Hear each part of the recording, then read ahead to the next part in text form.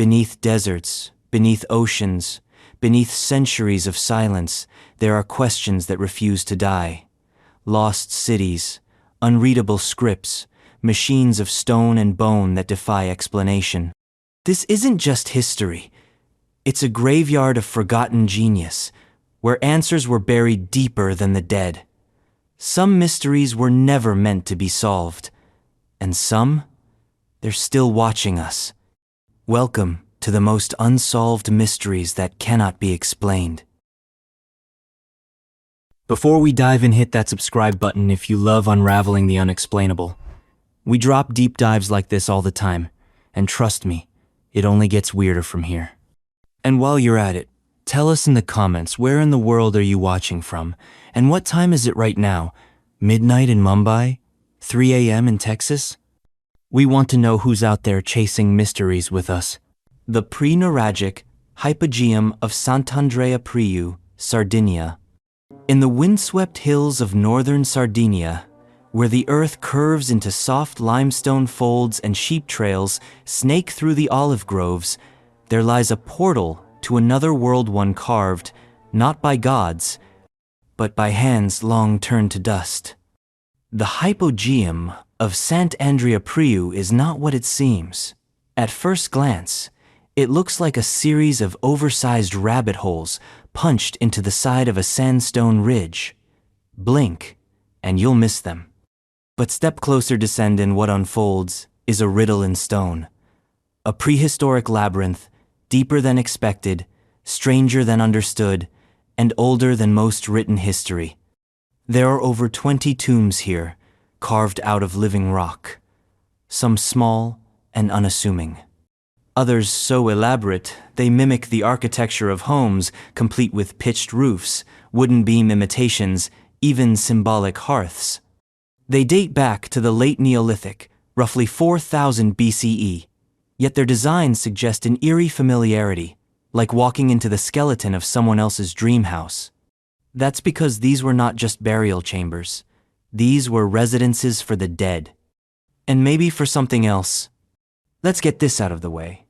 No one really knows who built the Hypogeum. The culture is known as the Ozieri, but that's just a label slapped on by modern archaeologists after a nearby site.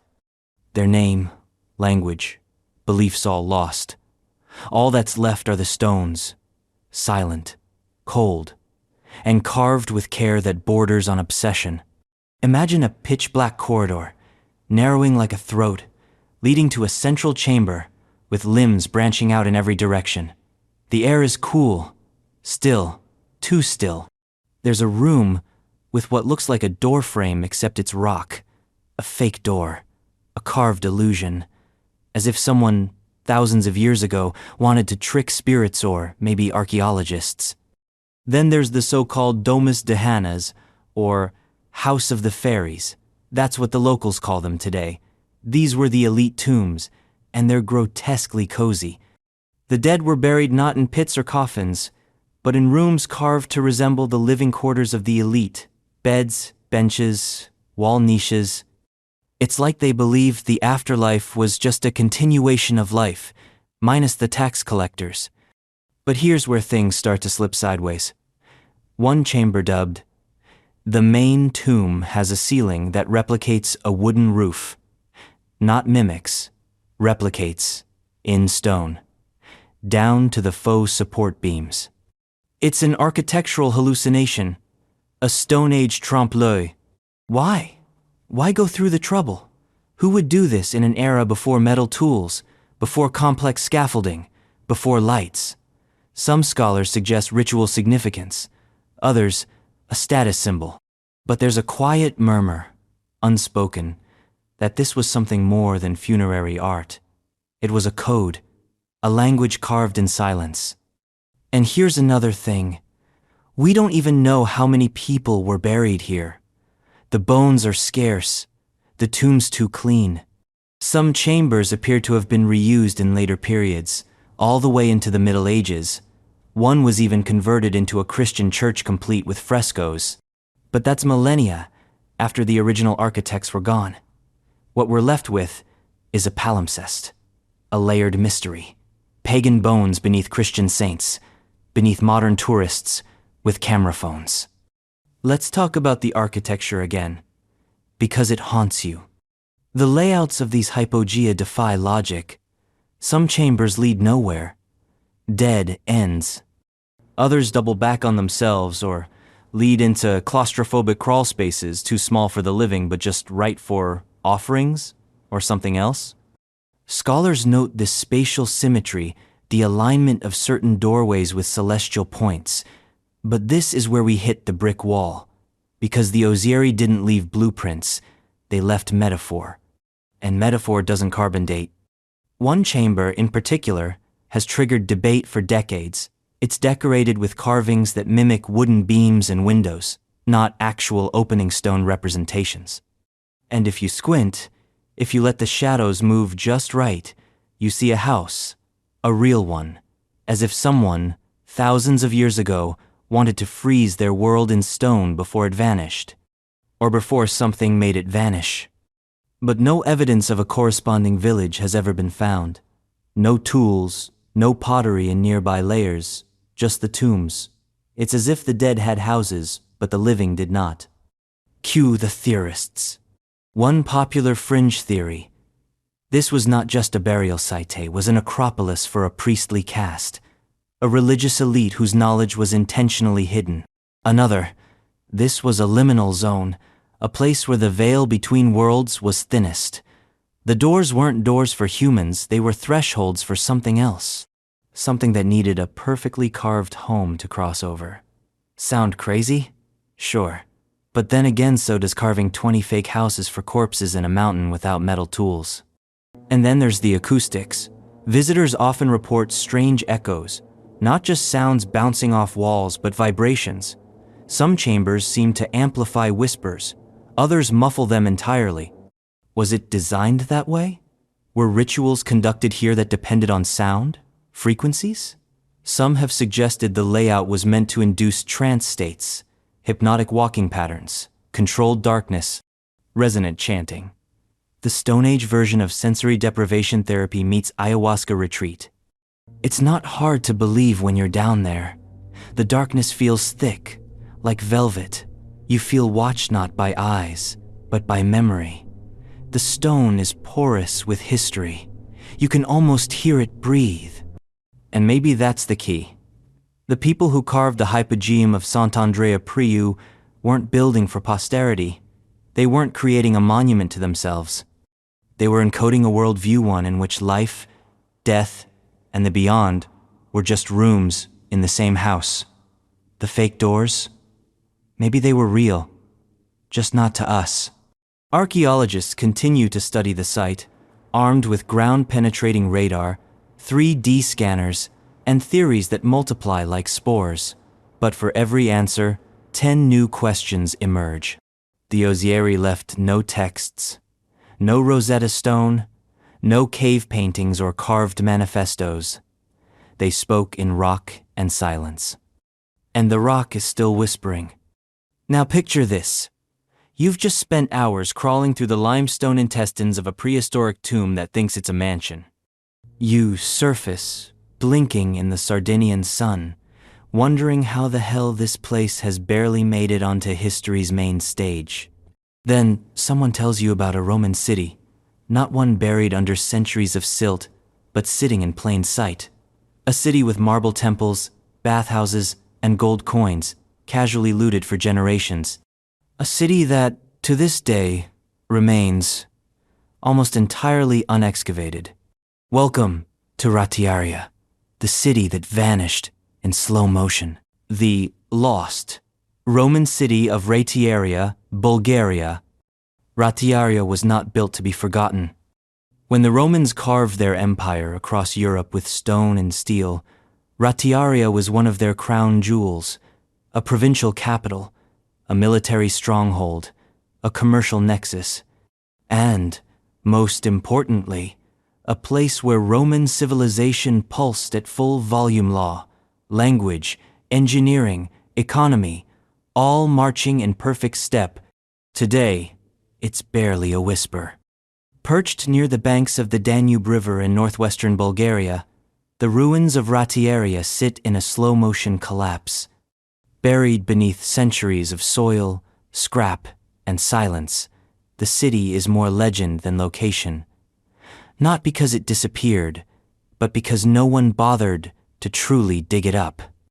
And that, in a way, is the real mystery. Let's start with what we know. Ratiaria was founded in the 2nd century BCE, taken over by Rome around 75 BCE, and by the 2nd century CE, it was booming. This wasn't some rural outpost with a few villas and a bathhouse. Ratiaria was the capital of the Roman province of Dacia Repensis, meaning it governed and supplied an entire stretch of Rome's northern frontier. It had paved roads, aqueducts, an amphitheater, a military barracks, and a mint that struck gold coins bearing the emperor's face. At its peak, it was home to tens of thousands of people-citizens, soldiers, merchants, slaves all walking under triumphal arches, attending public forums, and enjoying the perks of Roman infrastructure. This was the edge of empire, but it felt like the center. And then it vanished. Not in a blaze of glory, not under volcanic ash or barbarian siege, but gradually, indifferently, like a candle burning down until there's nothing left but a faint smell of smoke and a blackened wick. By the 6th century CE, Ratiaria was a shadow, raided by Huns, damaged by earthquakes, picked at by the slow vultures of time. But here's the kicker. It never truly disappeared. The ruins were always there. Locals knew about them. Farmers plowed around broken columns. Shepherds led flocks through shattered gates. Ottoman travelers mentioned them. 19th century explorers sketched them. And then came the looters. Not just casual treasure hunters with metal detectors and dreams of finding a coin or two. We're talking organized, industrial-scale looting, bulldozers. Truckloads of artifacts carted off to be sold on the black market. Marble busts, inscriptions, mosaics all ripped from the ground and vanished into private collections from Vienna to Dubai. For decades, Ratiaria was eaten alive not by time, but by profit. The state? Overwhelmed. Archaeologists? Underfunded. Even today, what little excavation happens is a fight against both nature and neglect. Most of the site remains buried beneath a modern village, whose residents understandably care more about clean water and stable electricity than unearthing a 2,000-year-old forum. So what's really hidden in Ratiaria? That's the question that haunts historians. Ground-penetrating radar shows vast networks of streets, buildings, and walls beneath the surface-hold districts of the ancient city untouched. Underground chambers filled with unknown contents. A partially uncovered villa with intricate frescoes, half smashed by illegal digs, reveals a level of luxury that rivals Pompeii. And yet, no full-scale excavation, no preservation project on the scale this city deserves. Ratiaria is one of the best preserved Roman cities in the Balkans, and it's dying in silence. Why? Maybe because it's inconvenient. Excavating Ratiaria would mean relocating parts of the modern town. It would mean money millions in infrastructure, conservation, personnel. It would mean confronting centuries of mismanagement. And it would mean digging up truths that might challenge the tidy version of history taught in textbooks. Because here's the real kicker. Ratiaria didn't just vanish. It was erased. Somewhere between the fall of Rome and the rise of nationalism, the city slipped through the cracks. Medieval chroniclers barely mention it. Renaissance scholars ignored it. Even modern Bulgarian historians downplayed it, favoring narratives rooted in Slavic identity over Roman legacy. Ratiaria became a ghost not because no one saw it, but because no one wanted to see it. That's what makes it one of history's most infuriating mysteries. A city not lost, but neglected. A treasure buried not by cataclysm, but by bureaucracy. And yet, the few finds we do have hint at something massive. Coins bearing emperors from Trajan to Justinian, inscriptions in Latin and Greek, statues of gods long dethroned, evidence of trade with far-flung parts of the empire, Africa, Asia Minor, Gaul. Pottery fragments suggest a thriving domestic economy. Water channels indicate advanced engineering. Even the road leading into the city is paved with stone slabs still rutted from Roman chariot wheels. There's something intimate about these remnants. They speak not of grandeur, but of life. A woman's comb, a child's toy, a cookpot still blackened from fire. These were not just Romans. They were people. And their city is still there, waiting to be remembered. But maybe the most unsettling thing about Ratiaria isn't what we've lost, it's what we might still find. Buried archives? Hidden tombs? Forgotten rituals? There are rumors of a subterranean complex beneath what was once the city's center, vaulted halls carved into bedrock, sealed chambers with no modern access. No one knows what's inside. No one has dared to truly explore. It might be nothing. It might be everything. It's the Schrodinger's cat of archaeology.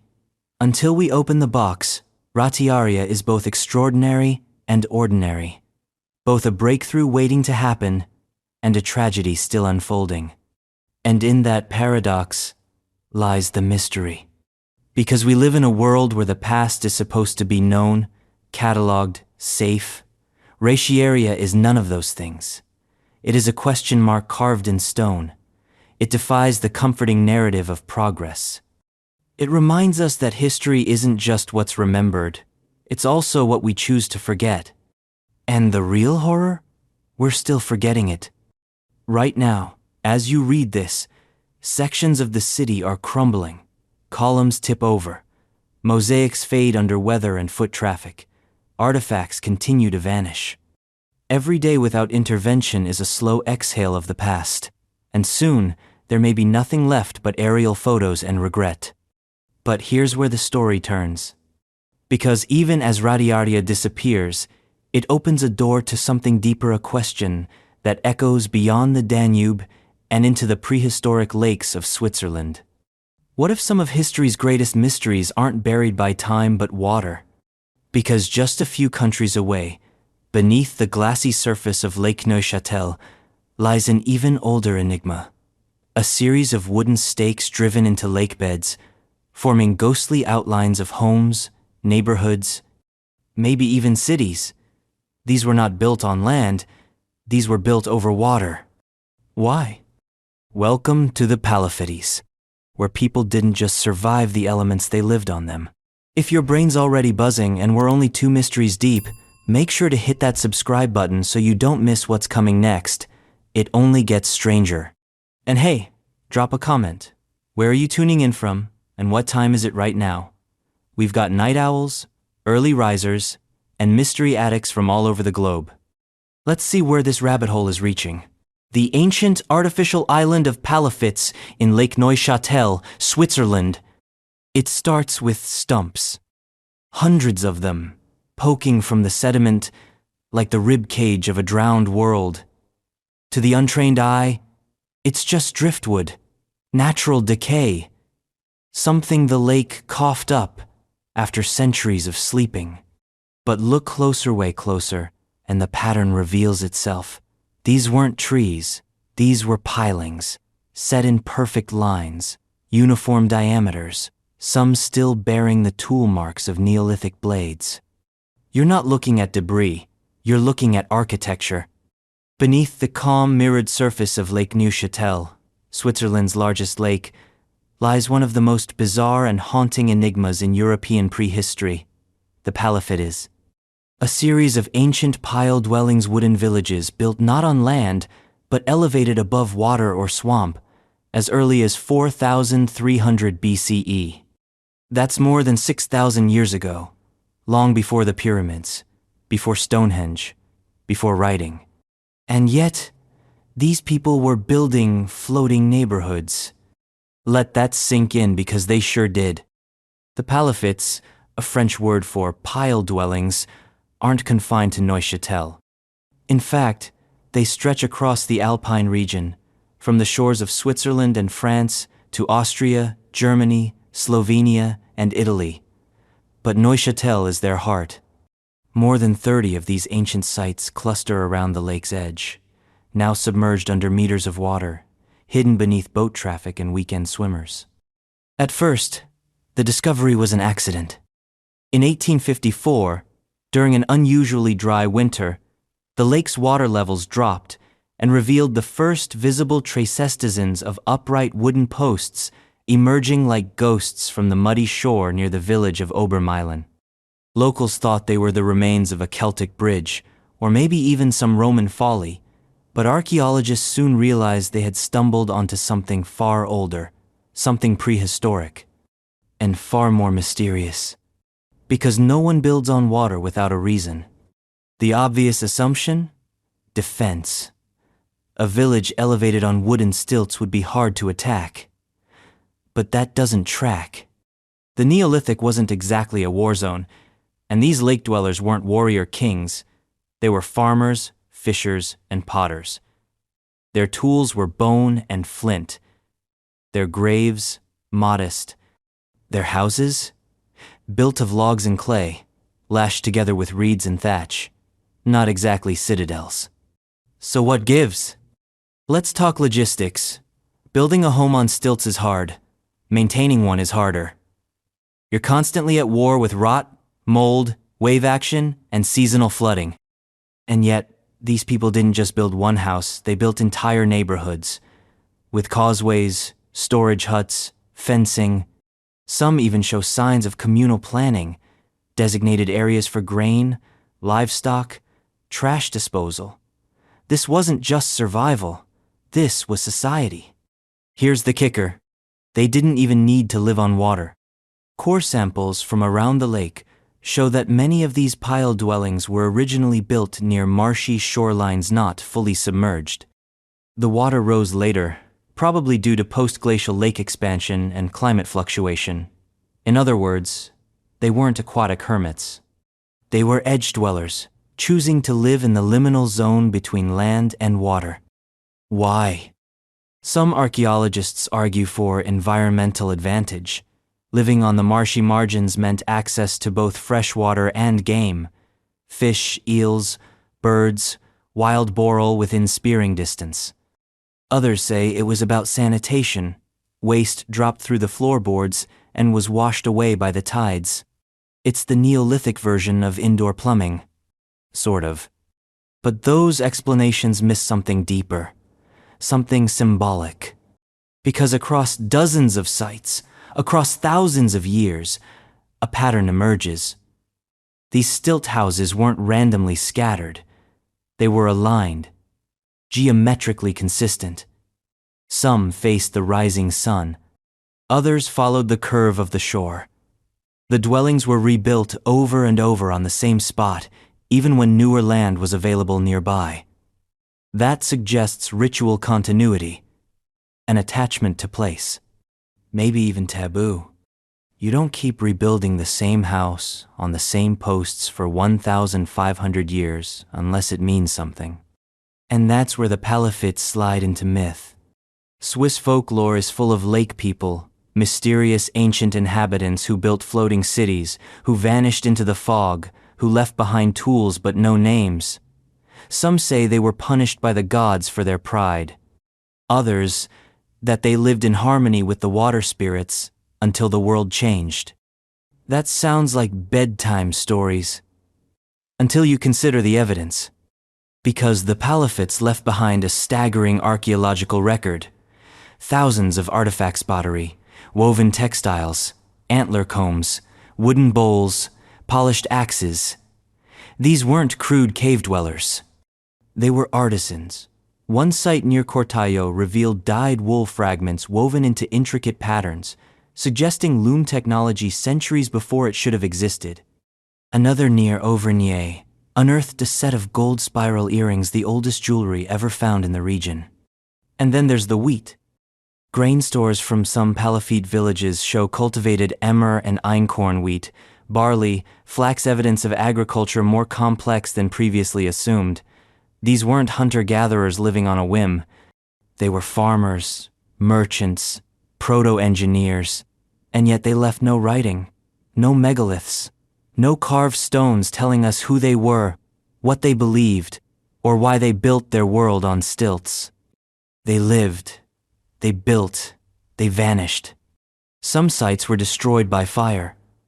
Others show evidence of sudden abandonment: cooking pots left mid-meal, tools scattered across thresholds, livestock bones in pens. Flooding? Disease? Tribal warfare? No one knows. And here's the creepy part. In many cases, the villagers didn't just abandon the houses, they dismantled them. Carefully, ritualistically. Posts removed, floors stripped, items placed deliberately in water, as if the village had to be unmade before being left behind. It doesn't take much imagination to see this as a kind of burial. The death of a house, the death of a community, a ritual farewell to a world that was never meant to last. Even today, the Palafitte sites are fragile, waterlogged wood preserved by anaerobic conditions, easily destroyed by oxygen exposure. Archaeologists tread lightly, knowing that every excavation is also an act of destruction. That's the cruel irony of underwater archaeology. You can't study the past without ruining it. Still, the work continues. With sonar, divers, drones, piece by piece, the lake gives up its secrets. One post, one shard, one story at a time. But the big question remains. Why the obsession with water? Some suggest religion. The lake as a sacred boundary, a mirror to the sky, a doorway to the dead, water as life-giver and life-taker. Building on it may have been an act of reverence or defiance. Others argue for political display, a visible demonstration of power and control. If you can build a house on water, you control nature itself. You tell your neighbors, we live above what drowns you. And maybe that's it. Maybe the Palafittes weren't just homes. Maybe they were monuments, not to kings or gods, but to human stubbornness. The Neolithic version of flipping off gravity and saying, we can live where no one else dares. But there's another Tyrion that drifts closer to the edge of reason. What if they were hiding? From whom? Or what? Well, look at the timing.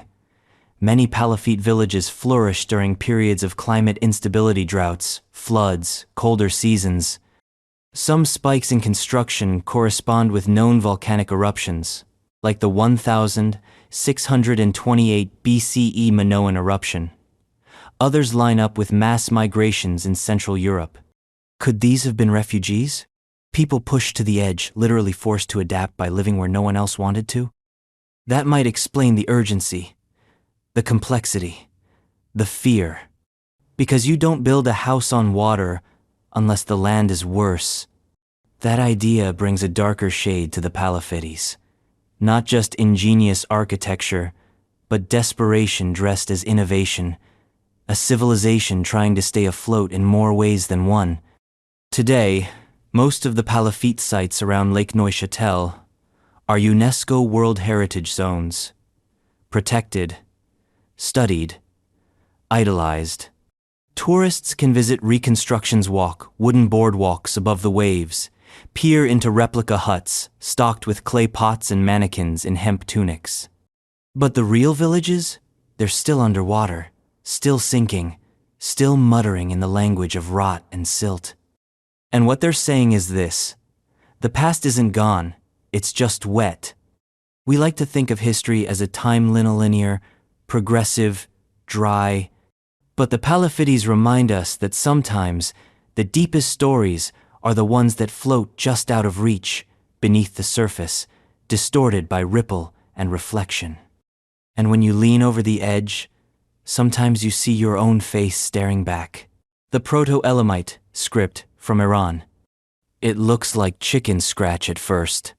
Tiny wedge-like marks punched into wet clay with the nervous precision of someone in a hurry. Some are geometric, others look like animals or fragments of them, triangles next to circles. squiggles above sharp lines, dots clustered like freckles. You might think it's early Sumerian, maybe some kind of proto-cuneiform, but it's not. It's Proto-Elamite, and it's a script no one can read. Let that sink in. In an age where we can decode the genome of extinct animals, translate linear B, and simulate the sounds of ancient Egyptian, there remains a 5,000-year-old writing systemfully preserved, extensively documented, painstakingly catalogued, that is still utterly, completely unreadable. No Rosetta Stone, no bilingual inscriptions, no later descendant, just lines in the dust and the endless static of misunderstanding.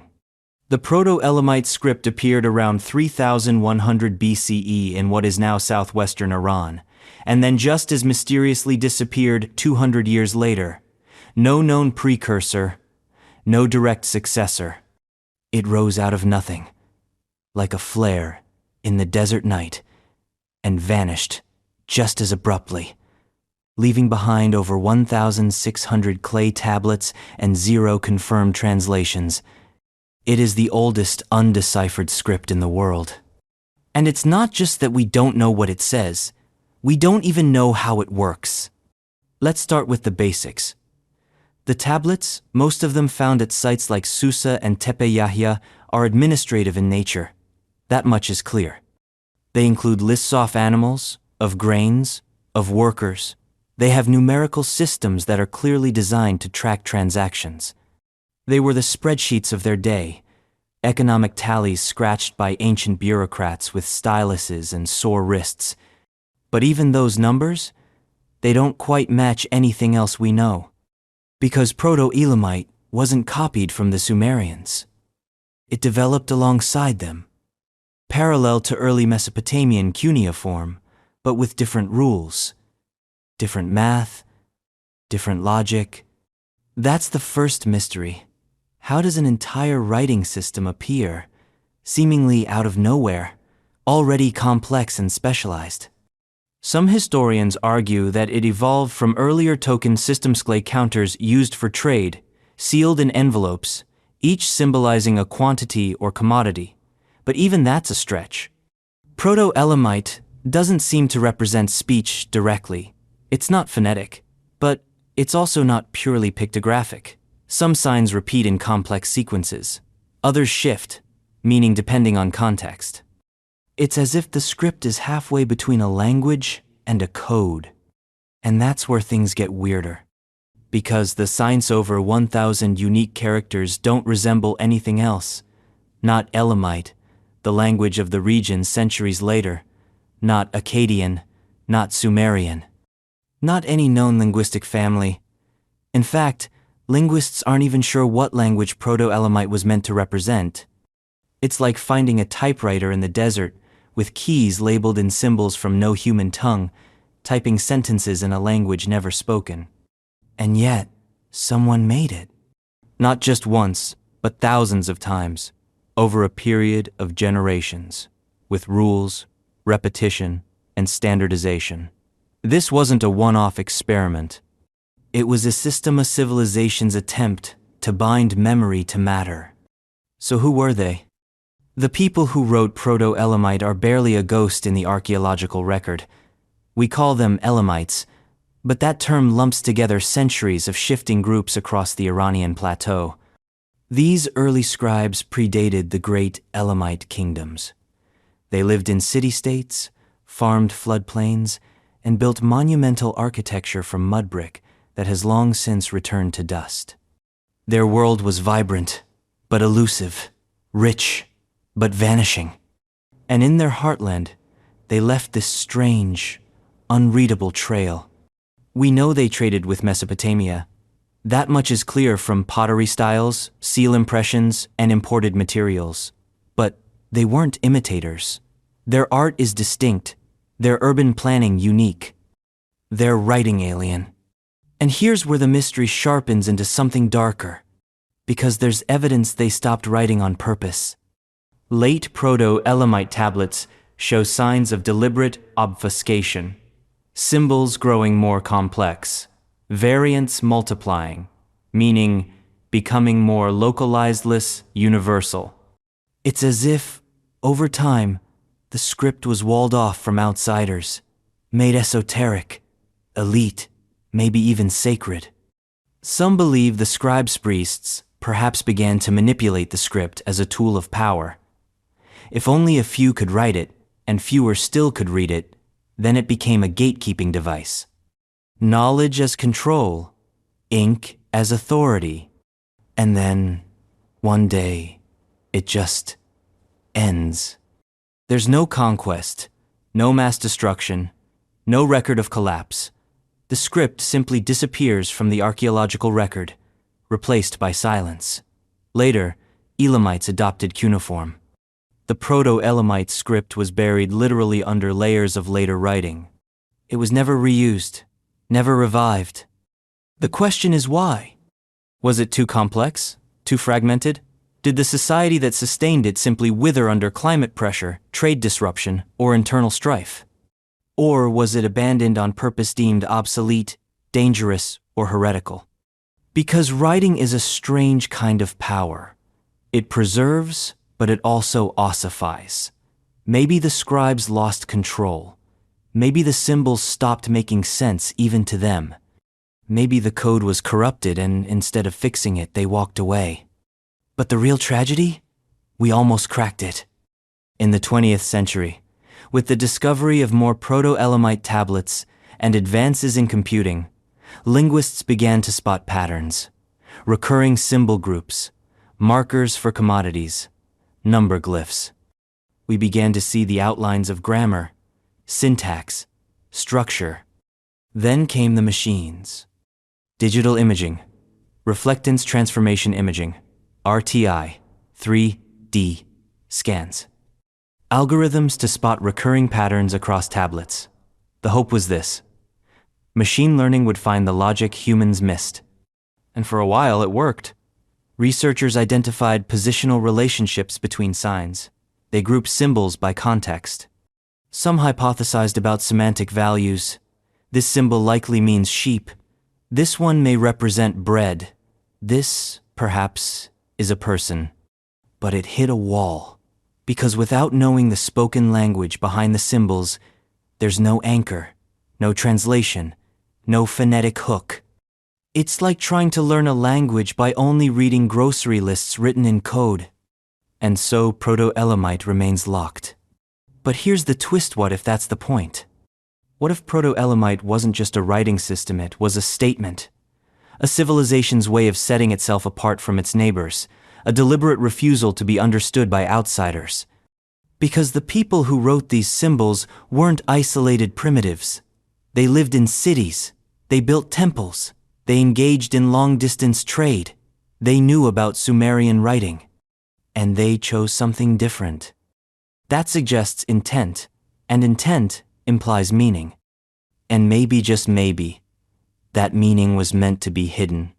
Some fringe theorists go further, arguing that Proto-Elamite was a form of sacred encryption, not meant to be spoken, not even meant to be read, in the traditional sense. Maybe it was performative. Ritual, like casting bones or arranging stars. A symbolic system that only worked in the act of writing, not in decoding. That sounds wild. Until you remember that for millennia, writing was magic. Scribes were priests. Letters were spells. To write something was to bind it, to control it.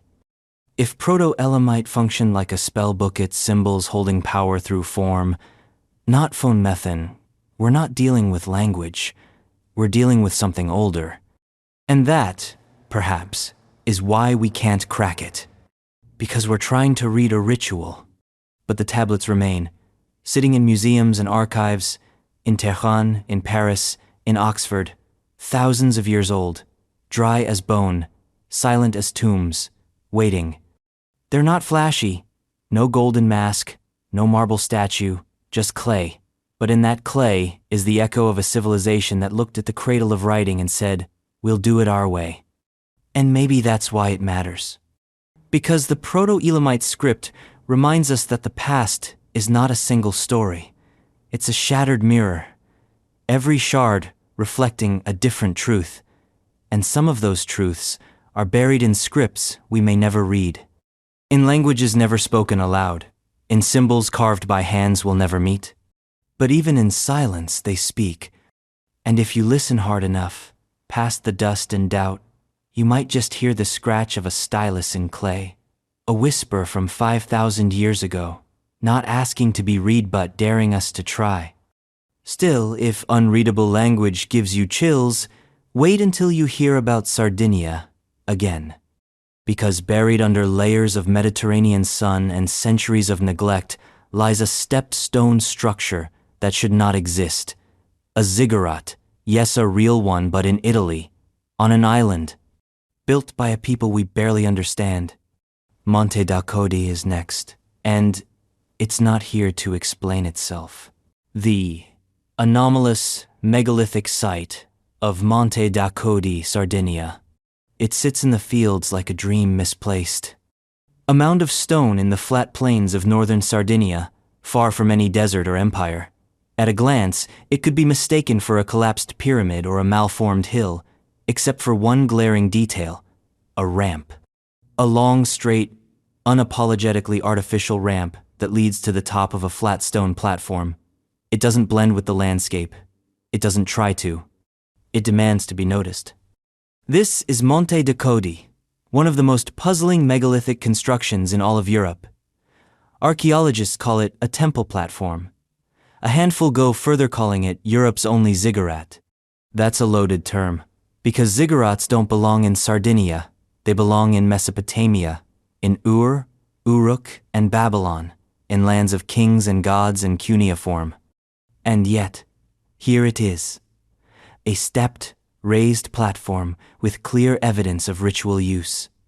Roughly 6,000 years old, built before the pyramids, by a culture we know only in fragments and ruins. The Ozieri, the same enigmatic people behind the rock-cut tombs of Sant'Andrea Priu, which means this isn't their only anomaly.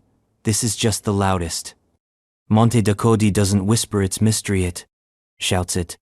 First discovered in the 1950s, the site initially seemed like nothing more than a natural rise with scattered stones. But excavation revealed something shocking: an enormous trapezoidal platform built in 2 stages. The first phase dates back to around 4000 BCE. A massive stone base, topped with a flat terrace, accessible via a long ramp. The second phase, constructed several centuries later, enlarged the structure and reinforced it with additional megaliths. But here's where things go from curious to cosmic. The platform isn't just Bidgets aligned.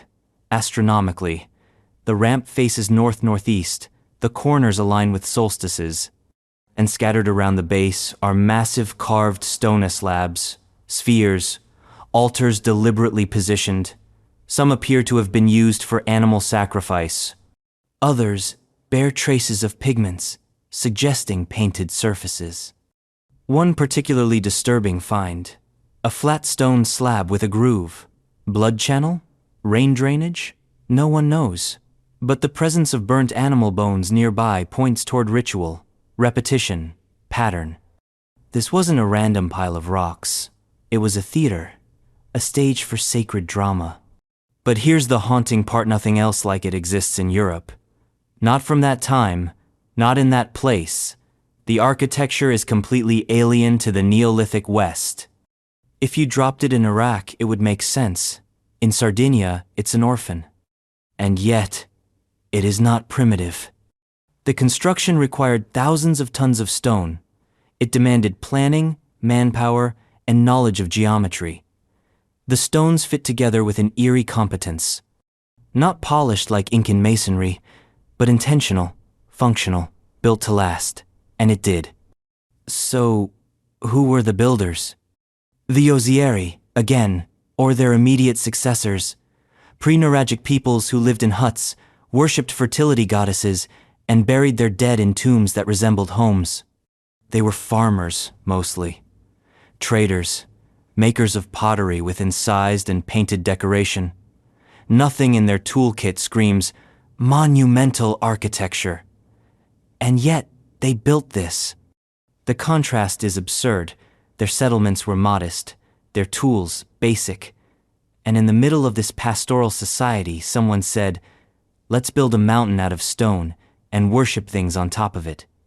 And everyone else said, "Okay." This is the crux of Monte Dacoti's mystery. It represents a cultural leap, not gradual evolution, but a vertical spike, a sudden burst of monumental ambition. And when that happens in history, it usually means one of two things: a powerful external influence or a radically new ideology. Let's start with the influence theory. The architectural parallels to Mesopotamian ziggurats are hard to ignore. The ramp, the stepped base, the orientation. Ziggurats were temple towers, sacred mountains made by hand, homes for the gods, platforms for ritual contact between heaven and earth. Monte Dacote fits that description. But how could that influence have traveled 2,000 miles across the Mediterranean? Trade routes. That's the answer historians like to lean on. Sardinia wasn't isolated. It had obsidiana black volcanic glass used for tools and weapon sand. It was traded widely across the Mediterranean.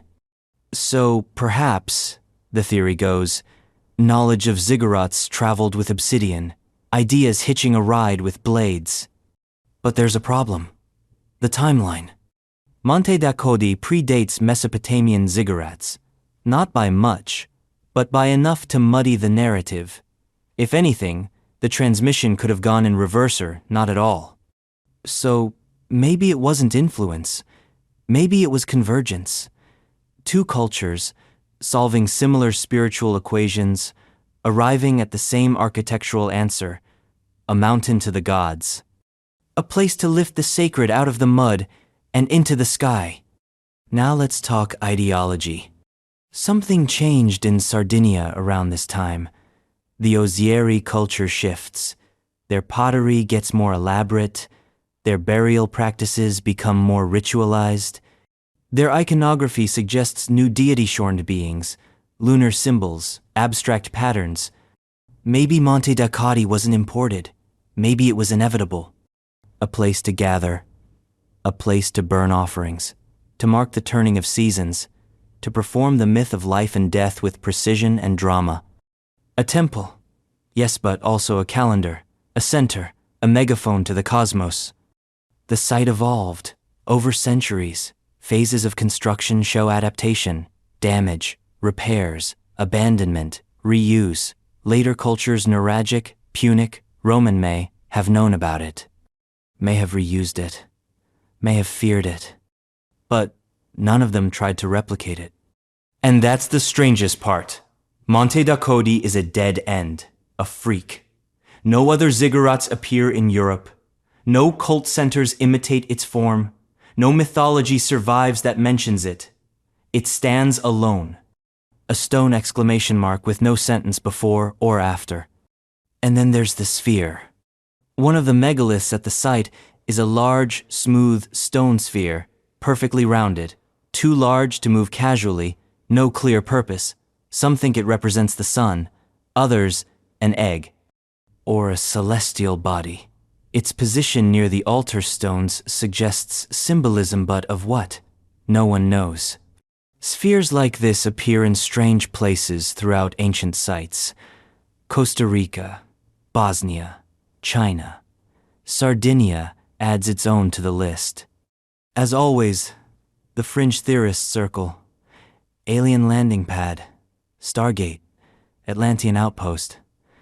That's not where we're going, but the impulse makes sense, because Monte Dacote doesn't feel like it belongs. It's the kind of place that makes you stop and stare, not because it's grand, but because it's out of place, out of time, out of explanation. Even the name is strange. Monte Dacote is a modern Italian name. No one knows what the original builders called it. There's no writing, no oral tradition, no continuity, just rocks and silence. And a ramp that leads to nowhere. But that ramp, it haunts you. It's not decorative. It's functional. It was meant to be walked. Step by deliberate step, up toward the sky. up toward ritual. Up toward whatever vision drove a bunch of Neolithic farmers to carve their faith into tons of stone. That ramp is a question. And the answer might lie in what came next.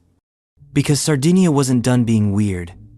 Just a few hills over, buried for millennia, lay a series of statuesite feet tall, carved from limestone, with wide staring eyes and square shoulders. Boxers, warriors, archers, unlike anything else in the Mediterranean. They're not just statues, they're sentinels. They're called the Giants of Monte Prama. And they make you wonder, what kind of civilization builds a ziggurat then carves stone guardians to stand watch over the dead? The Sardinian Giants of Monte Prama. They emerged from the dirt like gods with amnesia.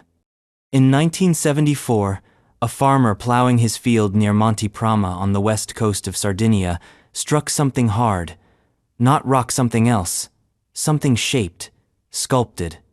What followed was the unearthing of one of the most astonishing archaeological finds in Europe, a fragmented army of stone giants.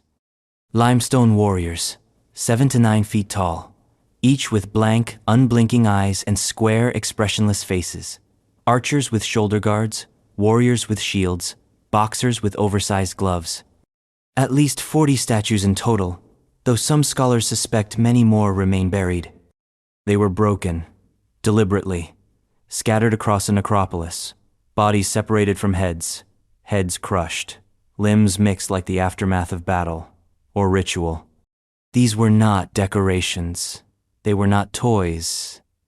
They were something else, something sacred, something dangerous. The Giants of Monte Prama are the oldest known full-size stone statues in the Mediterranean, predating even the Kouroi of ancient Greece. They were carved during the Nuragic period, sometime between the 9th and 8th centuries BCE, though some argue for even earlier, and they are unlike anything else in the ancient world. Let that sink in. The Nuragic People named for their strange, circular tower fortresses called Nuragaleft, no written language.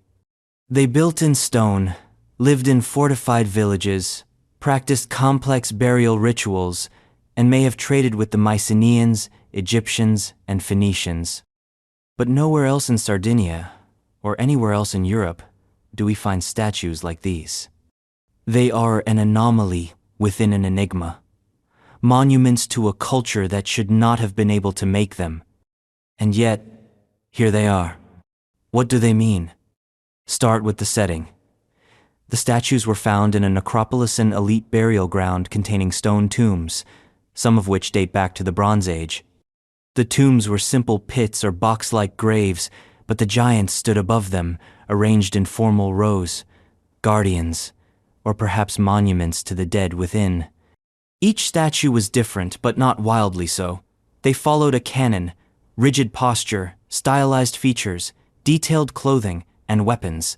But they weren't copies, they were individuals. Portraits, maybe, idealized ancestors, deified warriors. The archers wear helmets with horns and carry bows.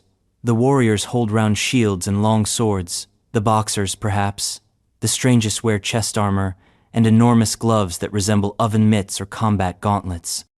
Their eyes, carved as concentric circles, are deeply unsettling. They seem to see everything. They seem to see you. And then there's their destruction.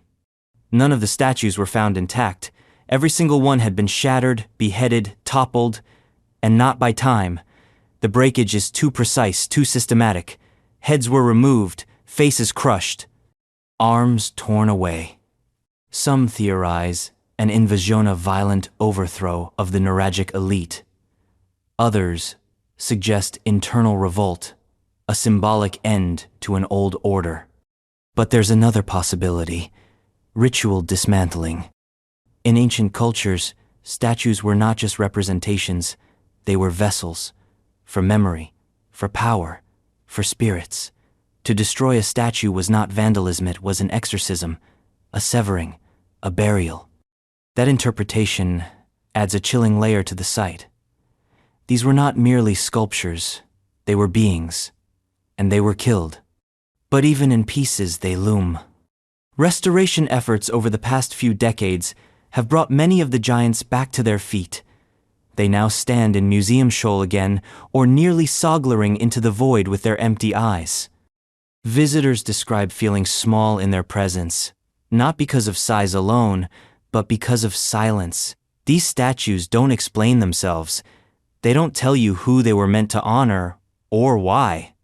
They just stand.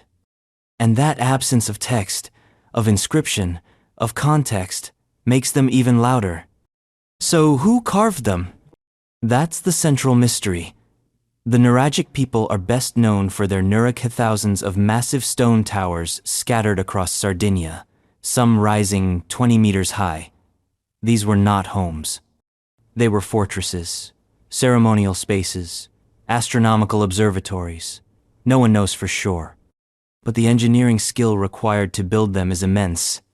Carefully laid stone, corbelled ceilings, multi-level complexes. The Nuragic weren't dabblers, they were stone masters. And yet, they left almost no visual art. No wall carvings. No figurative sculpture. Until now, that sudden leap from nothing to monumental statuary feels unnatural. It suggests either a burst of innovation or a spark from outside. Some scholars point to contact with the Eastern Mediterranean. The Sea Peoples, Phoenician traders, Mycenaean exiles. Maybe someone showed them how to work stone in human form. Maybe they adapted it, perfected it, and made it their own. But the style is unmistakably unique. It doesn't borrow from Egypt or Greece. It doesn't mimic Mesopotamia or Anatolia.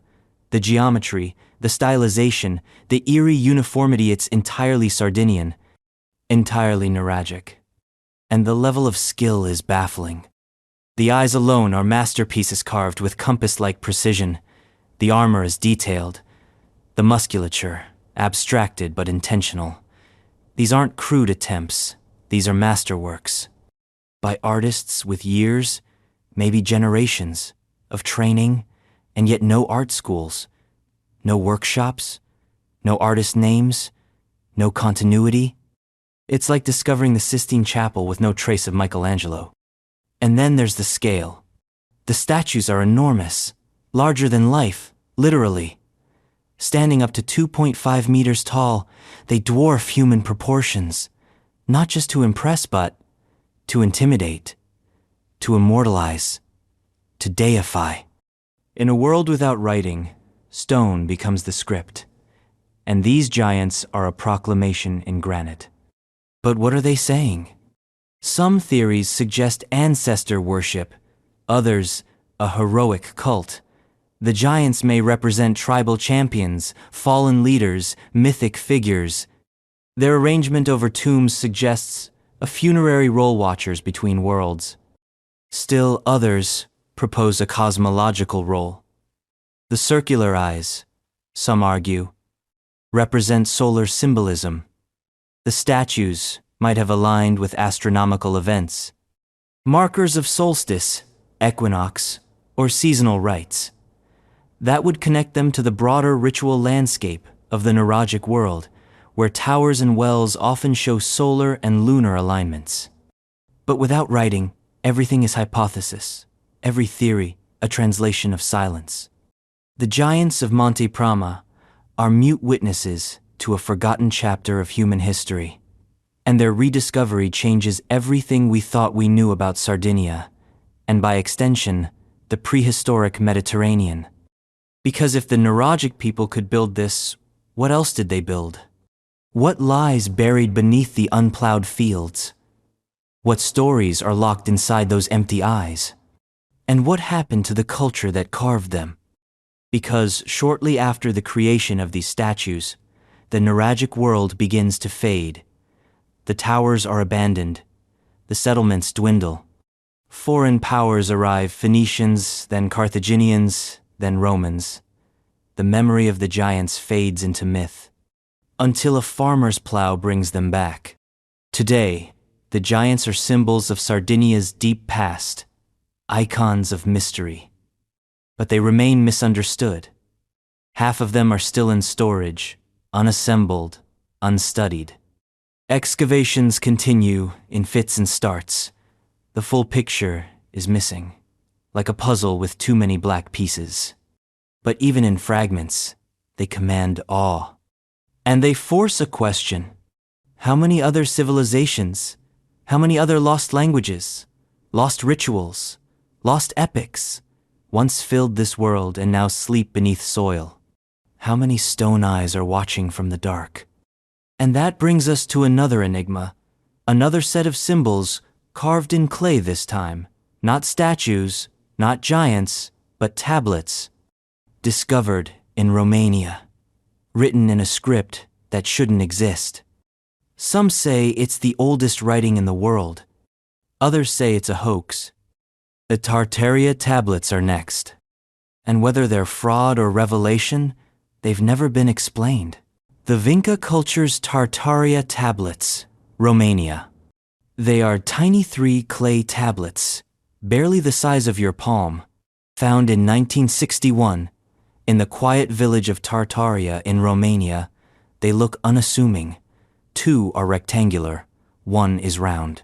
Each is incised with markings lines, crosshatches, pictograms, symbols that seem deliberate, even urgent, like someone had something to say and no time to explain. They were fired clay, although debate rages about whether they were baked intentionally or as a result of the fire in which they were found. But this isn't pottery. This is writing, or at least something like it. The Tartaria tablets are the oldest known examples of writing or proto-writing on Earth, according to some scholars. Dated to roughly 5,300 BCE, they predate the earliest Sumerian cuneiform by nearly 2 millennia. But with a caveat, as sharp as obsidian. No one agrees on what they actually are. To understand the gravity of this mystery, we need to step back, way back. The culture that produced the tablets, if they were indeed produced by the local culture and not imported, was the Vinca civilization. An enigmatic Neolithic society that flourished in the Balkans for over 1,000 years, centered in what is now Serbia, Romania, Bulgaria, and Macedonia. They left no pyramids, no temples, no ziggurats or statues, but what they did leave is arguably stranger, an entire lexicon of symbols. Thousands of them, carved into pottery, figurines, tools, altars, a complex, repeating set of signs that appear to be more than decoration. They resemble an alphabet, but no known alphabet. They look like language, but one that never evolved into anything modern. The Vinca symbols were dismissed for decades as mere ornamentation, abstract doodles, but the Tartaria tablets changed everything. Because unlike other artifacts from the region, these were not functional objects. They were not pots or bowls or tools. They were made to carry symbols, only symbols. They are, in every sense, inscriptions, which raises a world-shaking possibility. Did the Vinca culture invent writing? If so, they did it thousands of years before the Sumerians. Thousands. They beat the script of kings and empires, of Hammurabi and Gilgamesh. They beat it, and then they buried it, vanished, extinct, forgotten. How is that possible? Well, some say it isn't. The tablets were found in a pit, along with the bones of a woman, apparently buried in haste. Scattered with the remains were jewelry, figurines, and other ritual items suggesting a high-status individual, or a shaman, or both. The debate starts here. Were the tablets part of the original deposit, or were they contaminated? Could they have been placed there, later introduced by trade, or even hoaxed in modern times? That last one has fueled decades of controversy. A few scholars argue the tablets were planted, either as a misunderstanding or a deliberate fake. The fact that they were fired in uncommon practice in the Vinca ceramic tradition adds fuel to the fire. But no credible evidence of forgery has ever surfaced. And there's something else. The symbols on the Tartaria tablets match those found elsewhere in the Vinca repertoire. They are consistent, familiar, which means either the forger was a genius or the tablets are legitimate. Assuming they are, What do they say? No one knows. The symbols are not pictographs in the traditional sense. They don't clearly represent objects or actions. Instead, they appear to function as abstract tokens. Some resemble letters, others, numbers. Still others look like proto-astrological glyphs, crosses, trees, arrows, ladders. Some appear in repeated sequences, suggesting syntax. And some symbols are identical to signs used in later scripts. The double cross appears in Sumerian proto-cuneiform. A Y shape matches a symbol in linear A. A trident shows up in ancient Chinese oracle bone script. Coincidence? Maybe. Or maybe we're looking at the missing Linka common ancestor, a forgotten mother language of signs. But if that's true, then why did it vanish? Why didn't the Vinca system evolve into full writing, like Sumerian or Egyptian hieroglyphs? Here's one theory. It was never meant to.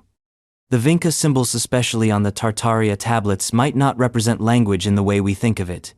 They may not transcribe speech. They may encode ritual, not dialogue. They may be invocational, magical. Not read aloud, but felt. Not spoken, but intuited. Think of them like a spell, a prayer carved in clay. The round tablet especially strengthens that idea. Its design is circular, with symbols arranged radially like a wheel, like a solar disk, like a mandala. Some scholars think it represents a ritual calendar. Others think it's a star map. Still, others believe it was a sila stamp used in ceremonies to mark sacred items. And then there's the bones. The woman, buried with the tablets, had her hands arranged near her abdomen. Her grave was shallow, her skull deformed possibly intentionally. And nearby was a ceramic figurine of a seated figure with exaggerated features, wearing what appears to be a headdress. This was not a casual burial. This was a rite. And the tablets? They weren't tools. They were offerings, or relics. Which leads to the darkest and most seductive theory. The tablets weren't meant for the living. They were meant for the dead, or something beyond the dead. Imagine it. A lost priesthood, a class of Neolithic shamans who didn't just speak language, but encoded the spiritual world in symbols, not to communicate, but to conjure, not to describe, but to bind. The Tartaria tablets weren't records, they were keys, for gates we no longer see. And we might never know for sure because after the Tartaria discovery, the trail goes cold. No additional tablets of the same kind have been found. The Vinca symbols appear sporadically across ceramics and figurines, but they never solidify into a readable script. The culture fades. The signs dissolve into abstraction. It's as if the language outgrew its speakers, or the need for it passed. Some linguists propose that the Vinca symbols are a visual language closer to musical notation or algebra than traditional writing. A system for encoding complex but non-verbal information. If true, then deciphering it with linguistic tools is like trying to sing mathematics. Others say, we're just looking at proto-writing an evolutionary step, symbols too primitive to express full thought, the scribbles before the alphabet. But that doesn't explain the sophistication. Because the Tartaria tablets don't look primitive, they look intentional. Refined, meant to endure. They don't look like the first attempt at communication. They look like the remnants of a long tradition, a late echo of something older. And that perhaps is the most haunting possibility. What if the Tartaria tablets aren't the beginning of writing? What if they're the end? A last gasp of a forgotten system, a final burst of symbolism before collapse, not the prelude to language, but the epilogue of something else. A civilization that wrote, not to be remembered, but to be erased. Because if the tablets do contain language, and that language has no descendants, then it means we're staring into the silence of extinction, not the loss of people, but the loss of thought. And maybe that's what makes the Tartaria tablets so powerful. Not what they say, but the fact that we'll never hear it. They remind us that history is not a smooth continuum. It's jagged, unfair, full of false starts and dead ends. Not every script leads to Shakespeare. Not every symbol survives the flood. And yet, the tablets remain. Small, fragile, timeless. 3 fragments of clay, thousands of years old, unreadable, indelible. And they're not alone. Because just across the sea, in the wild hills of northern Scotland, another set of stone symbols waits. Not carved in clay, but stacked in circles. Towers with no windows, doors to nowhere. Massive, dry stone beehives, built without mortar. The Brochs. No one knows exactly why they were built or what they were for. But like the tablets, they speak. Loudly. In silence. 7 mysteries down, and if your jaw is still on the floor, yeah, you're in the right place. Go ahead and subscribe if you haven't already, because we're barely scratching the surface. And while you're here, drop a comment. Where are you watching from, and what time is it on your end? Are we lighting up your midnight scroll or kicking off your morning deep dive? Let us know. The pre-Roman Brochs of Scotland. In the bleak, wind-lashed north of Scotland, where stone grinds against stone and the sea pounds the cliffs like a war drum, strange towers rise from the earth, or rather, what's left of them. They're round, always round, massive, thick-walled, hollow like bones. They're called Brochs, and no one agrees on why they exist. They don't look like houses. They don't look like castles.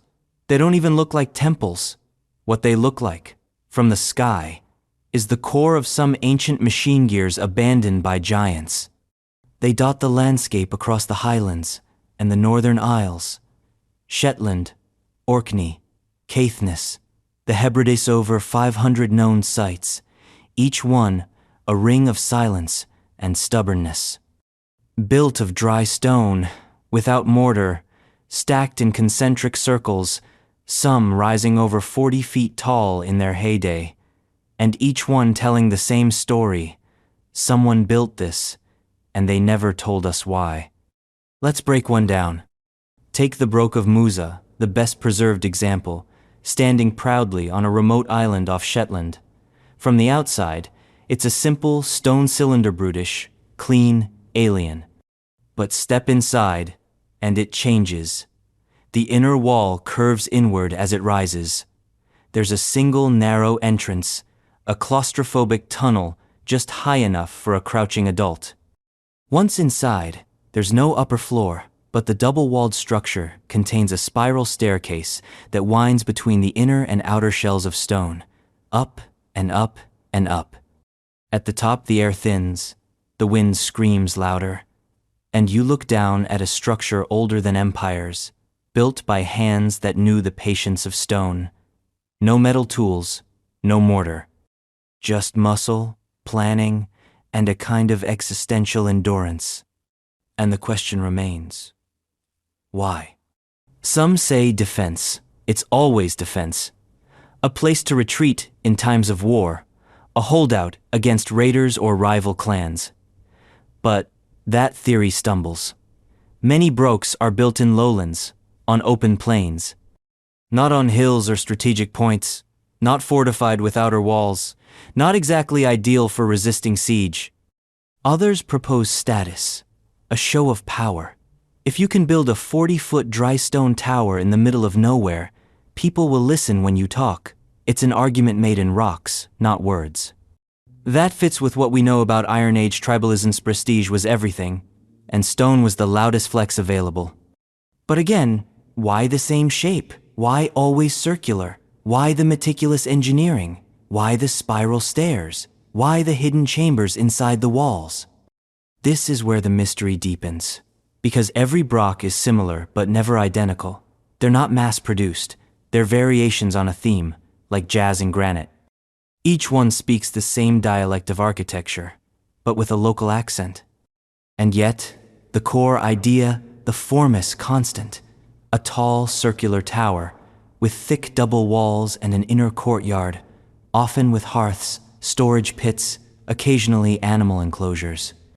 A handful even show signs of upper wooden floors, now lost to time. They weren't simple granaries. They weren't just houses. They were something else. Here's a radical idea. What if Brochs were everything? What if they were multi-purpose community centers? Homes, storage, lookouts, ceremonial spaces, defensive redoubts, a Neolithic Swiss Army knife of architecture. It's possible, but it feels like a dodge. Like we're assigning utility to something whose purpose has been fossilized beyond recovery. Because Brochs are not just impressive, they're obsessive. The engineering is overkill. These aren't crude piles of rubble, they're precision built. The interlocking stones fit so tight, they're nearly waterproof. The double wall system allows for insulation, stability, and vertical construction beyond anything else in prehistoric Scotland. And yet the builders left no writing, no carvings, no pictographs, no explanation. They were Iron Age, possibly earlier, pre-Roman certainly. They built in stone, lived in tribal societies, used simple tools. But their architecture outpaces their artifacts. The pottery is basic, the tools, pedestrian, the Brochs, masterpieces. That gap, that disconnect between daily life and monumental architecture is where mystery festers. You don't build like this unless you need to, or unless you believe you need to. Some archaeologists have proposed cosmological functions, Brochs aligned with solstices, light filtering through entrances at particular times of year, echo chambers for ritual. Perhaps they weren't just structures, but instruments, ritual machines for interacting with the heavens. That theory, as romantic as it is, lacks hard evidence, but it feels right. Because Brochs do not feel like homes. They feel like decisions. Like someone tried to draw a line around a piece of the world and say, "This is sacred. This is safe. This is ours." And then there's the cultural silence. No contemporary people wrote about the Brochs. The Romans barely mention them. Tacitus refers vaguely to the tribes of Caledonia. The name Broch itself is modern-derived from the Scots word broch or broth, meaning fort, but the original builders are unnamed, unclaimed. They left nothing but stone. Even in oral tradition, the Brochs are shadowy. Some legends say giants built them, others say they're fairy dwellings. One Shetland tale claims the Tower of Musa was built in a single night by a giant mason, his hands too fast for mortal eyes. That myth makes sense, because the more you study a brooch, the more absurd it becomes. You imagine the sheer effort, thousands of stones, each one lifted, fitted, tested, no cranes. No blueprints, just intuition and communal will. And you wonder, how did they organize this? What kind of society builds like this without leaving a signature? And what happened to them? Because Brochs don't evolve. There's no slow shift in form. They appear. They proliferate. Then they stop. Abandonment is hard to date, but by the Roman period, many Brochs were already ruins, reused as cattle pens, cannibalized for stones, left to weather.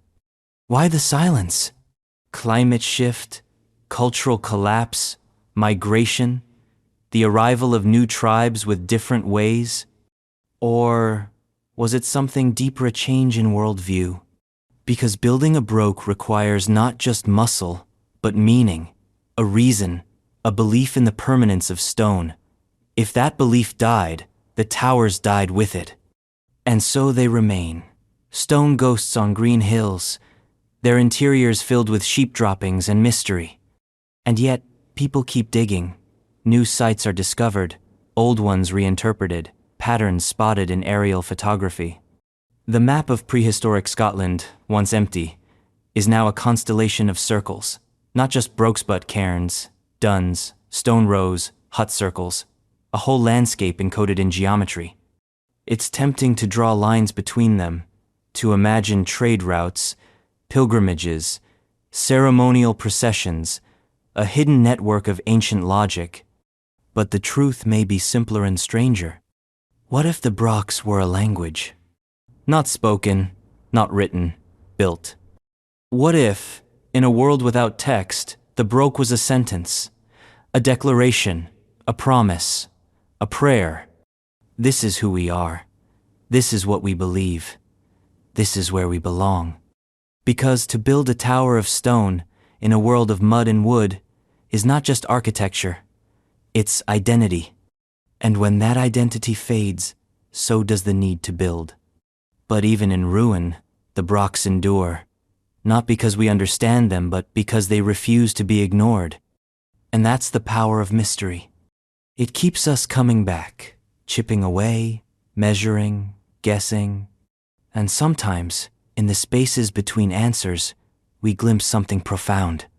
That same feeling waits far away in ancient Syria, where an underground city once held its breath beneath the desert, a network of hidden chambers and tunnels beneath Urkesh, built not for shelter, not for escape, but for ritual, for the gods, and maybe just maybe for something else. The ancient city of Urkesh's underground passages, Syria. Beneath the dry, cracked skin of northeastern Syria, hidden below the ruined mounds of Tel Mozan, lies a forgotten city.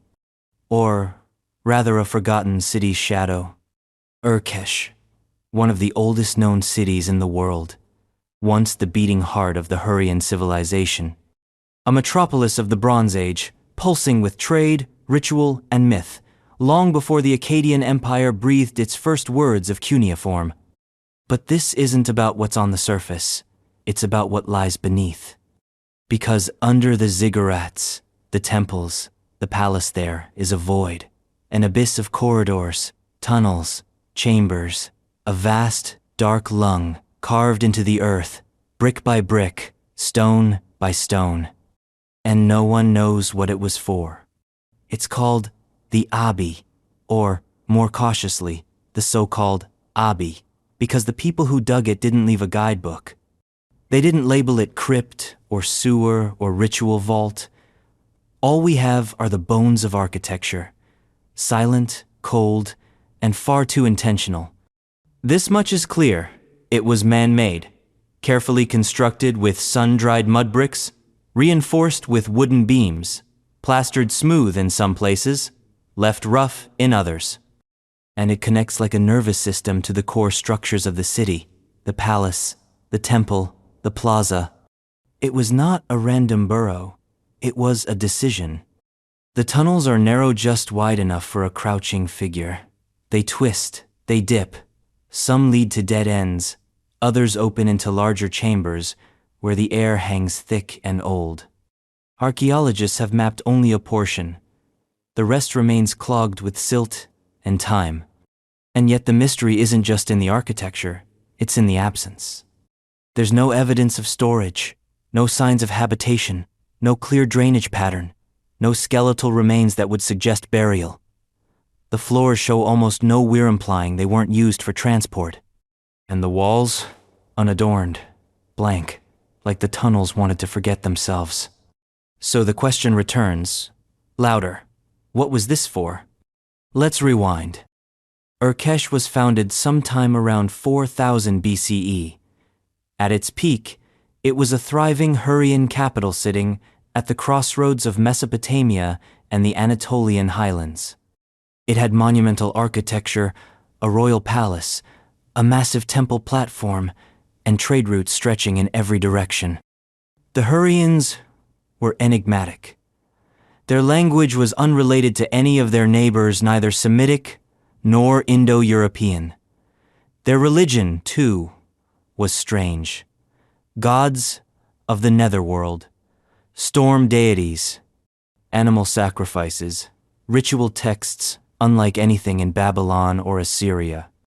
And here's where things start to itch. Because the Abathy underground complex was located directly beneath a ceremonial platform tied to the god Kumarbi, a god of the underworld, a god of origins. In Hurrian myth, Kumarbi bit off the genitals of another god and swallowed them to create new life, a cycle of destruction and regeneration. It's not hard to draw a line. Underground space, underworld deity, ritual platform. Maybe the Abbey wasn't built for humans. Maybe it was built for gods. Or at least for what gods demand. The leading theory among archaeologists is that the Abbey was a sacrificial pit, a place where offerings animal, possibly human were lowered into the dark to commune with the chthonic forces beneath the city. They point to parallels in Mesopotamian texts where pits were used to summon or honor spirits of the dead, to feed the earth with blood, milk, grain, to perform rites that needed to be hidden from the eyes of the living. It fits, sort of. But there's a problem. The Abbey doesn't resemble any known sacrificial pit. It's too complex, too vast, too connected. Sacrificial shafts are usually vertical deep holes dug straight down, isolated, symbolic wombs for the earth.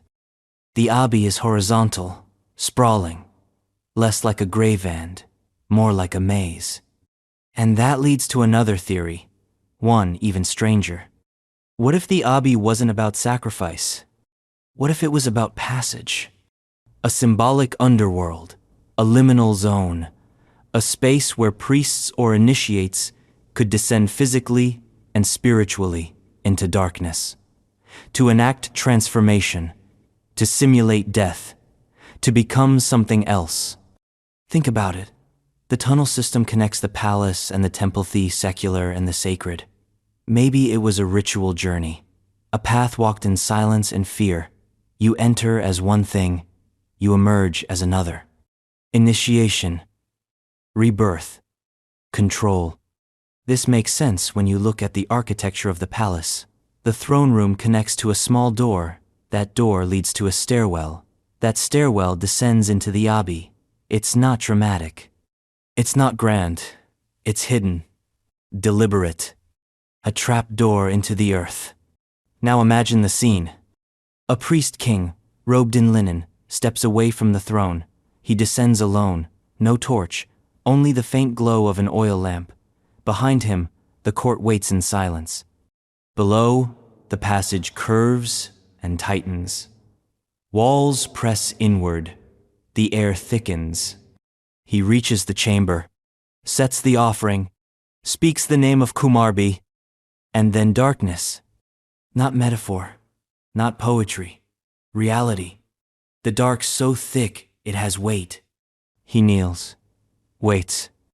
Above, the city buzzes. Life continues. But here, in the silent bone of Urkesh, something shifts. A shadow changes direction. A breath moves against the grain of time. And the priest king is no longer alone. That's the power of underground spaces. They collapse time.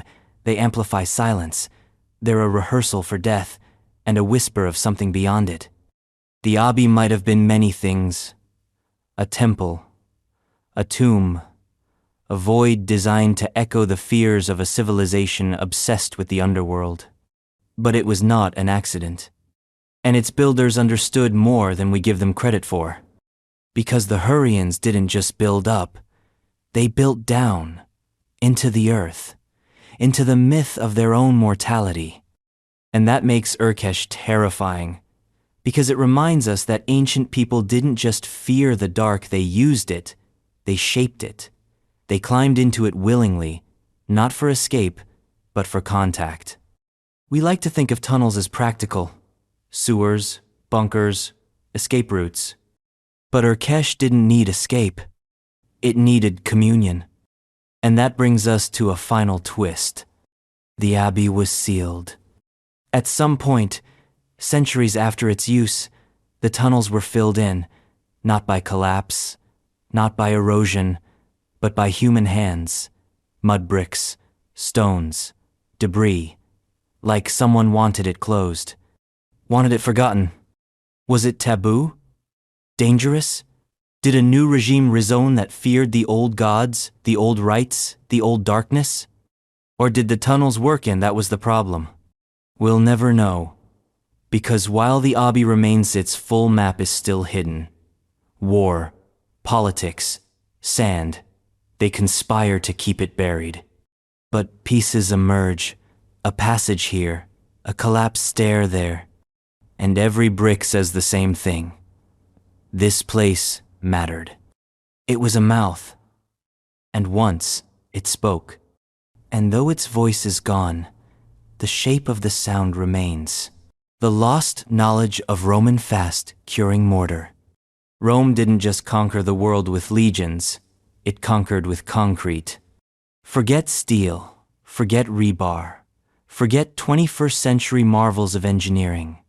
The Romans built monuments that have survived 2,000 years of war, earthquakes, and weather sometimes better than modern structures last a single century.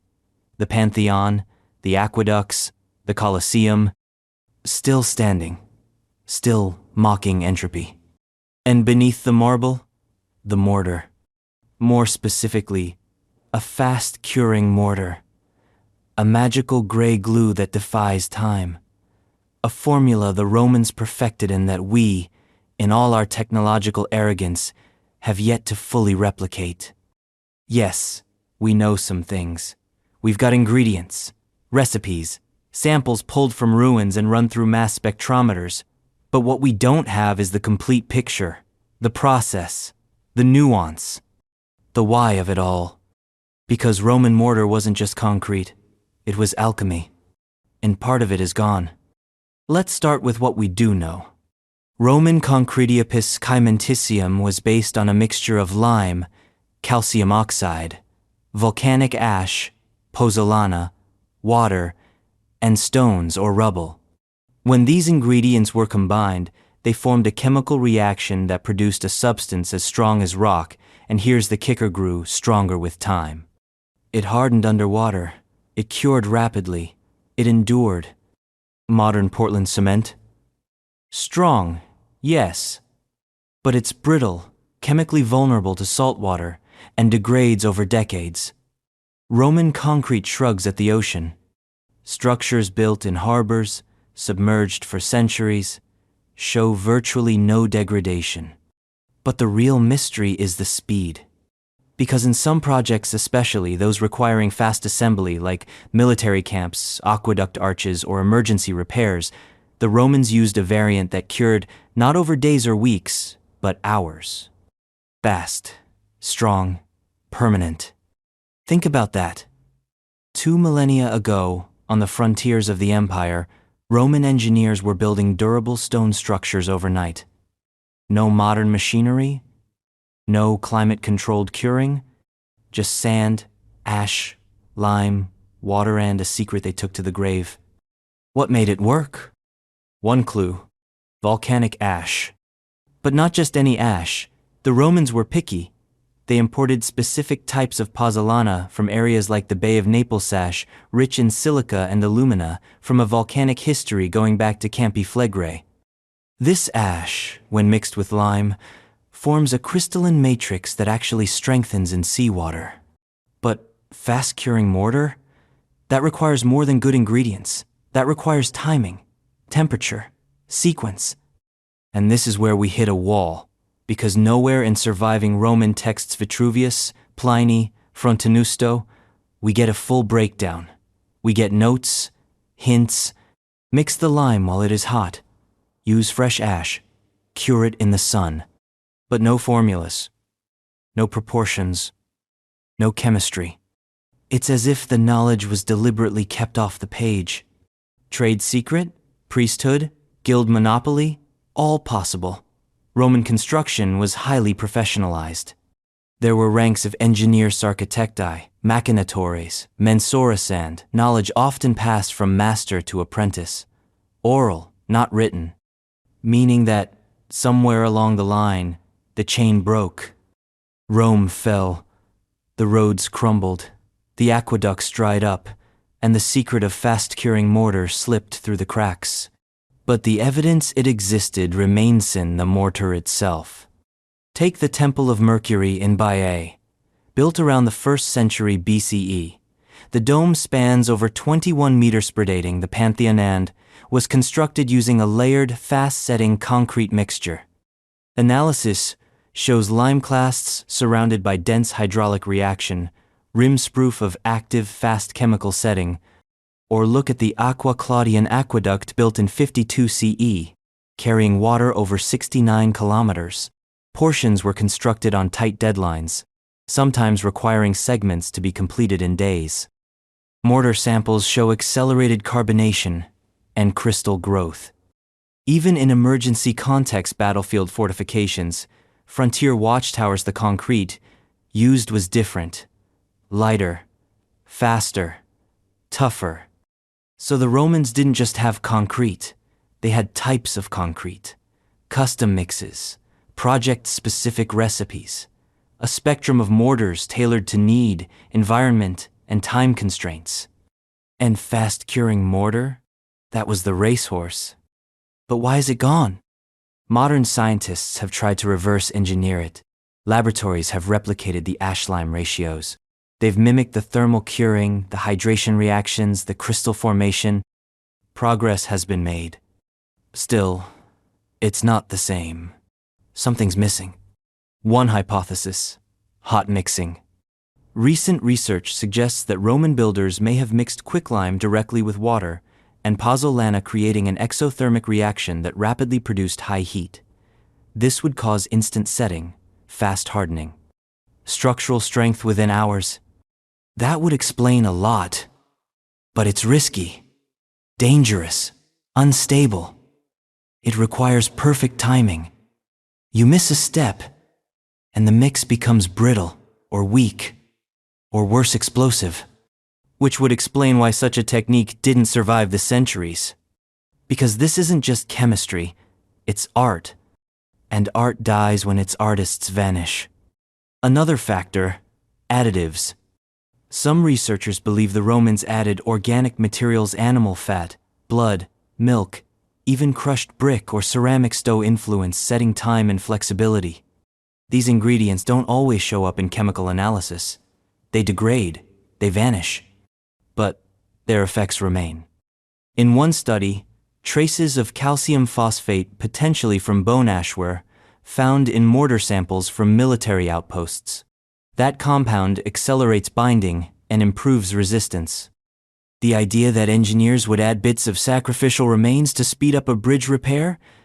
That's the Roman mind. Practical, ruthless, effective. And then there's the question of why it was lost. The fall of the Western Roman Empire wasn't an overnight catastrophe. It was a slow suffocation, a withering of institutions, infrastructure, and identity. Trade routes collapsed, cities emptied, and with them, the knowledge of stone. In the early medieval period, concrete virtually disappears from European construction. Masons revert to stone blocks, mortar made from crushed chalk, and wood frames. Cathedrals rise but with fragile ribs. Castles endure, but not their original mortar. Fast-curing concrete is a ghost, a memory, an achievement too practical to be mythologized, too technical to be sung in epics. Until someone dug up a Roman wall and asked, "How is this still standing?" Now, slowly, modern engineers are listening. They study the ruins with reverence and jealousy, because every Roman wall is a message: we knew something you forgot. And that's the real sting. The Romans built for eternity, and we build for warranty. Their mortar didn't just stick stones together, it created permanence. It said, this bridge matters, this road matters, this temple, this arch, this bathhouse, they will outlive you. And they did. We paved over Rome. But Rome endures in its chemistry. And perhaps that's the greatest irony.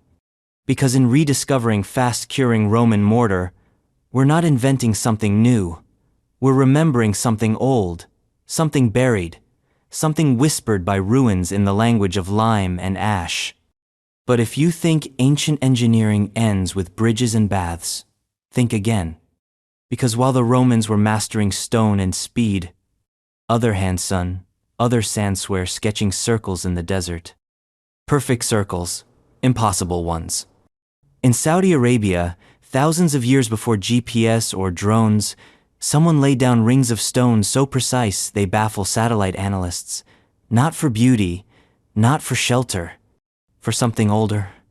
The fishermen's circles, waiting in the desert to tell us why they were never meant to last and why they still do.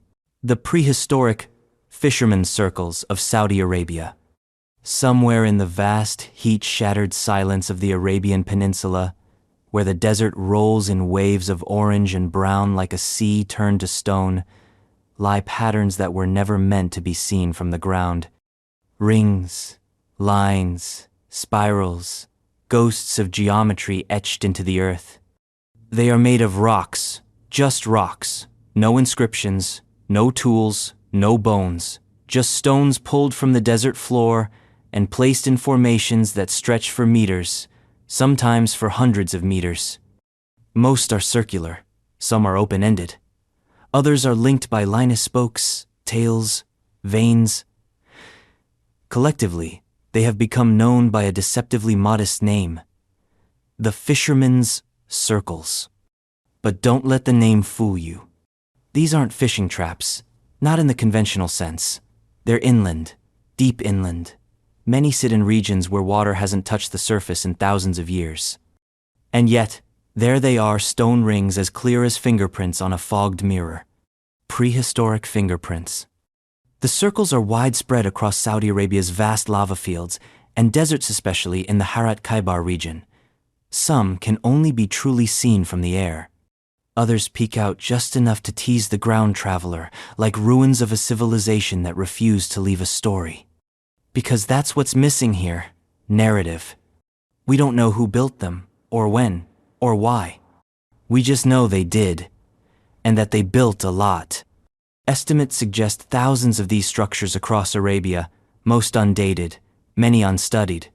The oldest may predate the Egyptian pyramids. The youngest still beat the Roman Empire to the punch. What makes the Fishermen's Circles so strange is not just their shape, but their setting. This is the desert, the real one, a place of extremes, of heat and dust, and the kind of solitude that makes a person feel temporary. Today it is unlivable, an empty theater where time burns slowly. But it wasn't always like this. Rewind the clock 6,000 or 7,000 years, and the picture changes dramatically. Arabia wasn't a dead land. It was green. Semi-arid grasslands sprawled across what is now wasteland. Rainfall was seasonal. Lakes shimmered in basins long since evaporated. Herds of animals migrated across savanna-like plains. Humans followed. They settled. They built. They marked the land. And then the green vanished. This isn't myth, it's science. Core samples, pollen analysis, and radiocarbon dating confirm it. The Arabian Peninsula once hosted life-abundant, complex life. And when the monsoon patterns shifted, it all dried up. The lakes retreated. The grass died. And the desert took everything back. But it left the stones. This is where the circles enter the story. Because they belong to that green Arado, the wet Arabia of early humans, when the desert was still a womb, not a tomb, which makes them some of the oldest, most enduring enigmas on Earth. And the weirdness multiplies. Because these structures aren't just circles. They come in sets, clusters, constellations. Some are small, just a few meters across. Others are vast, with concentric rings like bullseyes aimed at the sky. Some circles have tails, long lines of stones stretching out from them, like leashes or runways. Others are linked by what researchers call kites, triangular stone fences leading into enclosures, likely used for hunting or herding animals. But not the circles. The circles don't trap anything. They enclose nothing. They just sit, watching. Which begs the question, what the hell were they for? Let's start with the conservative theoretical. Archaeologists love this word. When they don't know what something was used for, they call it ritual. It's the academic version of shrugging, and to be fair, it makes sense here. The circles are often too small for practical shelter, too low to be defensive, too open to store anything. But they feel deliberate. The symmetry, the precision, the placement. These weren't made in boredom. They were designed, repeated, passed down. Some suggest they were burial sites, tombs for early nomads, but excavations rarely turn up bones, and when they do, they're not always central. Sometimes they're absent entirely, which leads to another possibility: symbolic death, cenotaphs, places where no one was buried, but everyone was remembered. That brings us to sky worship.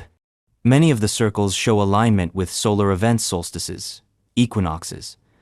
Others seem to point toward particular stars or lunar phases. Maybe they were calendars, maybe observatories. A prehistoric Stonehenge in miniature, baked by the sun and abandoned in time. But even this feels insufficient, because the sheer number of circle sand, their variety, suggests a system, a language. Not just scattered holy spots, but a cultural code. The circles might have marked boundaries, territories, nomadic waypoints, places to meet, trade, marry, pray. In that sense, they're not symbols of death, but of connection. And yet, they are so quiet. No inscriptions, no carvings, no tools, no fire pits, just the stones and the patterns. The desert doesn't give up its secrets easily. And so the fringe theories step in. Aliens, Atlanteans, pre-Diluvian global civilization. You know the list. It's easy to mock, but when you're standing in the middle of a perfect stone ring, 20 feet across, in a place no human should have walked for 10,000 years, your skepticism starts to sweat. One of the most persistent speculative theories is that the circles served as ritual fishing traps, not for fish, but for sky. That they were landing sites, or signal zones. That the alignment isn't accidental. That it was meant to be seen from above. Which, of course, is poetic nonsense. But consider this. These circles only became truly visible, understandable when viewed from the sky, from drones, from satellites. The people who built them had no aerial view, no maps, no GPS. And yet they made art for the gods. That's the feeling you get when you fly over them.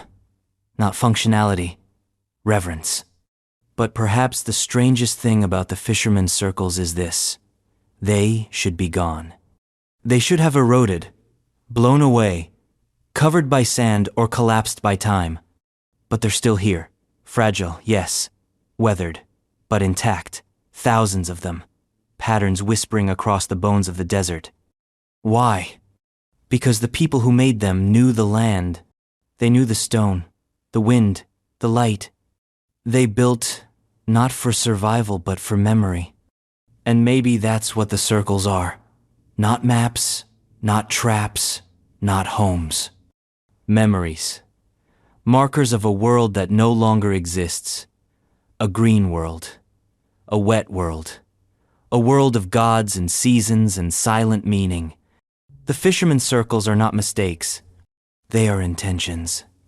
And they are older than we are ready to admit. But even as the desert tries to erase them, they remain stubborn, quiet, precise, waiting for us to understand. And if they whisper anything, it's this: not all knowledge is lost by accident. Some is buried on purpose. The lost city of Sadinga, Sudan. There is a bend in the Nile, north of the Third Cataract, where the river's voice becomes a whisper flattened by heat, muffled by sand. The sun here doesn't just shine, it weighs. It presses down on the earth like a judgment. And in that silence, where the wind hisses through broken columns and jackals pick their way through the rubble, lies the city of Sadinga. Or rather, what's left of it. Once a major religious and funerary center in the kingdom of Kush, Sadinga sits across the Nile from more famous neighbors like Meroe and Napata. But unlike those cities, Sadinga is not loud. It does not announce itself with towering pyramids or grand temples. It is subtle, fragmented, a jigsaw puzzle in sand and limestone. But make no mistake, Sadinga was powerful, revered, mysterious. and now, almost completely forgotten. This is a city that died slowly, not with fire, not with flood, but with erosion, with neglect, and, most of all, with memory.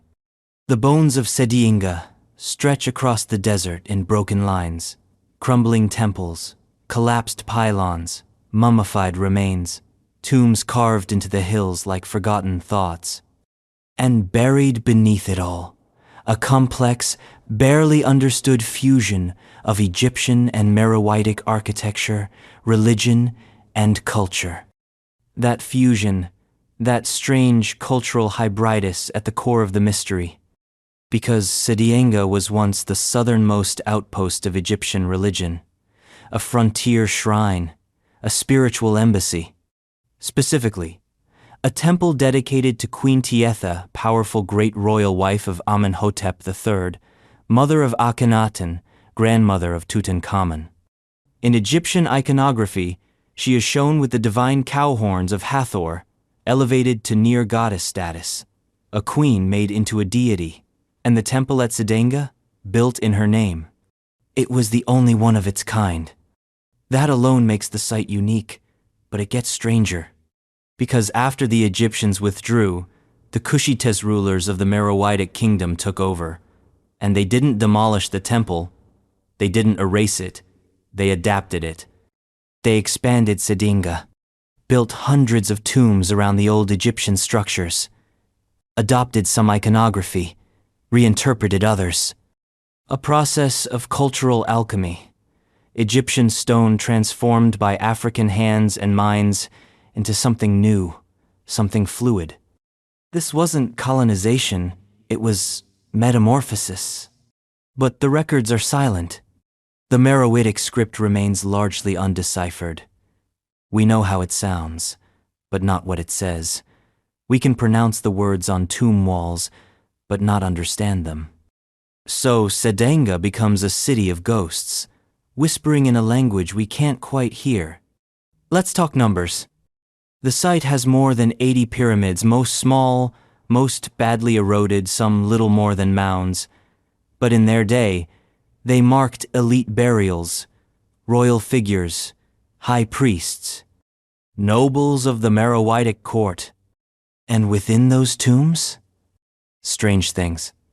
Exquisitely carved offering tables, astronomical ceiling reliefs, wall inscriptions that mix Egyptian hieroglyphs with Meroitic signs, sarcophagi placed in pits lined with mud bricks, topped with painted capstones showing stars and serpents. One tomb contained a mummified woman wearing dozens of heavy metal bracelets each, one engraved, each a talisman. Another held a man buried with a wooden headrest carved into the shape of a lion. These are not impoverished graves. These are messages in stone. And yet, no two tombs are quite the same. Some mimic the architecture of Egypt, others lean fully into local Nubian styles. Some contain multiple bodies family vaults, others are solitary, singular, sacred. This blend, this refusal to be one thing, is what makes Sadinga hard to pin down. It's not Egyptian, not Kushite, not Roman. It's in between, a place of transition. And transitional places are always sacred. They're also easily forgotten. Because history loves clean narratives. Empire rises, empire falls. One culture replaces another. Sadinga refuses that script. It lingers in the blur between civilizations. It doesn't declare a new world, it blends them, which makes it harder to summarize, harder to teach, harder to own. Which is maybe why it was left to the sand. But the sand protects as much as it erases. In recent decades, archaeologists have begun to scratch the surface literally. French-led excavations have uncovered layers of complexity.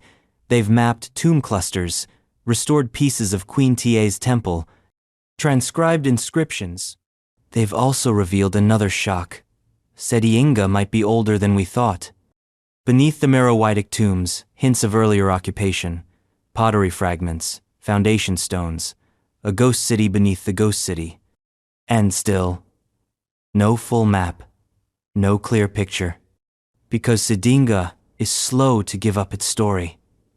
The desert is patient, and history here is not made with declarations, but with persistence. Even the layout of the city is strange. There is no obvious central axis, no clear main road.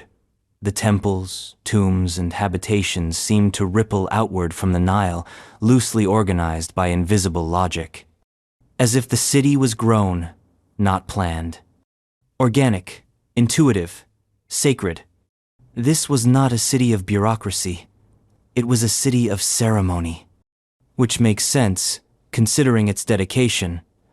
Sadinga wasn't built for trade. It wasn't a military post. It was a place of worship, of memory, of transition between the living and the dead. It was a hinge in the Nile Valley where north met south, where Egypt met Kush, where gods met ghosts. And now it's mostly ruin. Occasional tourists, occasional digs, mostly sand, and yet still beautiful, still strange, still whispering a question into the wind. Why here? Why build a temple to a queen in this place? Why bury hundreds of elite dead around a crumbling foreign shrine? Why layer cultures, languages, symbols in a city with no easy name? The answers are buried, or eroded, or both. But Sadinga isn't done speaking.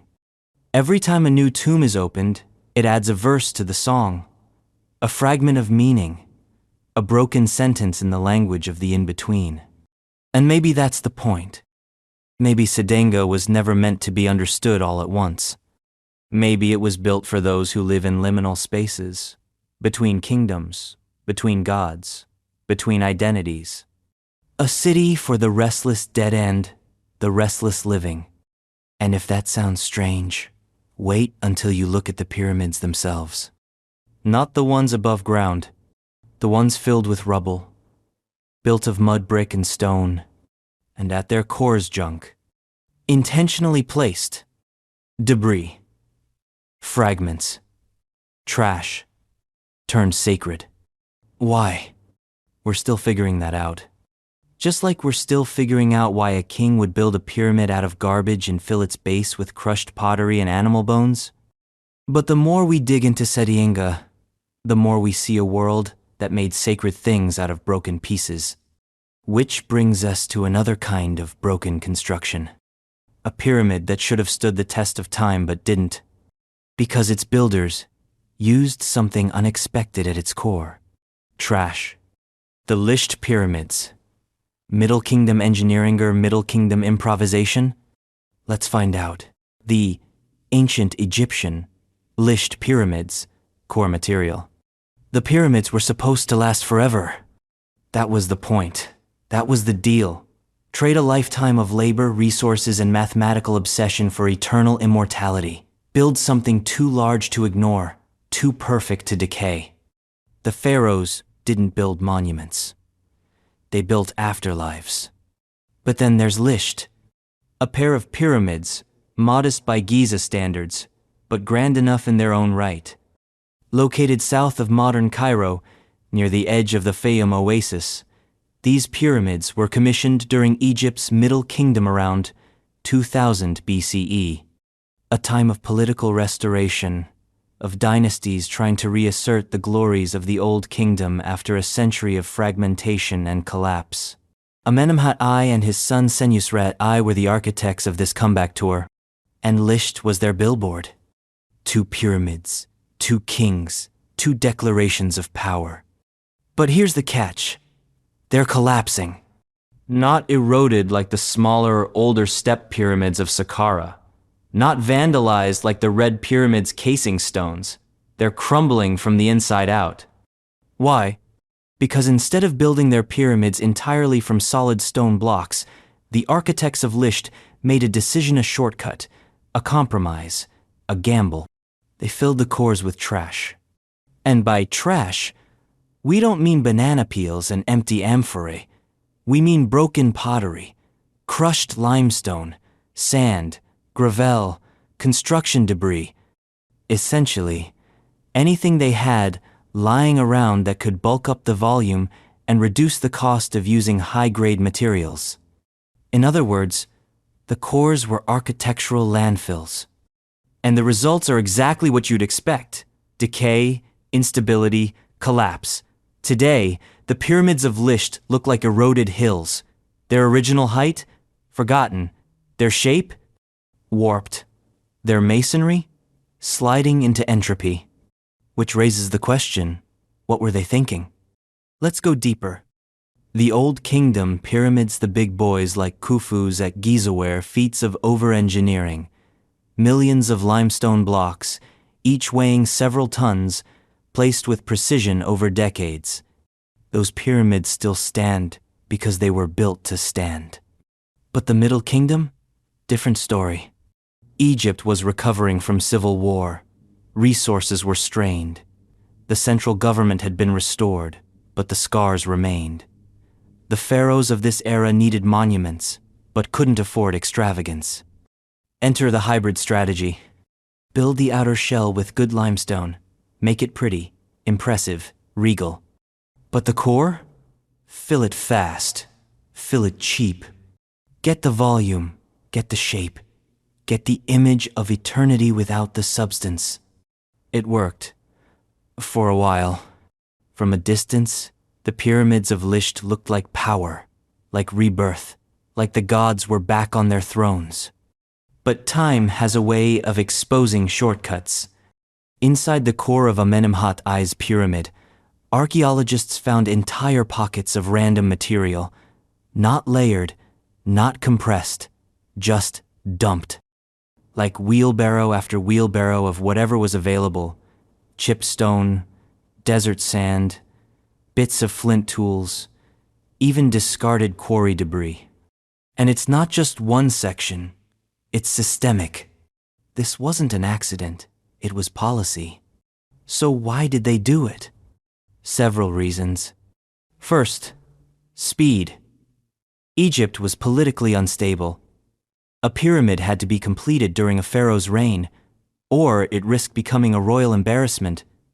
Dying before your tomb was finished was a cosmic error, a breach in the afterlife contract, so time was the enemy. Second, cost.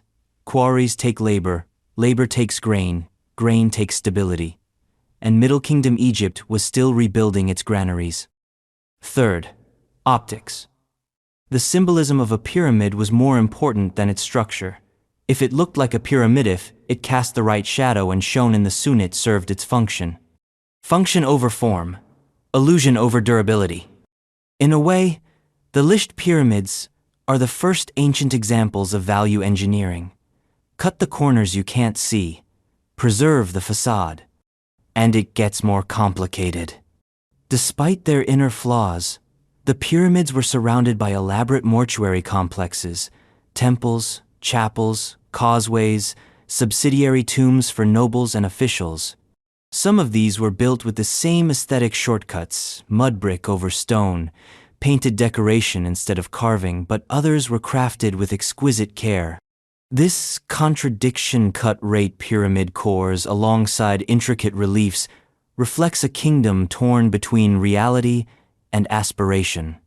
Egypt was reasserting its image, not its substance. And here's where the mystery sharpens.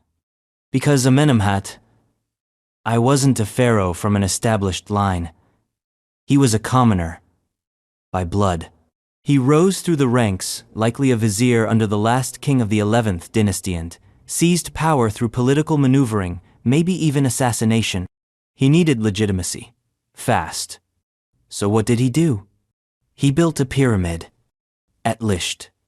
A statement. I am the new Horus. I am the rebirth of order. I am worthy. But he couldn't build it like Khufu. So he faked it. And people believed died at least for a time. The pyramid inspired his successors. Senusret I, his son, built his own pyramid next door with similar techniques. Other Middle Kingdom rulers followed suit, scattering similar monuments down the Nile Valley. And the pattern held. The facades were grand. The cores? Hollow. Eventually, nature caught up. By the New Kingdom, many Middle Kingdom pyramids were already dilapidated. Some had collapsed. Others were stripped of their limestone for new temples, new gods, new glory. The desert buried the rest. And the symbolism pyramids is eternal shattered. Because eternity can't be built on rubble. And that's the real story of Lish. Not just that they used trash, but that they believed they could get away with it. That appearance was enough. That posterity wouldn't notice. And in a way, they were right. Because for centuries, no one did. The pyramids of Lish lay beneath the sand, barely visible, overshadowed by Giza, ignored by conquerors, dismissed by chroniclers. Until archaeologists came and opened them up and found the truth inside. And the truth wasn't scandal. It was humanity. Because Lish isn't just a monument to ambition. It's a monument to compromise, to pressure, to the balancing act between grandeur and budget, between divine ideals and human limits. It's the first ancient monument that says, we did what we could. And that makes it feel modern, relatable, flawed. But maybe that's why it matters. Because the greatness of a civilization isn't just in what it builds, it's in what it hides. And Lish hides everything. Until you open it up and realize the foundation of immortality was sand and shards. Which brings us to something even stranger. Because if building pyramids with trash seems reckless, what do you make of a culture that built their gods out of eyes? Thousands of them. Not statues. Not idols. Just the symbol of seeing. Welcome to Tell Brak, where the hills of Syria once stared back and never blinked. The Tell Brak, eye idols, Syria. In the parched, wind-scoured plains of northeastern Syria, there rises a mound that isn't a mountain. It's a Tell man-made hill built from the detritus of thousands of years of human habitation. Mud brick layered over mud brick, pottery over pottery, dust over dust. It's called Tell Brak, one of the oldest cities in human history. Older than older than Nineveh, a place where people gathered before the idea of cities even existed. And beneath its surface, buried for millennia, archaeologists found a room. Not a throne room, not a bedroom, not a tomb. A room full of eyes. Thousands of them.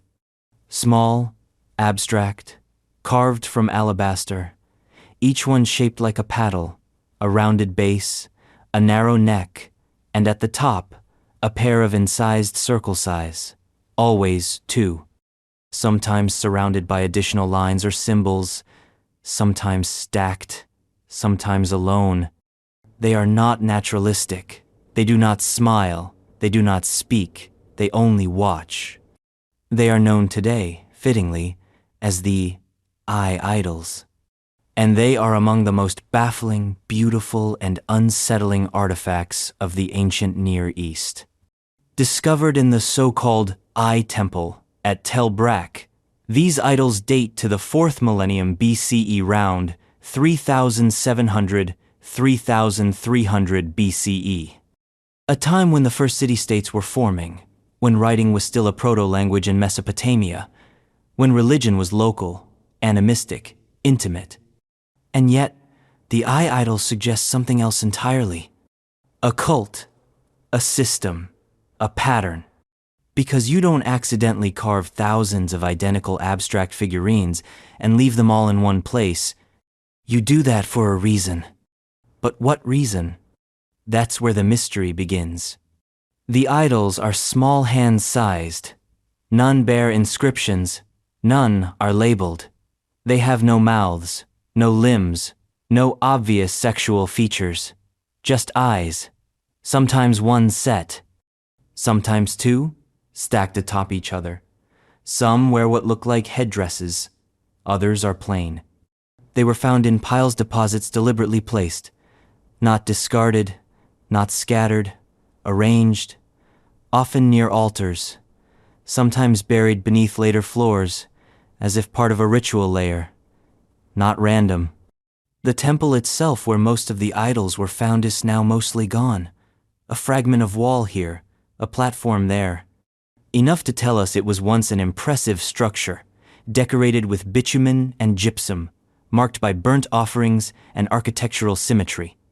But the eyes are the center of it all. So what do they mean? The simplest theory, they are votive offerings.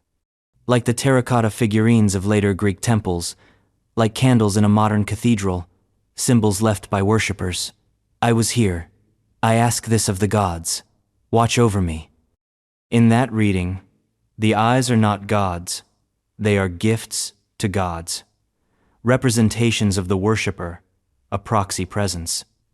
See me seeing you. That would explain the repetition, the anonymity, the lack of distinguishing features. It would also fit with other traditions of the time. In Mesopotamia, Sumerians offered clay cones inscribed with prayers. At Çatalhöyük, earlier still, people left figurines and horns in shrines. But the eye idols are different. They're standardized, uniform, mass-produced, but not crudely.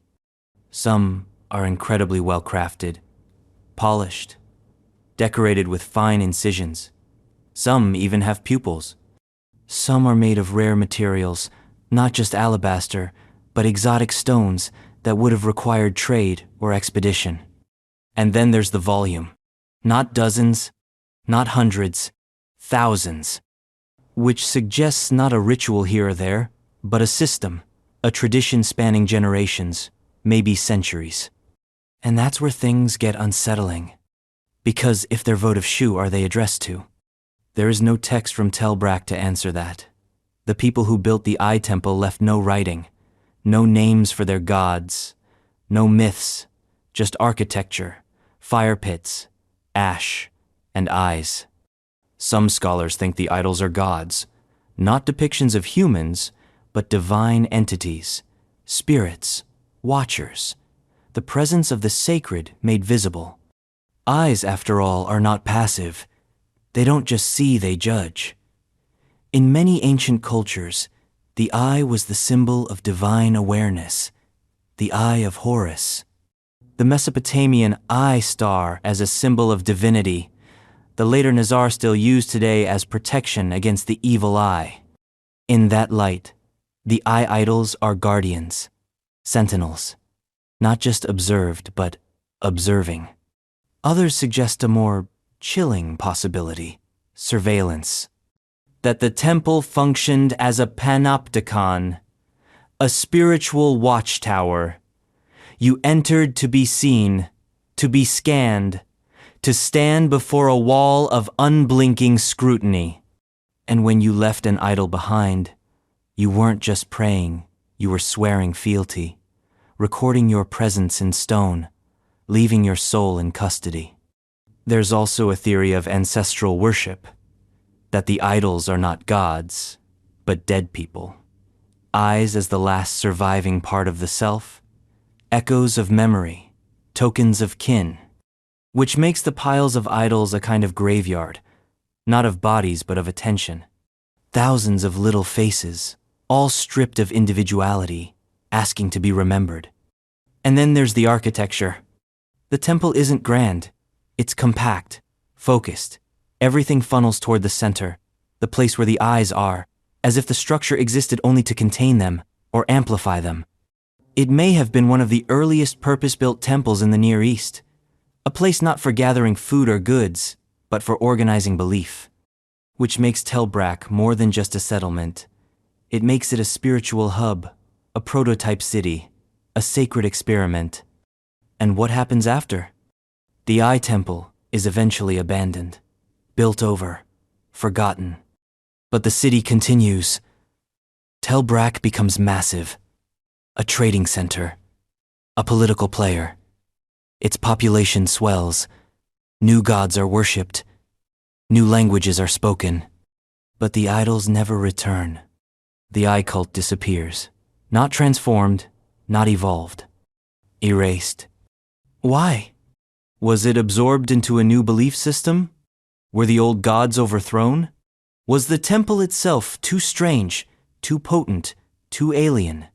Or was the eye cult always meant to end? A ritual designed for a specific moment. A phase of urban life. A civic binding spell that lost its power once the city matured. Because here's another theory, maybe the eyes weren't about gods at all. Maybe they were about society. Symbols of oaths, of contracts, of surveillance. You enter the temple, you leave your eye, not to pray, but to pledge, to be seen, to be held accountable. And the temple doesn't forget. It holds your eye forever, which leads to a final unsettling thought. What if the eye idols were not just symbols? What if they were currency? A way to measure loyalty, belief, obedience. Every idol a unit, a record, a signature in stone. If that's true, then the eye temple wasn't just sacred. It was a vault. And the people of Tell Brak, before they had writing, before they had money, built a system of collective memory out of stone and silence. And then, one day, they walked away from it, leaving only the eyes behind. And if you think that's strange, wait until you hear what the Romans left buried. Not temples, not statues, but mountains of gold. Stripped from the earth with a technique so advanced, it changed the landscape forever. And then was lost. The lost Roman gold mines of Las Medulas, Spain.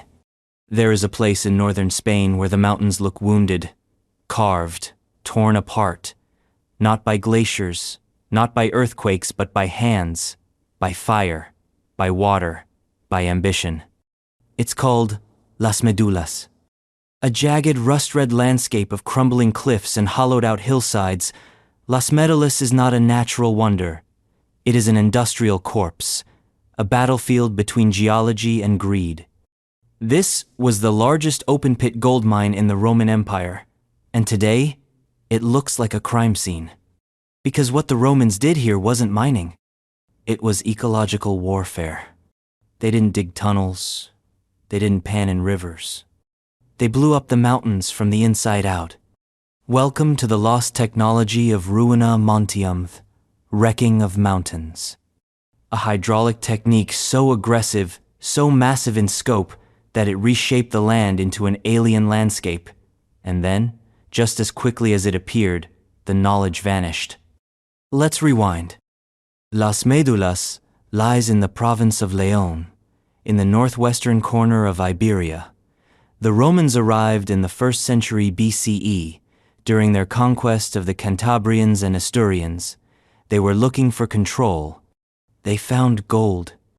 And once they found it, they didn't hesitate. They turned the hills into tools.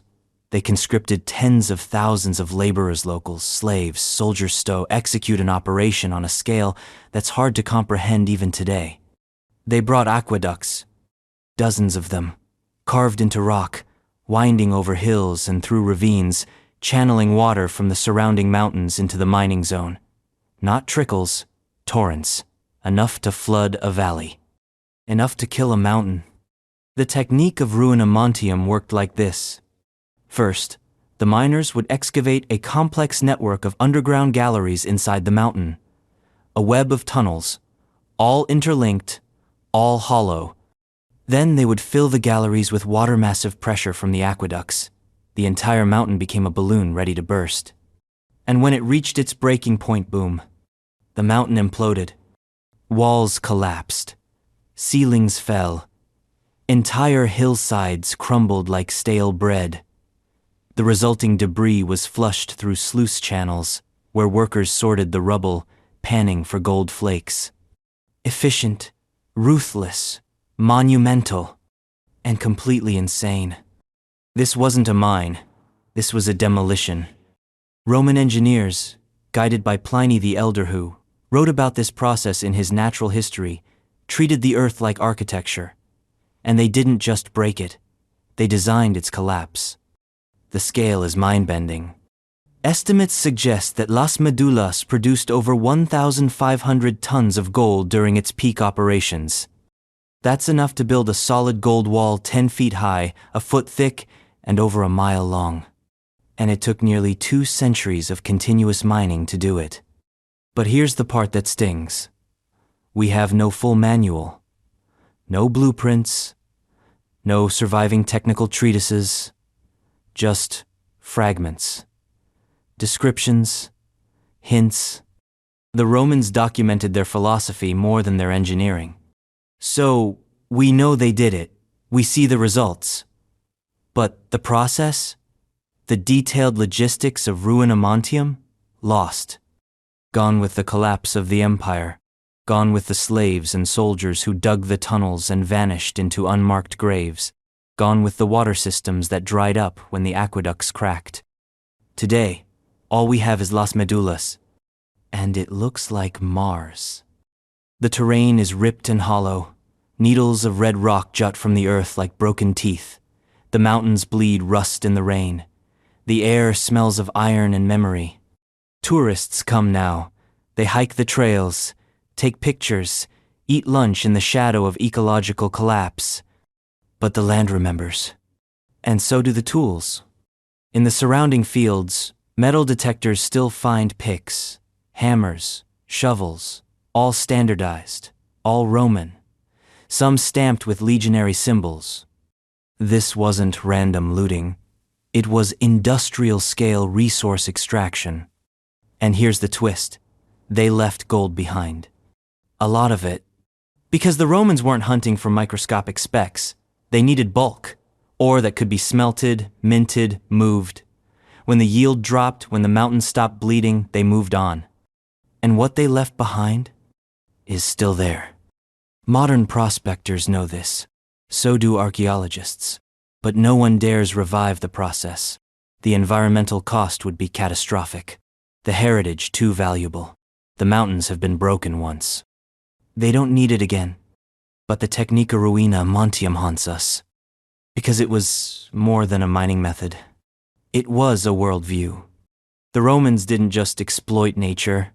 They mastered it, measured it, crushed it. And then they erased the instructions. Whether out of secrecy, tradition, or simple collapse, the knowledge of how to pull mountains apart with water is no longer ours, which makes Las Medulas more than a ruin. It's a fossil of lost genius. And a warning, because the Romans believed in control of land, control of people, control of death. And when that control failed, so did the knowledge. That's what gets lost when empires fall. Not just statues and stories, but techniques. And if you think hydraulic mountain demolition is wild, wait until you hear what's underwater. Because across the North Sea, beneath the waves, lies a drowned world. Doggerland. A place that once connected Britain to Europe. A place that might still hold evidence of megaliths, of homes, of history, and of people who built monuments before the sea took everything. The ancient Doggerland, megaliths, North Sea. You're walking across northern Europe, heading west. The grass is thick beneath your feet, green and damp. Herds of aurochs graze on distant hills. Elk antlers rise from the reeds. The air smells of salt and pine and smoke. You pass a hill ringed with stone stall, rough-hewn, pitted with lichen. You pass another, smaller, just half sunk into the soil. Then another, a line, a map, a memory carved in megaliths. And then you reach the coast. Except there is no coast. Because it's not the year 2025. It's the year 8000 BCE. And what we call the North Sea is still a forested valley. This is Doggerland, a land that once connected Britain to mainland Europe, a land that is now 100 feet underwater. A place larger than modern Britain, home to rivers, hills, lakes, wetlands, and, we now suspect, people. And not just people, builders. Because somewhere under the churning gray waters of the North Sea, evidence is mounting not just of human settlement, but of monumental construction. Stone alignments, megaliths. An entire lost landscape of ritual and engineering submerged and forgotten. Let's start with the land. At the end of the last ice age, sea levels were over 100 meters lower than they are today.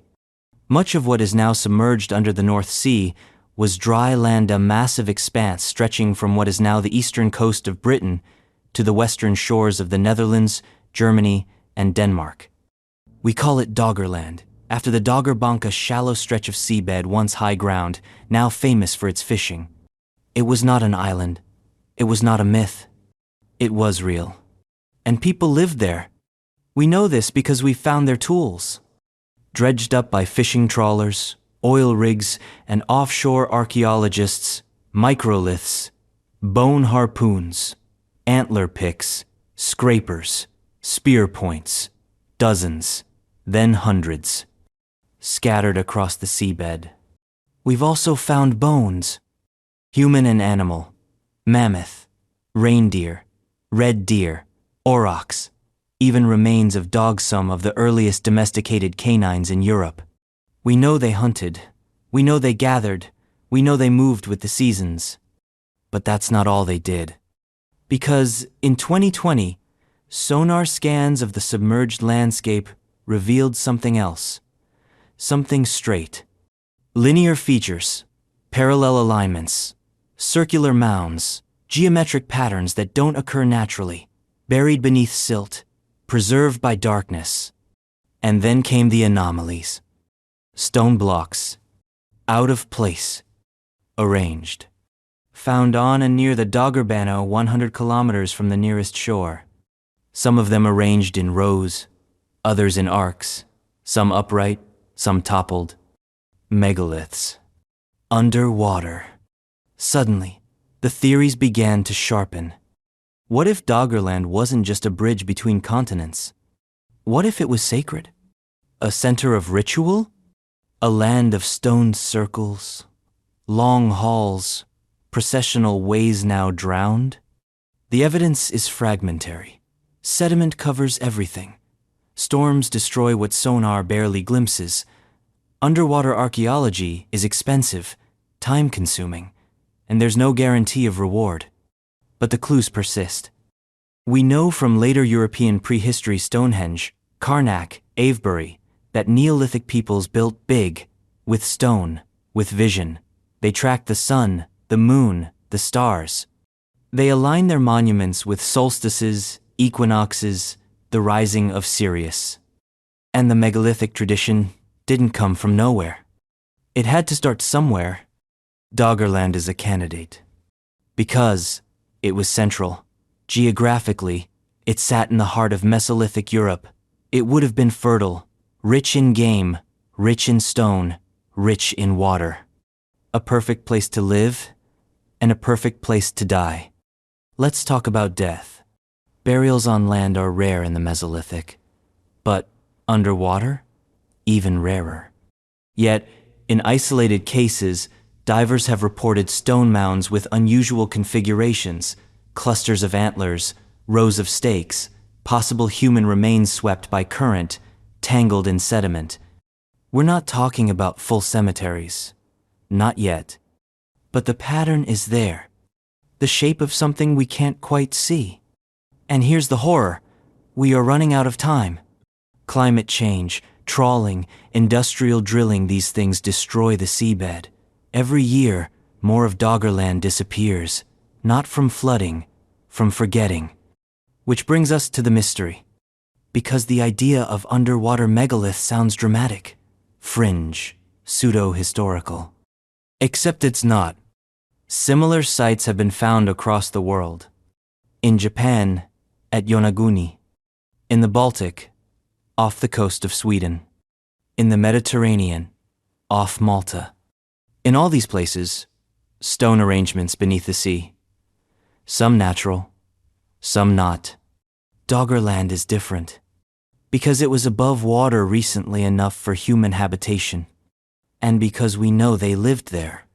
Which means, if there are stones under that water, and they are arranged in ways that cannot be explained by erosion or ice, they must have put them there. Let that settle in.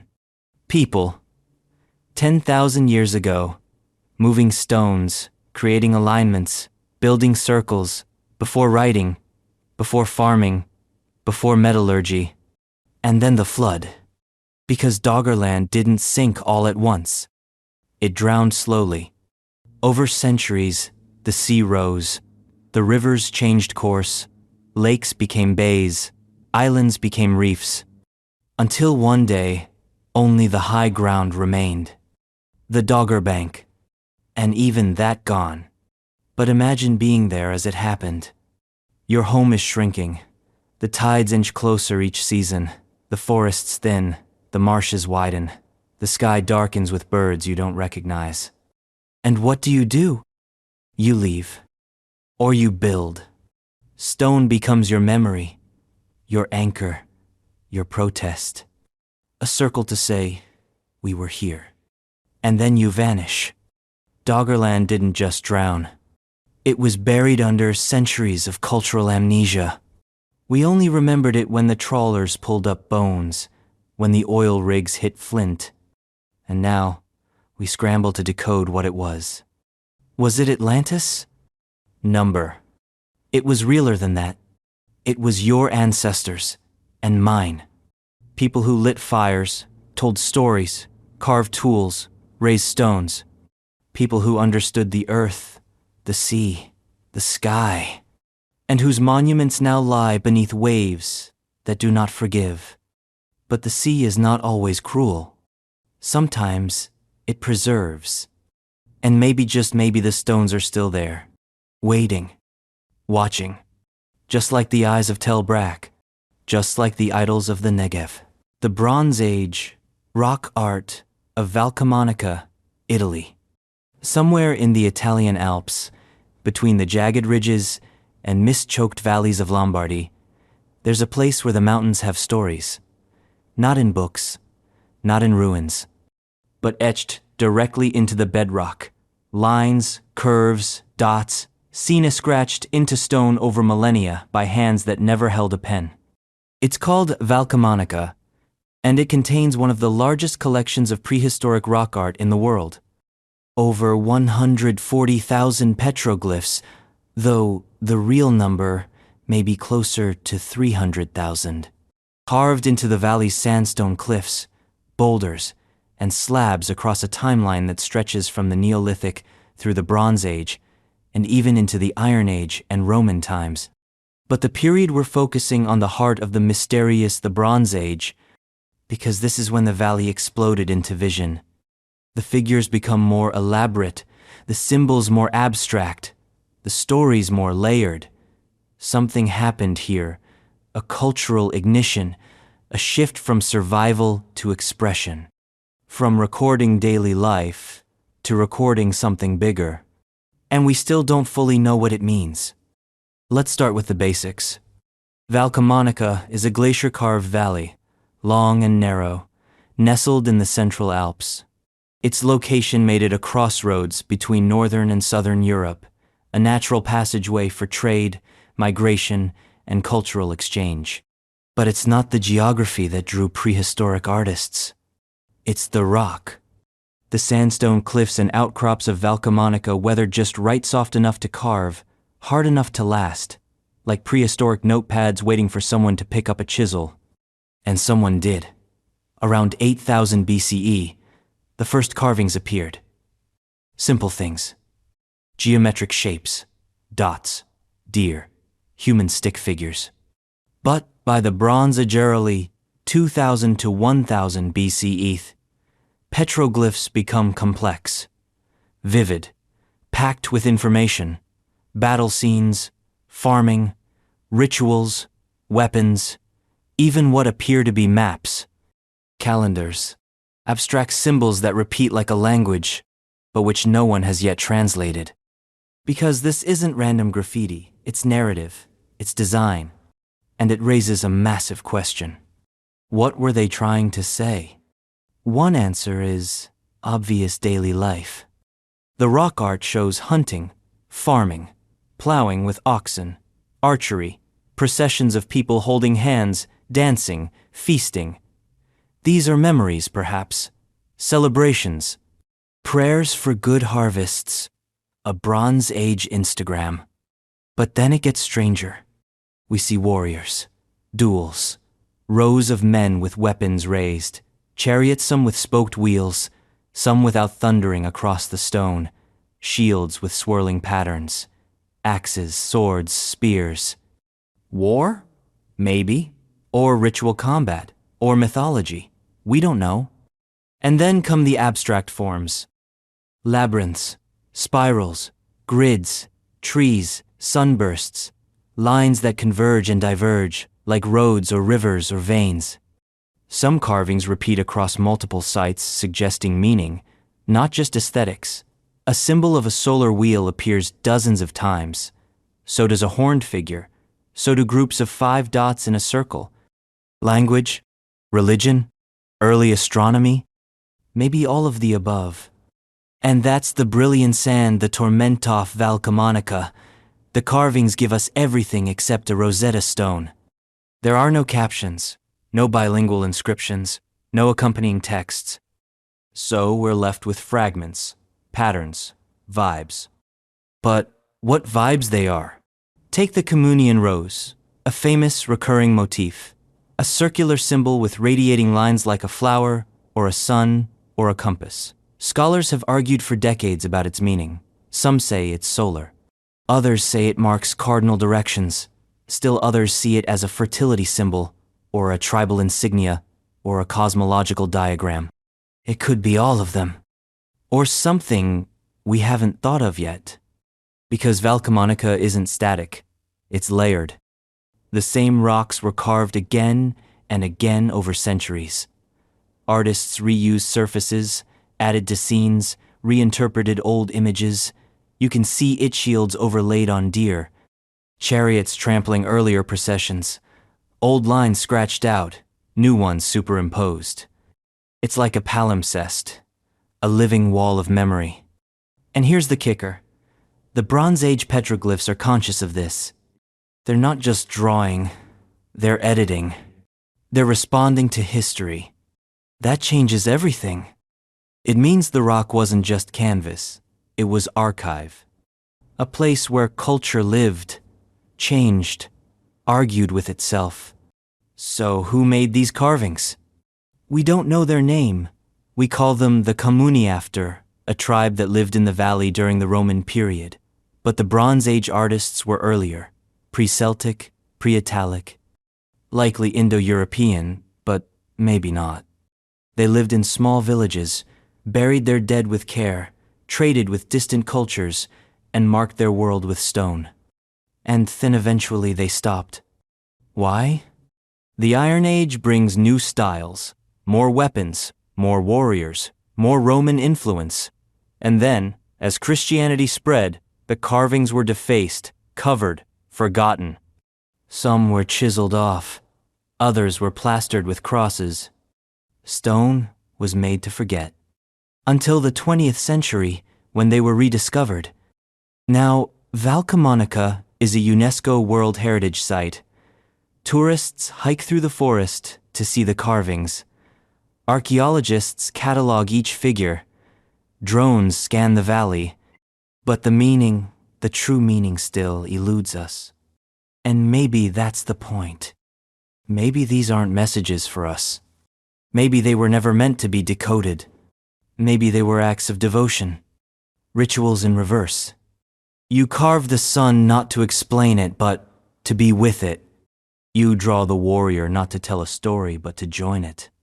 You scratch your thoughts into stone because you know the wind won't carry them, but the mountain might. That's Valcamonica.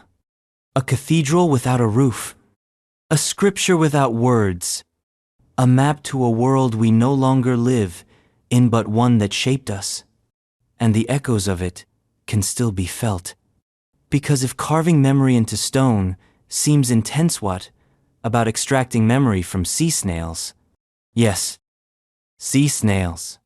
In ancient Phoenicia, entire cities were built on a single brutal craft, turning the slime of a mollusk into the most prized color in the ancient world. Tyrion purple. The color of gods, the smell of death, and the knowledge of how to make it? Gone. The lost knowledge of ancient Phoenician purple dye production. There are some colors you can wear, and then there are colors that wear you. Colors that announce, colors that crown, colors that cling to your soul like fire. And in the ancient world, no color held more power than purple. Not just any purple Tyrion purple. The deep, shimmering, reddish-violet dye so rich, so rare, and so notoriously hard to produce that it became synonymous with divinity, royalty, and unrelenting authority. To wear Tyrion purple was to say, I am not like you. And the people who made it? The Phoenicians. The ancient maritime traders of the Mediterranean. A people without an empire, without massive armies or pyramids, but who nonetheless shaped the world through commerce, invention, and, in this case, obsession with the color of conquest. But here's the mystery. We know they made it. We know it was legendary. We know it fueled cities, wars, and legends. And yet somehow we've lost the recipe. We cannot fully replicate the production of Tyrion purple as the Phoenicians knew it. The technique is lost. Let's peel this back. Start with the basics. The source of the dye was a mollusca sea snail from the Muricidae family, specifically Bolinus brandaris and Hexaplex trunculus. These weren't food. They weren't decorative. They were factories. Tiny, slimy, stinking factories of color. But not immediately. The dye didn't come from their flesh. It came from a gland inside the snail's body. A small, mucus-secreting gland that, when crushed, exposed to sunlight, and subjected to complex biochemical reactions, would oxidize into a range of purples, from crimson to violet to near black. Except this was not easy. It took tens of thousands of snails to produce just a gram of dye. Let that sink in. A gram. The process was brutal. First, you had to harvest the snails thousands at a time. They were gathered from coastal rocks, cages, or dredged from the sea floor. Then, depending on the method, the snails were either cracked open and the glands removed, or thrown into massive vats and left to rot. Yes, rot. Fermentation was key. The mixture of snails and brine had to sit for days, even weeks, in the open air, heating under the Mediterranean sun. The stench was beyond horrific, described in ancient texts as unbearable, capable of overwhelming entire harbors. People built dye workshops outside city walls because the smell was so foul it made people ill. And yet they did it anyway. Because what came out of those vats was worth more than gold. The color, once processed and applied to wool or silk, was permanent, light-fast, rich beyond reason. It didn't fade. It deepened. A robe dyed in true Tyrion purple was like a shadow soaked in fire. And it became currency. In Rome, only emperors could wear it fully. Senators got stripes, generals, trims. In Persia, it adorned kings. In Mesopotamia, it covered gods. To wear Tyrion purple without permission was, in some cases, a death sentence. Because the dye wasn't just expensive. It was sacred. And it was Phoenician. The city of Tyre, modern-day Lebanon, was its epicenter. But the knowledge spread to Sidon, to Carthage, to every Phoenician colony across the Mediterranean. Workshops have been found in Cyprus, Sicily, even as far as Spain. And they all follow the same pattern. Massive piles of crushed shells. Charred remains of processing vats. Runoff channels for putrid dye. The detritus of obsession. But here's where the mystery sharpens. Despite the evidence, the archaeological remains, the references in ancient texts, the preserved dye stains, we can't quite reproduce it. Modern chemists have tried. They've identified the chemical compound, dibromoindigo. They've mapped the oxidation process. They've simulated sunlight exposure. Some have come close, but not exact. The shade isn't right. Or it fades. or it requires artificial steps the ancients never used. And no one can agree on how the Phoenicians controlled the process so precisely, because it wasn't just about crushing snails. It was about timing. Fermentation temperature, sunlight exposure, salt concentration, airflow, sequence. The color had to develop slowly, under the right conditions, or it would die. And all of this knowledge, all of this chemical choreography, never written down. There is no Phoenician manual, no scroll of purple. All we have are references, second-hand accounts, often centuries later, Pliny the Elder, Aristotle, Vitruvius, all Romans, all describing the process from a distance. And many of them contradict each other. Some say the snails were boiled. Others say they must not be boiled. Some say the dye was extracted from live snails. Others insist they must rot first.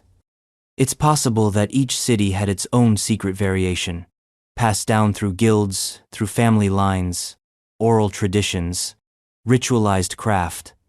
And when the cities fell, when Rome sacked Carthage, when Tyre declined, when the Mediterranean world shifted, the knowledge fell with them.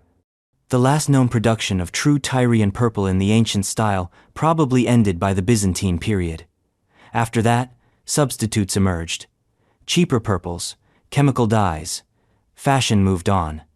The snails kept crawling, but the art of turning them into royalty disappeared. And here's where things get unsettling. Because we still kill the snails.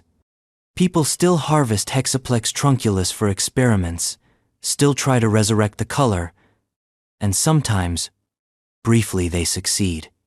They get a streak of violet, a flicker of that ancient flame, and then it fades, or the fabric breaks, or the yield is too low to matter. Because the Phoenicians weren't just chemists, they were alchemists. They didn't need lab coats. They had the sun, the sea, generations of failure etched into ritual. Their workshops weren't clean. They were sacred stench pits of color and death. And somehow, in that madness, they found a way to make the divine visible. That's the true mystery of Tyrian purple. Not just how it was made, but how it was perfected.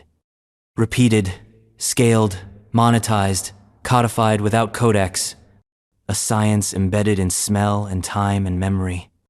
And now, all gone. We remember the color, but not the craft.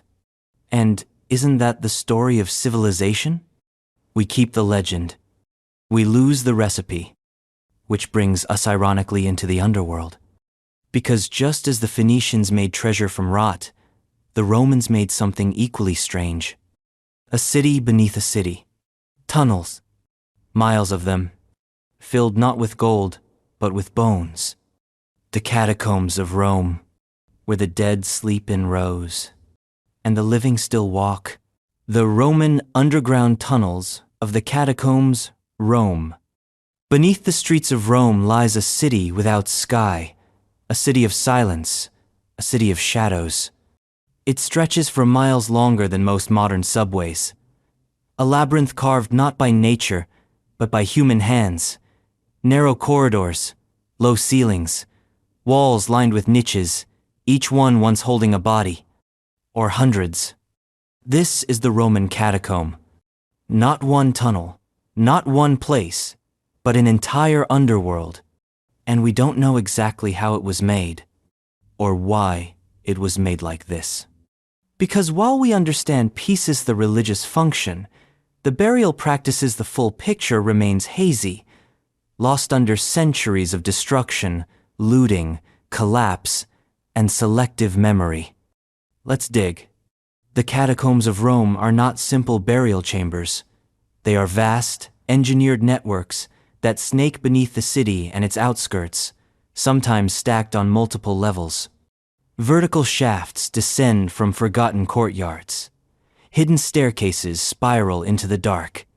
Galleries run for hundreds of feet, some branching off like veins in a fossilized body.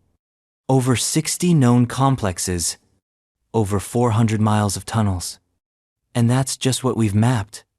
Thousands of years of collapse, theft, and religious upheaval have sealed parts of the system permanently.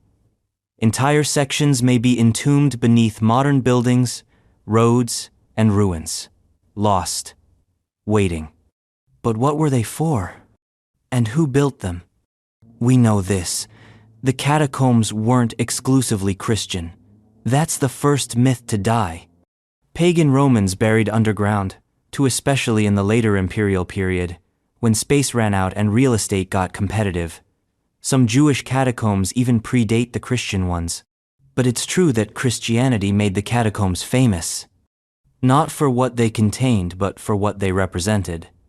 In the 2nd and 3rd centuries CE, Christianity was still illegal. Its rituals were whispered, its followers persecuted, sometimes savagely. Martyrs were made, saints were born. And as the religion grew in secret, so did its infrastructure. The catacombs became more than cemeteries.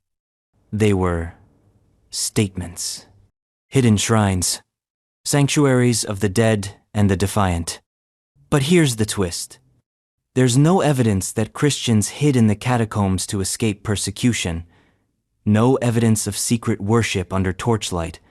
No tunnels crawling with apostles.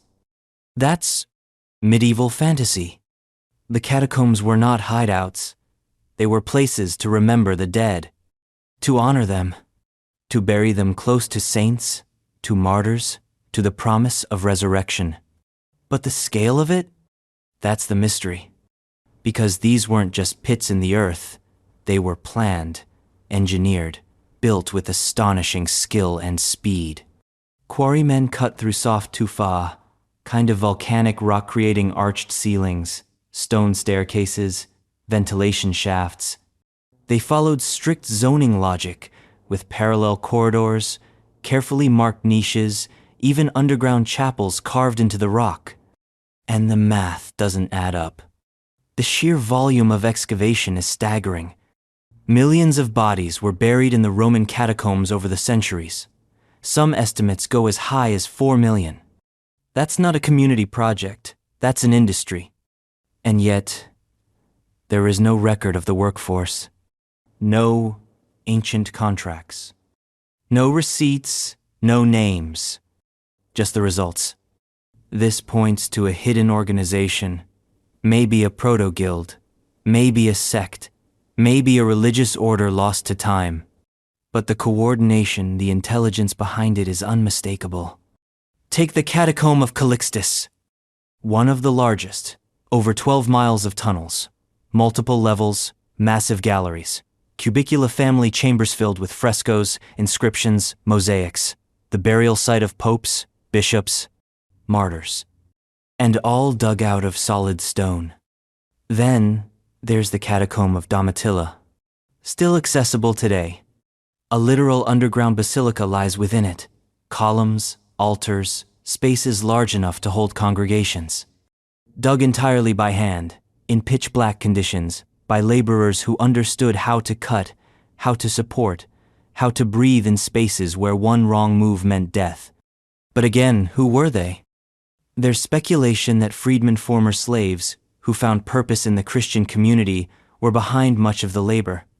Others point to professional Foster's grave diggers paid by early churches. But the details are gone. Erased. Because Rome changed. Christianity rose. The empire crumbled. And the catacombs shifted. No longer secret, they became tourist attractions, pilgrimage routes, holy places, where the bones of martyrs drew the faithful like magnets. And then forgotten again. Looted, ransacked, used as garbage pits in the Middle Ages, bones stolen, graffiti scrawled, mosaics shattered. Centuries passed. And then rediscovery. In the 16th and 17th centuries, explorers and antiquarians began to dig into the past. They found chambers full of bones, inscriptions, oil lamps, coins. They marveled. They speculated. They made mistakes. Some believed the catacombs were as old as Noah. Others thought they were the burial grounds of Roman nobility or secret schools of sorcery. The real history got tangled in myth, but the bones remained, stacked, labeled, decorated. In some cases, arranged into art, because that's the other side of this mystery. The aesthetics.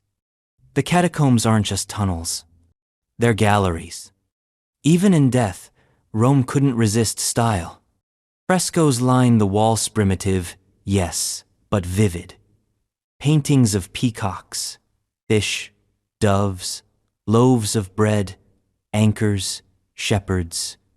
The language of early Christianity symbolic, secretive, soft.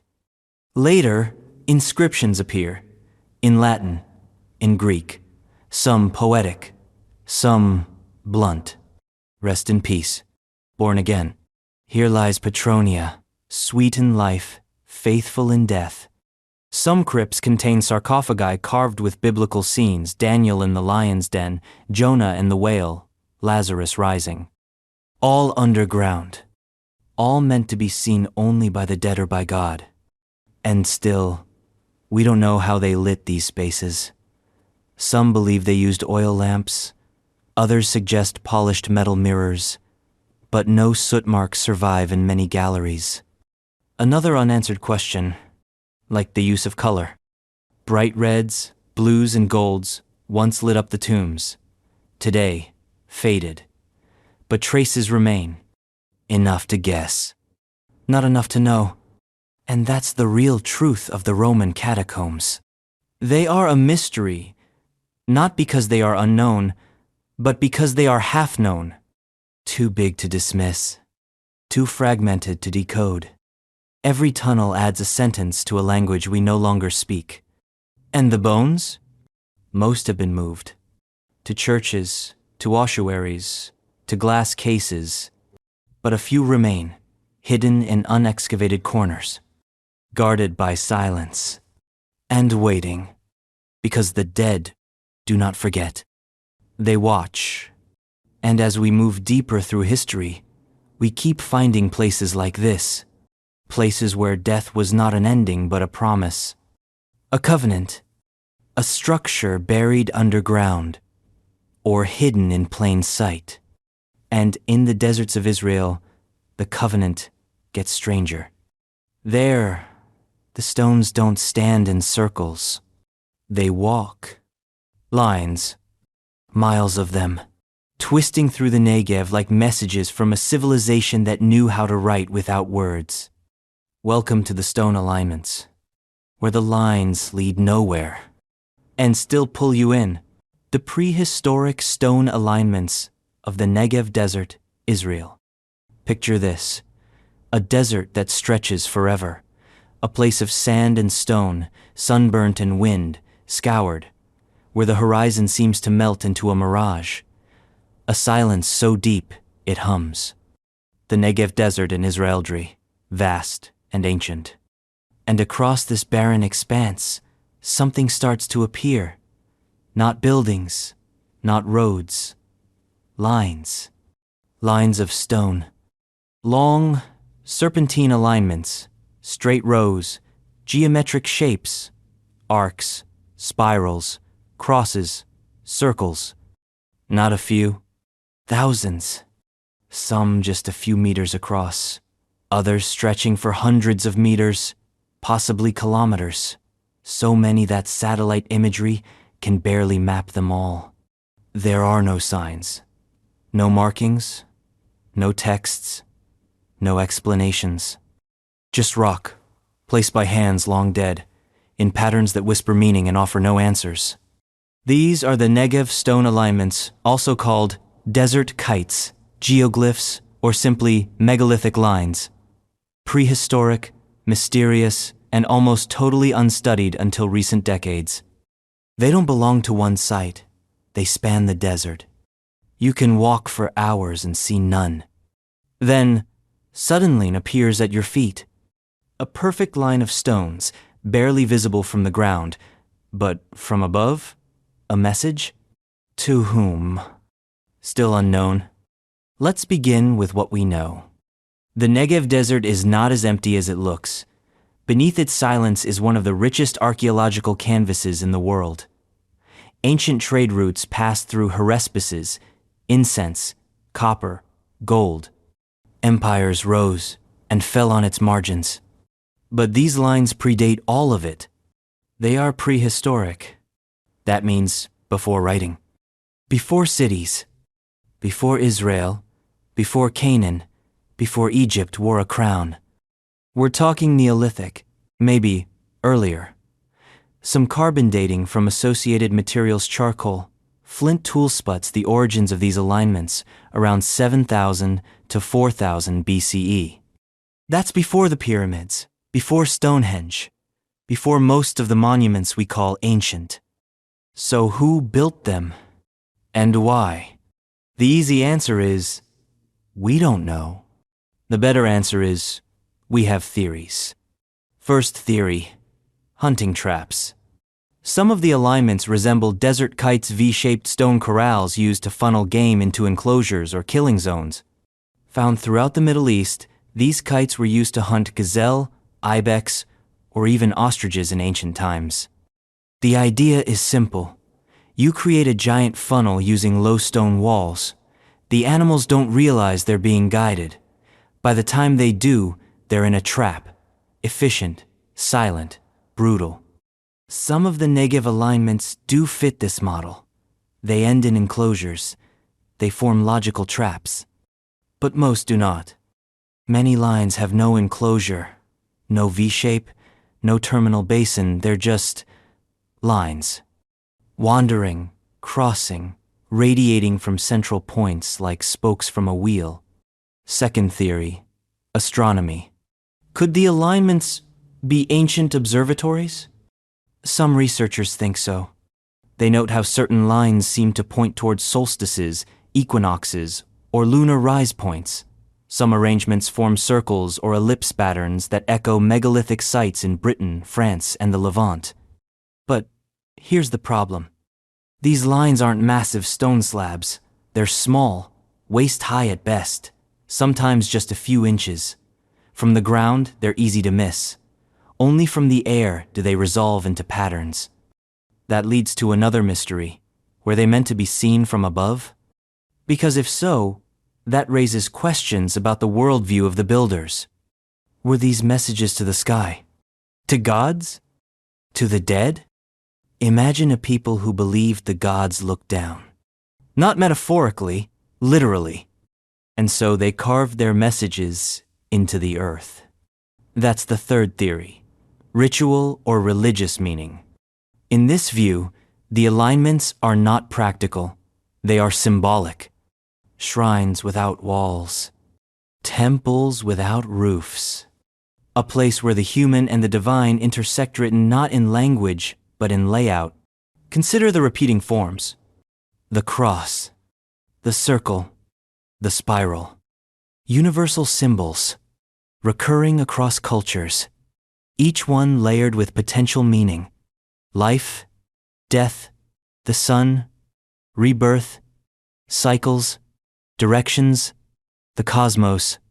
But the mystery deepens. Because these alignments were not built in isolation, near many of them, we find signs of settlement. Hearths, post holes, stone tools, flint scrapers, grinding stones. Signs of daily life. Which means the people who built the alignments weren't just priests or shamans. They were everyone. Farmers, herders, hunters, families. Ordinary people with extraordinary habits. Building lines that serve no obvious daily function. That took time, coordination, purpose. This suggests two possibilities. One, they believed their actions had meaning beyond the material, that placing stones in patterns could shape fate or connect them to the divine. Two, they were passing something down. Memory, law, cosmology, history. Written not in words, but in geometry. Because remember, this is a pre-literate society. No scrolls, no papyrus, no alphabet, but they still recorded. Just differently. Through place, through shape, through stone. Now, let's talk about erosion. These alignments have survived thousands of years in one of the harshest climates on Earth. Blistering heat, sandstorms, flash floods. And yet they remain. Why? Because they were built low, close to the earth. The stones were not stacked to impress, they were placed to endure. This tells us something profound. The builders knew their environment. They understood geology, climate, wind. They engineered their messages not for human grandeur, but for time. These were not monuments of glory. They were whispers to eternity. Which brings us to the most haunting idea. What if the alignments are maps? Some researchers have noticed patterns, alignments that point toward water sources, ancient paths, or seasonal grazing lands, lines that connect settlements like threads across a loom. Imagine, a people with no paper, no GPS, no compasses, but they had stone. And they knew how to walk it. These lines could be the original infrastructure, the arteries of an ancient society that left no buildings but left behind the routes. And here's the kicker. Many of the alignments cannot be seen except from the air, which means they were either meant to be read from the sky or they were never meant to be read at all. They were experienced, walked, felt. Each step a letter, each turn a sentence. You don't visit the alignment. You become it. And maybe, just maybe, that's why we can't decode them. Because we're trying to read what must be lived. Which brings us full circle. To a desert full of lines that lead nowhere but once led everywhere. To a people who had no alphabet but knew how to speak in stone. And to a mystery that sits not beneath the ground but all around it. Because from the parched bones of the Negev, we go to another burial. Not in a desert, but in a catacomb for dogs. Millions of them, wrapped in linen, stuffed into niches. A temple of fur and death, and an economy of worship unlike anything else on earth. The ancient Egyptian cemetery of the dogs at Sakara. In the land of pyramids and pharaohs, of mummies and monumental stone, the strangest necropolis isn't for humans. It isn't even for royalty.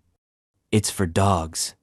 Thousands snow, millions of them, wrapped in linen, tucked into niches, stacked in tombs, interred by hand in narrow underground tunnels just outside the ancient city of Memphis, at a site known as Sakara, a canine catacomb, a temple of bark and bone. And the question everyone keeps asking, why? Why would the ancient Egyptians mummify millions of dogs? Why build entire subterranean galleries to store them? Why invest in a ritual economy powered by fur and faith? And maybe most unsettling of all, why has so much of it been forgotten? Let's walk down. The catacombs of Anubis. That's the modern name. It refers to a vast subterranean complex beneath the plateau of Sakara. Unlike the grand pyramids and elite tombs above ground, the dog catacombs are humble tunnels hewn into bedrock, dark, tight, endless, some only shoulder width, lined with niches, packed with bundles, some still wrapped in linen, others just bones.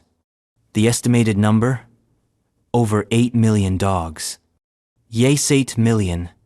Not statues, not painted animals, not metaphorical canines and hieroglyphs. Real dogs. Dead dogs.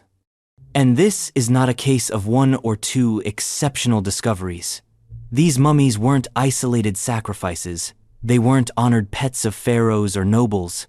They were mass-produced, industrially prepared. Bred for death. Welcome to the most overlooked animal economy in history. First, the god at the center, Anubis. Jackal-headed, black-furred, guardian of the dead, a deity who watched over embalmers, cemeteries, and the weighing of hearts in the underworld. In Egyptian iconography, Anubis is everywhere that death touches. And dogs? They were his symbol, his avatars, his messengers. Which is why this catacomb exists.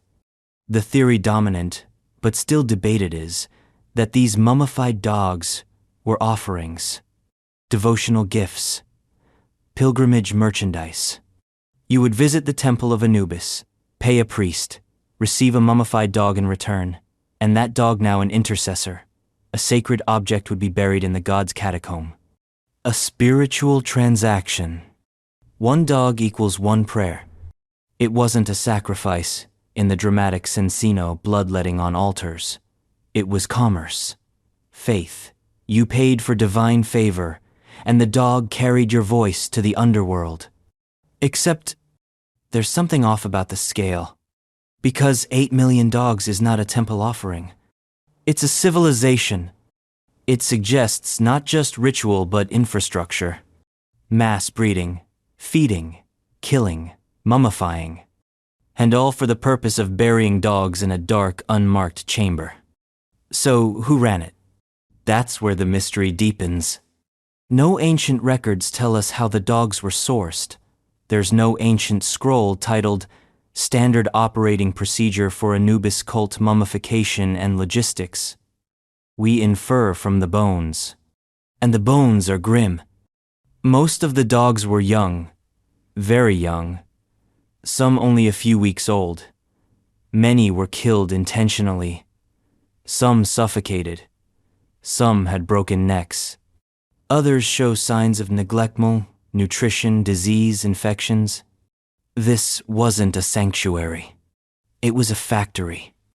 A spiritual slaughterhouse operated by priests and handlers, supported by the faithful, funded by pilgrims from across the Nile Valley. And it wasn't just dogs. Sakara contains other animal catacomb scats, baboons, crocodiles, ibises, bulls, but none reach the scale or specialization of the dog catacombs. The dog was different. It wasn't just sacred, it was personal. Anubis didn't just protect the pharaoh.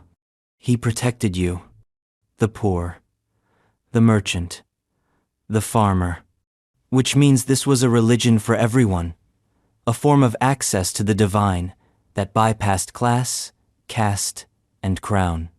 For a small payment, your prayer could be delivered. By a dog. Let's pause there. Because the act itself is extraordinary. The mummification process, even in its most basic form, required labor and skill. The body had to be dried, wrapped, sometimes coated in resin, sometimes placed in a container. And even if the quality varied, some dog mummies were just bones in linen. The process was intentional. It meant something. And the question we keep returning to, what did it mean to them? To us, it looks grotesque. To them, it was sacred.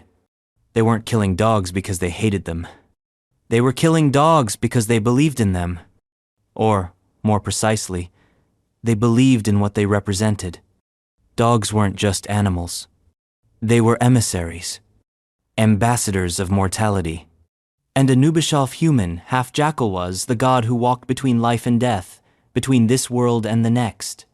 What better way to reach him than through one of his own? Each mummified dog was a phone call to the afterlife.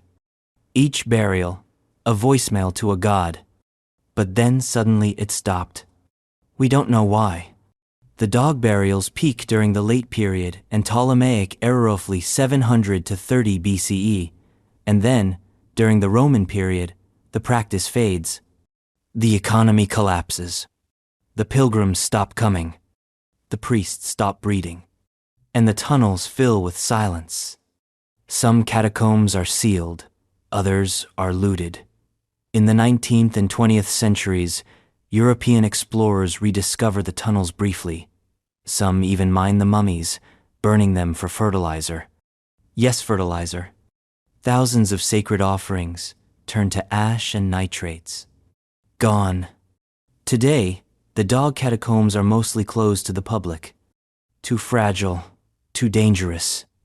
But archaeologists continue to excavate, slowly. And what they find is complicated. Because not every dog was a throwaway. Among the millions of infant canines, some stand out. Older dogs, carefully preserved, placed in special niches, sometimes adorned. Were they priests' pets, cult favorites, animal prophets? We don't know. But we do know this. The people who built this catacomb didn't just believe in Anubis. They trusted him. Trusted that the dog they buried would carry their words to the underworld. Trusted that the body of an animal could hold divine purpose. And trusted that some part of them, small, scared, mortal, would find peace in the dark. Which leaves us with one final image. A young boy. A prayer in his hand. A copper coin in the other. He walks to Sakara, enters the temple, chooses a bundle of linen from a basket. The priest nods. The boy kisses the dog's forehead and walks away, knowing that, somehow, he's been heard. And the dog? It joins the others. In a city beneath the sand, a city of silence, a city of prayers. And if you think that's intense, wait until you see what the Romans buried in glass. Not mummies. Fireworks. Because the art of Millefiori glass was not just about beauty. It was about fusion. Literal, cultural, chemical. And it's a mystery wrapped in color and molten perfection. The lost art of ancient Roman Millefiori glass. Color doesn't just reflect light. It carries memory, emotion, meaning. And in the ancient world, one of the most breathtaking manipulations of color ever achieved wasn't painted on walls or poured into mosaics, it was fused into glass. Layer upon layer, rod within rod, patterns cut from fire and sand and breath. Welcome to Millefiori Thousand Flowers technique, a style of glassmaking so intricate, so hypnotically beautiful, that even today, with our lasers and microchips, we struggle to replicate it with the same elegance. And the Romans? They did it over 2,000 years ago, without modern tools, without digital controls, just sand, heat, chemistry, and genius. And then, as with so many things, it was lost. The recipe, the rhythm, the rules of Millefiori glass vanished like the glint of a jewel in the dirt. Let's start with the name. Mille fiori is an Italian word mille for 1,000, fiori for flowers. The Romans didn't call it that. That name comes from the Renaissance, when glassmakers in Murano tried to reverse engineer the technique from surviving Roman examples. But the Romans didn't need a name. They had the glass. Fragments found from Gaul to Syria, from Britain to North Africa. Bowls, beads, inlays, slices of stunning kaleidoscopic design, rosettes, stars, hexagons, eyes, spirals. Each piece, regardless of size, contained an entire cosmos. But how did they do it? That's the part we're still piecing together. The general method, as best we can reconstruct, involved creating canes-long rods of colored glass, layered and fused, sometimes stretched, sometimes bundled with others. Imagine a candy cane, but instead of sugar, it's molten silica. The artist would begin with a base rodsei, a blue core. Around it, layers of other colors were added: white, yellow, red. The whole rod was heated, rolled, and pulled into long, narrow sticks. Then, the cane was sliced into discs. And here's the magic. Each slice retained the pattern perfectly. Now, take dozens, sometimes hundreds soft these slices, and arrange them side by side like tiles. Heat them again. Fuse them into a sheet. Then mold that sheet over a form, usually a bowl or dish. When cooled, you have an object that looks like it was painted by geometry itself. But here's the kicker. No two pieces are exactly alike. Even if the pattern repeats, the fusion process introduces variation, slight warps, subtle shifts. Each object is a fingerprint of fire. Which raises the question, how did the Romans control it? Because this isn't just art. This is precision chemistry. Glass is fragile. It cools quickly. Colors can bleed, distort, or fade if the temperature is off by even a few degrees. You need a stable, high-temperature kiln. You need a way to measure time, temperature, and tension. You need knowledge. And somehow, Roman artisan synonymous, uncelebrated mastered all of it. The earliest Fiori pieces appear in the late Hellenistic period, but it was under Roman control, especially in the early imperial era, 1st century BCE to 2nd century CE, that the technique reached its peak. Workshops sprang up across the empire: Alexandria, Rome, Cologne, Antioch. Some catered to the elite producing glassware that mimicked marble, gem, and cloisonné. Others flooded the market with beads and smaller item-saffordable beauty for the masses. But this wasn't just decoration. It was symbolism. Colors mattered. A red and white rosette wasn't just pretty.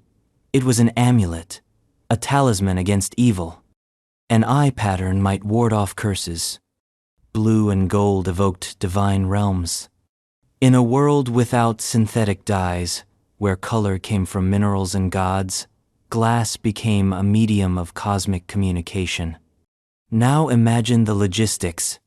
To make Fiori glass at scale, you needed raw materials: sand, natron, sodium carbonate, metal oxides for color. You needed fuel. You needed labor. And you needed knowledge. Transfer the ability to train new glassmakers across thousands of miles. And for centuries they did it. Then suddenly it stopped. The decline of Fiori is not well documented. It seems to fade by the late Roman period, especially as the Western Empire collapsed. Workshops closed. Trade routes broke. The artisans diador forgot, and the technique fell into obscurity. Later, in the Islamic world, glassmaking continued. New styles, new colors. But Fiori, specifically the layered, patterned rods, gone. It took over 1,000 years before the technique was reattempted. In the 15th century, Murano glassmakers in Venice began to rediscover parts of it. They experimented, failed, succeeded, created something similar. But even then, it wasn't the same. The Romans had done something different. Not just technically, philosophically. They weren't just making beautiful objects. They were making timeless ones. Look at a Roman Fiori bowl today, say, the famous ones housed in the British Museum or the Louvre. Still vibrant, still intact, still hypnotic. Some survived, buried under volcanic ash. Others sat at the bottom of the sea. And the colors? Unfaded. That permanence was part of the point. Because glass, in Roman thought, wasn't just utility, it was eternity. Like marble, like bronze, it was a material that could outlast flesh. To make something in Fiori was to freeze beauty, to trap a moment of creation in solid form. But that's what makes its loss so strange. Why did the technique disappear? It wasn't impossible to learn. It wasn't guarded by secret guilds. It wasn't made obsolete by better tech. No, Fiori vanished, not because it couldn't be done, but because the reason to do it vanished. When the infrastructure of the Roman Empire broke down, the workshops didn't just close. The why of Fiori disappeared. The need for transcendent beauty. The desire to pattern the world. The idea that color could mean something more than taste. And when the meaning goes, the method follows. Until all you have left is fragments. Shards in the dirt.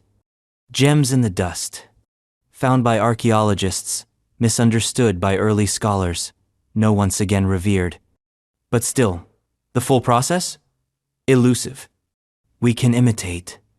We can guess. But we cannot quite recreate. Because the mystery of Fiori isn't how the glass was fused.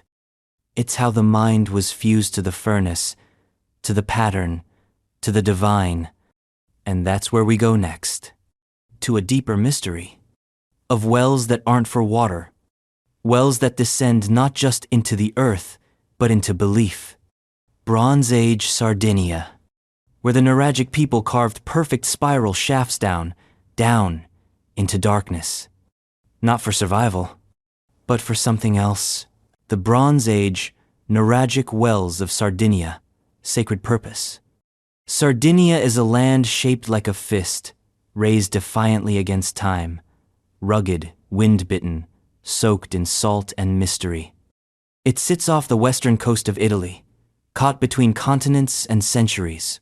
Older than Rome, older than Greece, a stone-clad relic of prehistory that still whispers beneath olive trees and sheep farms. And deep within this island, hidden among its gnarled hills and ancient trails, lie wells. But not the kind you imagine. These are not rough holes dug in haste, not utilitarian pits for drinking water. These are perfect, engineered with obsessive precision. Staircases carved in stone spiral downward with mathematical grace. Walls are laid dry, without mortar, yet fit so tightly that blades of grass cannot grow between the blocks. The ceiling scorbelled domes rise like inverted flowers from the pit of the earth. A central shaft opens to the sky, catching sunlight at just the right moment. These are the sacred Nuragic wells of Sardinia. And we still don't know why they were built. Because the builders, the Nuragic people, left no written records, no epic poems, no inscriptions. Only stone. Stone that speaks without words. And the message is not obvious. Let's begin with the name Nuragic. It comes from Nurage, the monumental stone towers that dot the island by the thousands massive, conical fortresses, some as tall as 5 stories. Sardinia has more nuraghi per square kilometer than anywhere else has castles. But the wells called posi sacri, or sacred wells, are different. There are about 50 known. Each is unique, but all share the same eerie beauty, subterranean precision, an architectural language that suggests ritual, not utility. We know they were built between 1,300 and 900 BCE, right in the heart of the Bronze Age. And here's the thing, they weren't dug to find water. They were built where water already existed, often at springs or aquifers. But the builders didn't just protect the spring, they enshrined it. Imagine this. You walk into the Sardinian countryside. Hills of granite roll like frozen waves. You pass a scattering of megaliths, maybe a nuraghe half collapsed in the distance. Then you find a well. A round stone enclosure, a descending staircase. 17, maybe 20 steps, perfectly aligned. The air cools. Light dims. You feel like you're entering a temple. At the bottom, a mirror. Water. Still. Perfectly still. In some wells, the light shaft above is aligned with the sun or moon. At certain times equinox, solstice, the light enters the well and strikes the surface of the water, turning it into a glowing disk. An eclipse below ground. A liquid oracle. This wasn't an accident. This was design. Which leads us to the central question. What were the Nuragic wells for? Theory 1. Astronomical observatories. Some archaeologists believe the light alignments, especially with the moon, suggest calendrical function, that these wells track time, that by observing when light hit water, the Nuragic people could mark the lunar cycle or signal important dates for planting, harvesting, or ritual. Evidence? Strong. The well at Santa Cristinaper, perhaps the most famous, a perfectly aligned oculus. During the lunar standstill, light shines directly down the shaft and reflects off the water in a symmetrical circle. It happens once every 18.6 years. That's not a lucky guess. That's a cosmic calendar carved in basalt. Theory 2. Initiation chambers. Others argue these wells weren't just observatories, they were portals. Not literal time machines, but spiritual thresholds. You descended into darkness, left the sunlit world behind, and met the divine at the mirror of the water. Ritual bathing? Possible. Communion with underworld deities? Likely. Remember, in many ancient cultures, water wasn't just life, it was liminality, a place between, a symbol of rebirth, transformation, mystery. Descending the steps into a neuragic well was like being swallowed by the earth, and emerging, reborn. Theory 3. Oracle wells. Some believe these were places where the gods spoke, that priests or priestess perhaps used the water as a scrying surface, reflections, ripples, echoes. The ancient Mediterranean was steeped in such traditions. Delphi had its vapors, Dodona its oaks, Sardinia its wells. You didn't just drink from these places. You listened. But here's what makes it more fascinating. We found votive offerings. Small statues, bronze figurines, ritual objects placed at the bottom of these wells, not tossed carelessly, but arranged, positioned, gifts to whatever spirit lived there. And the artifacts? They're not junk. They're personal. Warrior figures, animal miniatures, fertility symbols. It suggests the wells weren't just for priests or rulers. They were public. People came to them seeking health, protection, fertility, answers. Each well, a portal to the divine bureaucracy. You made your case in bronze. The god answered in water. And yet, we still don't know who the god was. The neuragic religion is a ghost. We have no names, no myths, no hymns, only the architecture, only the obsession with stone. And still, something survived. The site of Santa Cristina remained sacred for century 7 millennia. Later, cultures Phoenicians, Carthaginians, Romans visited it, left their own marks, reused the site. The sacred well outlived its builders, because some places refused to die. And now, the final mystery. How did the neuragic people build these? We're talking multi-ton stones, moved without mortar, shaped into perfect curves, stacked underground in total darkness. Some of the domes use corbelled vaulting stones angled inward to form an apex, without collapsing. That requires mathematical understanding. Not necessarily formal geometry, but experience, intuition, iteration. And remember, they were doing this before iron tools. Just stone, bone, and bronze. And precision that puts modern construction to shame. So how did they learn? Where did they practice? Why is there no evidence of early bad versions? It's as if the neuragic people arrived at mastery in silence, and then vanished. But they left us the wells, spiraling downward, into darkness, into stillness. And when you stand at the bottom of one, when your eyes adjust, and the echo of your breath returns from the stones, you don't feel like you're in a ruin. You feel like you're being watched. Not by ghosts, by the structure itself, because these wells weren't made just to look at. They were made to be inside of, to feel, to descend into, to mirror. And that, maybe, is their truest purpose? Not utility, not ritual, not science, but all of it fused together, like a spiral staircase into belief. And as we climb out of that darkness, blinking into the Sardinian sun, we look east, to another ancient world, not one of wells, but stones. Not curved, but straight. Stelae that told stories, boundaries, and symbols. Because in Mesopotamia, they didn't build wells for the gods. They carved Kudurus, the ancient Mesopotamian Cassite Kudurus, boundary stones. Imagine a stone that's more than a monument, more than a marker, more than a message.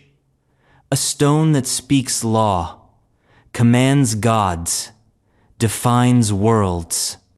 In ancient Mesopotamia, they had such stones. They were called Kudurus. At first glance, they don't look like much. Rough, black basalt stelae, carved into irregular cones or rounded pillars, some barely 3 feet tall, others shaped like shrines.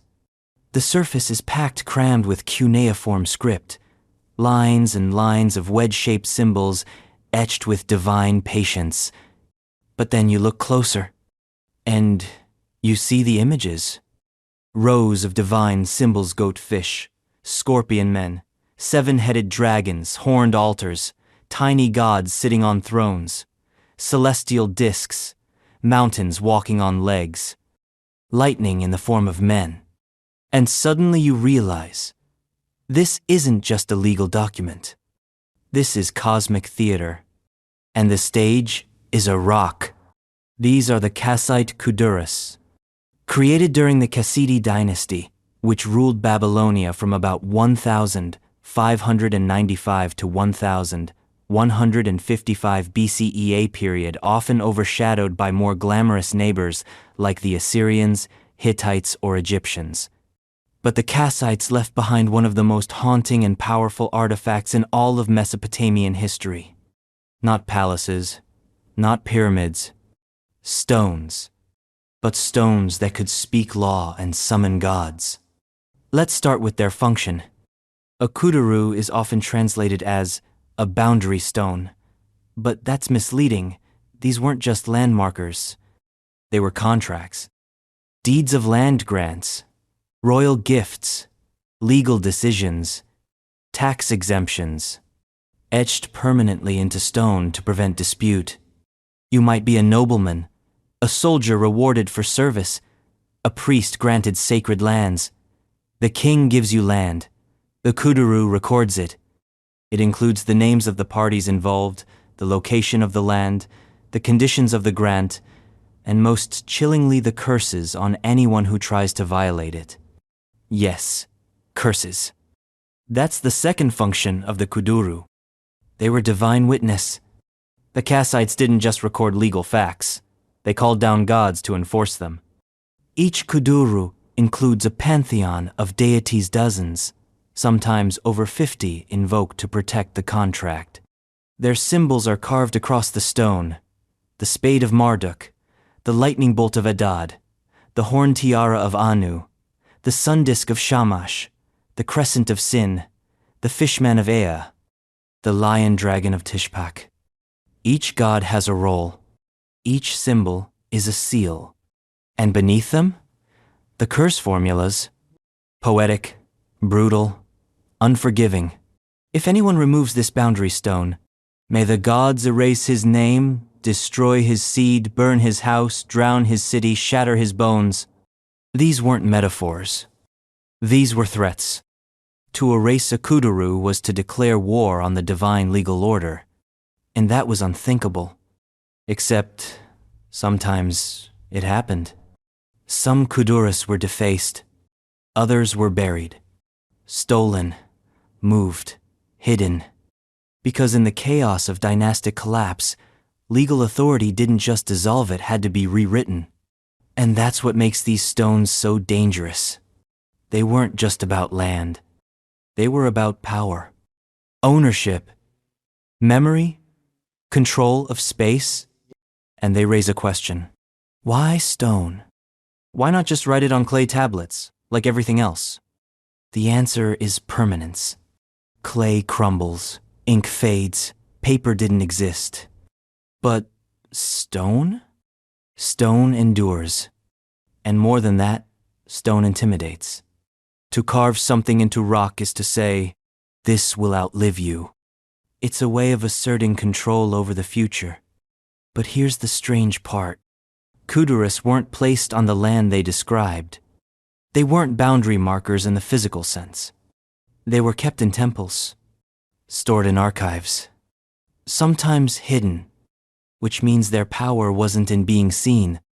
It was in being known, like a god's secret name, like a law whispered behind a veil.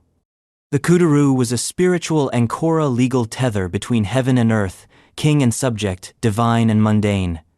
And here's the twist. Many of these stones weren't discovered until the 19th century, buried in ruin mounds, forgotten by history. And when they were uncovered, their language had to be redeciphered. The cuneiform text? Dense, legalistic, in Akkadian. The iconography? Even stranger, because we don't fully understand all the symbols. Some are obvious celestial discs, animal motifs. Others are obscure geometric shapes with unknown meanings. Are they titles? Astrological signs? Secret codes? We don't know. And the Cassites themselves? Even more mysterious. They came from the Zagros Mountains, possibly Indo-European, possibly not. They ruled Babylon for centuries and yet they adopted Sumerian and Akkadian traditions rather than imposing their own. Their language? Still undeciphered. Their monuments? Few. But their Kudurus? Masterpieces. Because these stones, unlike royal statues or epic poems, weren't meant to glorify. They were meant to govern. And here's what makes it eerie. Some Kudurus describe grants of land that no longer exist. Rivers have moved, cities have vanished, borders erased. But the stone remains, still claiming land that's now desert, still cursing anyone who forgets. It's like a ghost deed, a haunting in legal form. And if you read enough Kudurus, you begin to sense something else. Not just law, anxiety. These stones are obsessed with betrayal. They're defensive, paranoid. They assume theft, invasion, forgetting. Why? Because they were made in an age of uncertainty. Empires rose and fell. Kings were assassinated. Priests rebelled. Climate shifted. And in the chaos, the only thing that could preserve order was the word made stone. That's the third function of the Kuduru. Memory. It preserved the moment, locked it in basalt, made it sacred. And if someone tried to change Itif, a future ruler revoked the grant, or a neighbor disputed the land, the stone still knew. It couldn't speak, but it testified. And now, they sit in museums, silently waiting. Curators label them, tourists take photos, scholars debate meanings. But the curses? Still there, still etched, still echoing. And as we leave the world of stones that ruled land, we enter a different mystery. One not of property, but of metallurgy, where the fire wasn't just for glass or bricks, but for steel. Before Damascus, before Toledo, there was Persia, and its ancient, forgotten art of forging blades that could cut legends, the lost knowledge of ancient Persian steel production, before Damascus. Before the flash of Damascus steel, before the legends of Toledo blades, before Europe even dreamed of metallurgy that could cleave bone and armor with the same ease, it was already happening. In Persia, deep in the mountains, in smoky forges, among the clang of hammers and the hiss of molten ore, ancient Persian smiths were doing something unnatural. They were making steel. Real steel. Not brittle iron. Not impure bronze. But steel that could flex like a reed and bite like a serpent. Steel that shimmered in the sun. Steel that disappeared from history. Because before Damascus became a legend, before Woots from India took over the lore of the blade, Persian metallurgists were already working with crucible steel. They just didn't write it down. They forged, they whispered, and then they vanished. What they left behind? Artifacts. Just enough to baffle us. Let's forge into this. To start, the basic metallurgy. Steel is an alloy. It's iron, yes, but iron with carbon. You add just the right amount of carbon, and the iron transforms. It becomes hard, strong, able to hold an edge. Too much carbon? It's brittle. Too little? It's soft. So to make steel, you need more than heat. You need precision. You need knowledge. And somewhere, by the first millennium BCE possibly, earlier Persian metalworkers figured it out. We're not talking about bloomery iron here, where you smelt ore into a sponge-like lump and hammer out the slag. We're talking crucible steel. That's the advanced method, the elite tier. Here's the process, as reconstructed from fragments and burned ruins and half-decoded texts. You take neither wrought or already carburized and place it in a sealed ceramic crucible. You add carbon often in the form of charcoal. You seal the crucible shut. Then you heat it to extreme temperatures over 1,400 degrees Celsius. Inside that crucible, something miraculous happens. The carbon diffuses into the iron. It becomes homogeneous. It becomes steel. Liquid, then solid. A single ingot of pure, high-carbon steel. And when you hammer it, forge it, cool it slowly, you don't just get a blade. You get memory. Because this steel remembers how it was cooled. It remembers the hands that shaped it. The patterns, the grain, the way the blade moves and the light, all of it is encoded in how it was forged. But here's the mystery. The process is gone. We know it existed. We found the crucibles. We found the slag. We've analyzed surviving blades. But the full technique? Lost. And it's not just that the recipe is missing. It's that no one seems to have written it down. Not the Greeks. Not the Persians. Not even the later Islamic metallurgists who inherited the tradition. The closest we get are poetic allusions. A sword like a river in the sun. A blade forged from the breath of fire. Not exactly lab notes. Which raises a chilling question. Was it ever written down at all? Or was this an oral tradition? A guild secret? A process passed from master to apprentice under vows of silence? We know the Persians had guilds. We know they had temple economies, where smithing was a sacred act. In Zoroastrianism, fire is holy, metalwork is divine. To forge was to participate in cosmic order. So maybe that's why it was never written. Because it wasn't science. It was ritual, which makes the loss even more painful. This wasn't just technology, it was belief.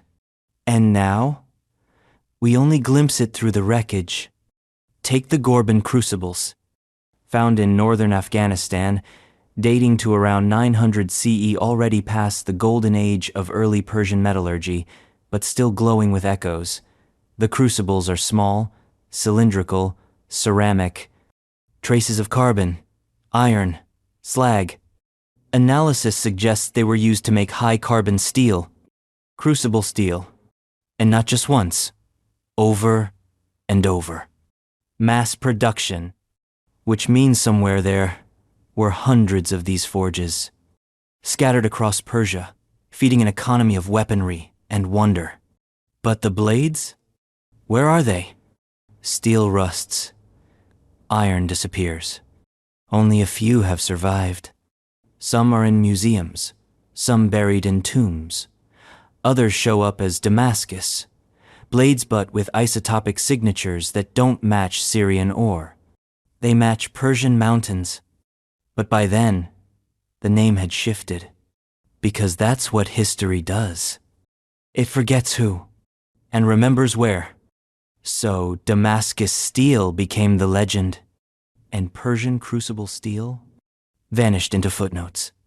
But make no mistake, without Persian metallurgy, there is no Damascus steel, no Islamic golden age of blades, no Europe marveling at the swords of Saladin, because the techniques traveled westward, eastward, carried by traders, soldiers, pilgrims, not as scrolls, as blades, each one a lesson in metal, each one a whisper of Persia.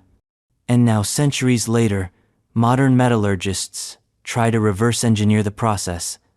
They've recreated crucible steel in labs, in artisan forges, using digital thermometers and spectral analysis. And yes, it works. The steel is strong. The patterns return. But the soul? That part is missing. Because we don't know how it felt to make it. We don't know what the ancient smiths whispered to the fire, what prayers they muttered, what gods they thanked or feared. Because to make real steel in that age wasn't just about technique. It was about transformation. You took raw ore stone, lifeless, deadened, turned it into something that could bleed. That could defend. That could kill. That is alchemical power. And maybe that's why they kept it secret. Maybe they knew the danger of steel in the wrong hands. Or maybe, just maybe, it was never meant to be understood. Only inherited, one generation to the next. Until war, collapse, and forgetfulness snapped the chain. And the fire died. But the mystery remains, etched in slag, buried in ruins, remembered in the shimmer of a blade that shouldn't exist. And next, we return to stone. But not for forging, for walking. Avenues lined with standing stones. Not in Persia, but in Britain, where ancient processions moved like shadows through stone corridors, and the land remembered every footfall. The prehistoric stone circle of Abury Avenue, England. Before there was England, before there were kings or castles or even names for places, there was stone, set upright in the soil, dragged across counties, arranged in rings, rows, and avenues. Not haphazardly, not primitively, but with purpose. Obsessive, cosmic purpose. And in the southern heart of this ancient land lies Avebury, the largest stone circle in the world. Bigger than Stonehenge, wilder, more open, and far more mysterious. Not just because of the stones themselves, but because of what leads to them. An avenue. A double row of massive standing stones snaking across the English countryside like a processional artery, the West Kennet Avenue. Straight is not the word.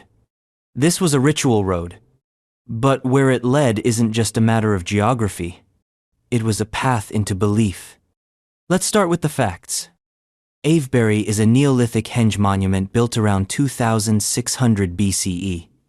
It consists of a massive circular earthwork ditch and bank, enclosing a stone circle that once held around 100 megaliths each, weighing several tons. Inside that circle were two smaller circles, creating a layered structure of cosmic alignment, possibly mirroring the sun, the moon, or something deeper. That alone is enough to boggle modern minds. But then someone extended the monument for miles, using stones, massive ones. The West Kennet Avenue connects the Avebury henge to another sacred site, the sanctuary, located on a hill to the southeast.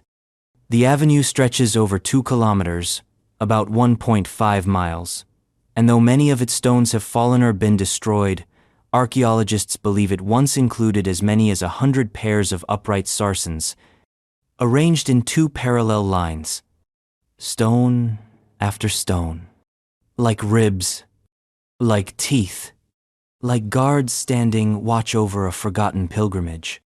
And no, this wasn't a road in the modern sense. No carts, no trade. This was a corridor for the spirit. The stones themselves were not uniform.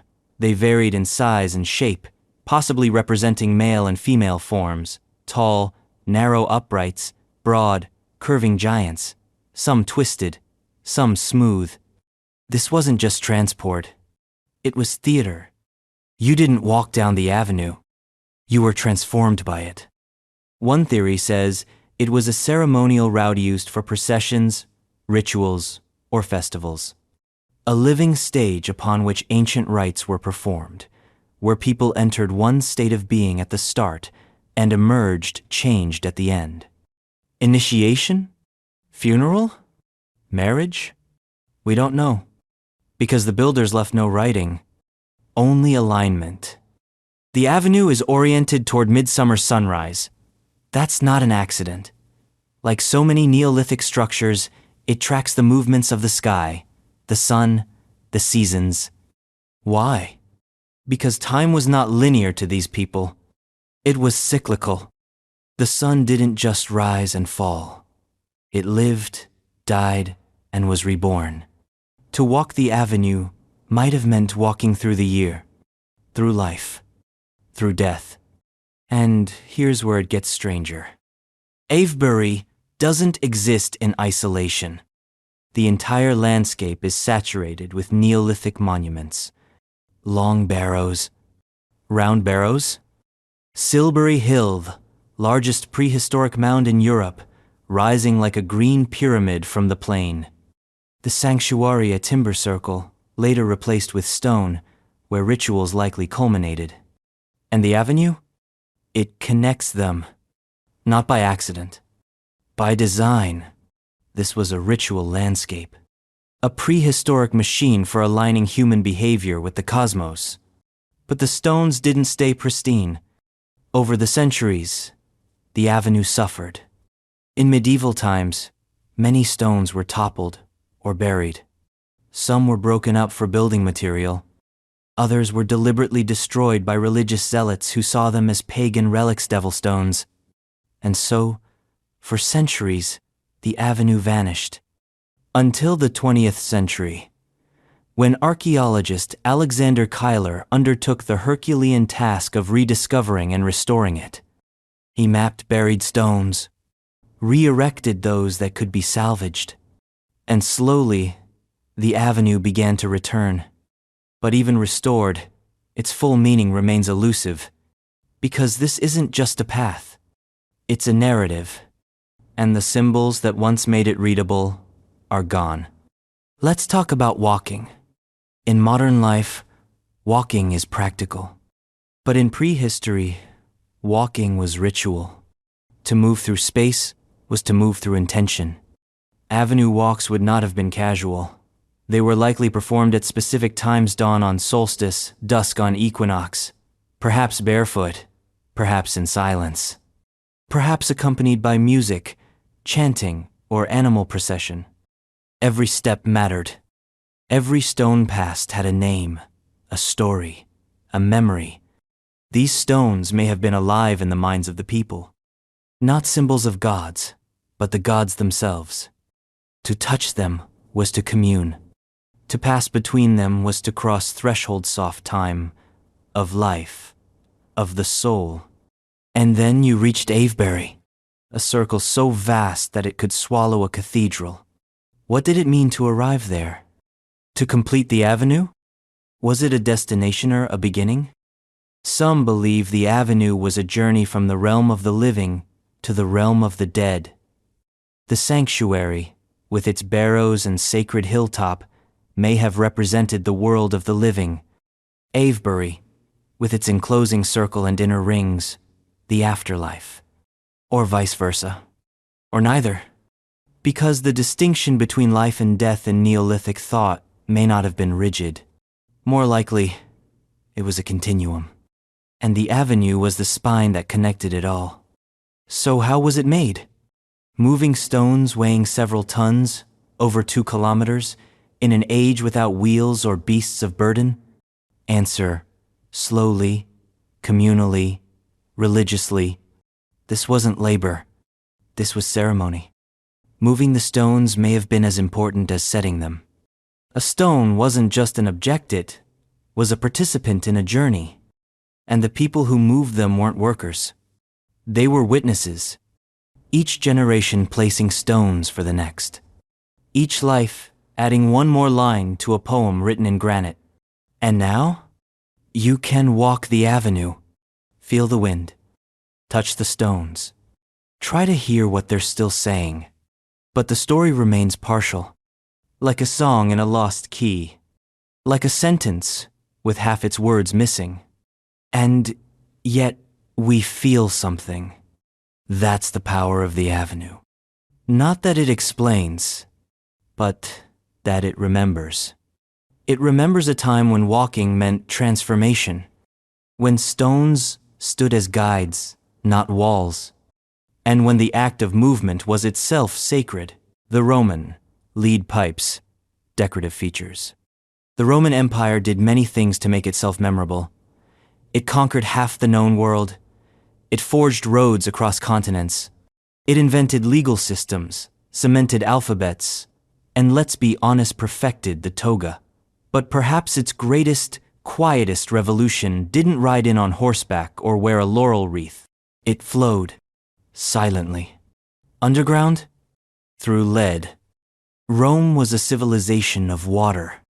Fountains, baths, latrines, private homes with running taps. All of it connected by a web of pipes made from lead. Yes, lead. The soft, toxic metal that makes modern scientists cringe. But to the Romans, lead was magic. It was malleable, durable, didn't rust, could be soldered with ease.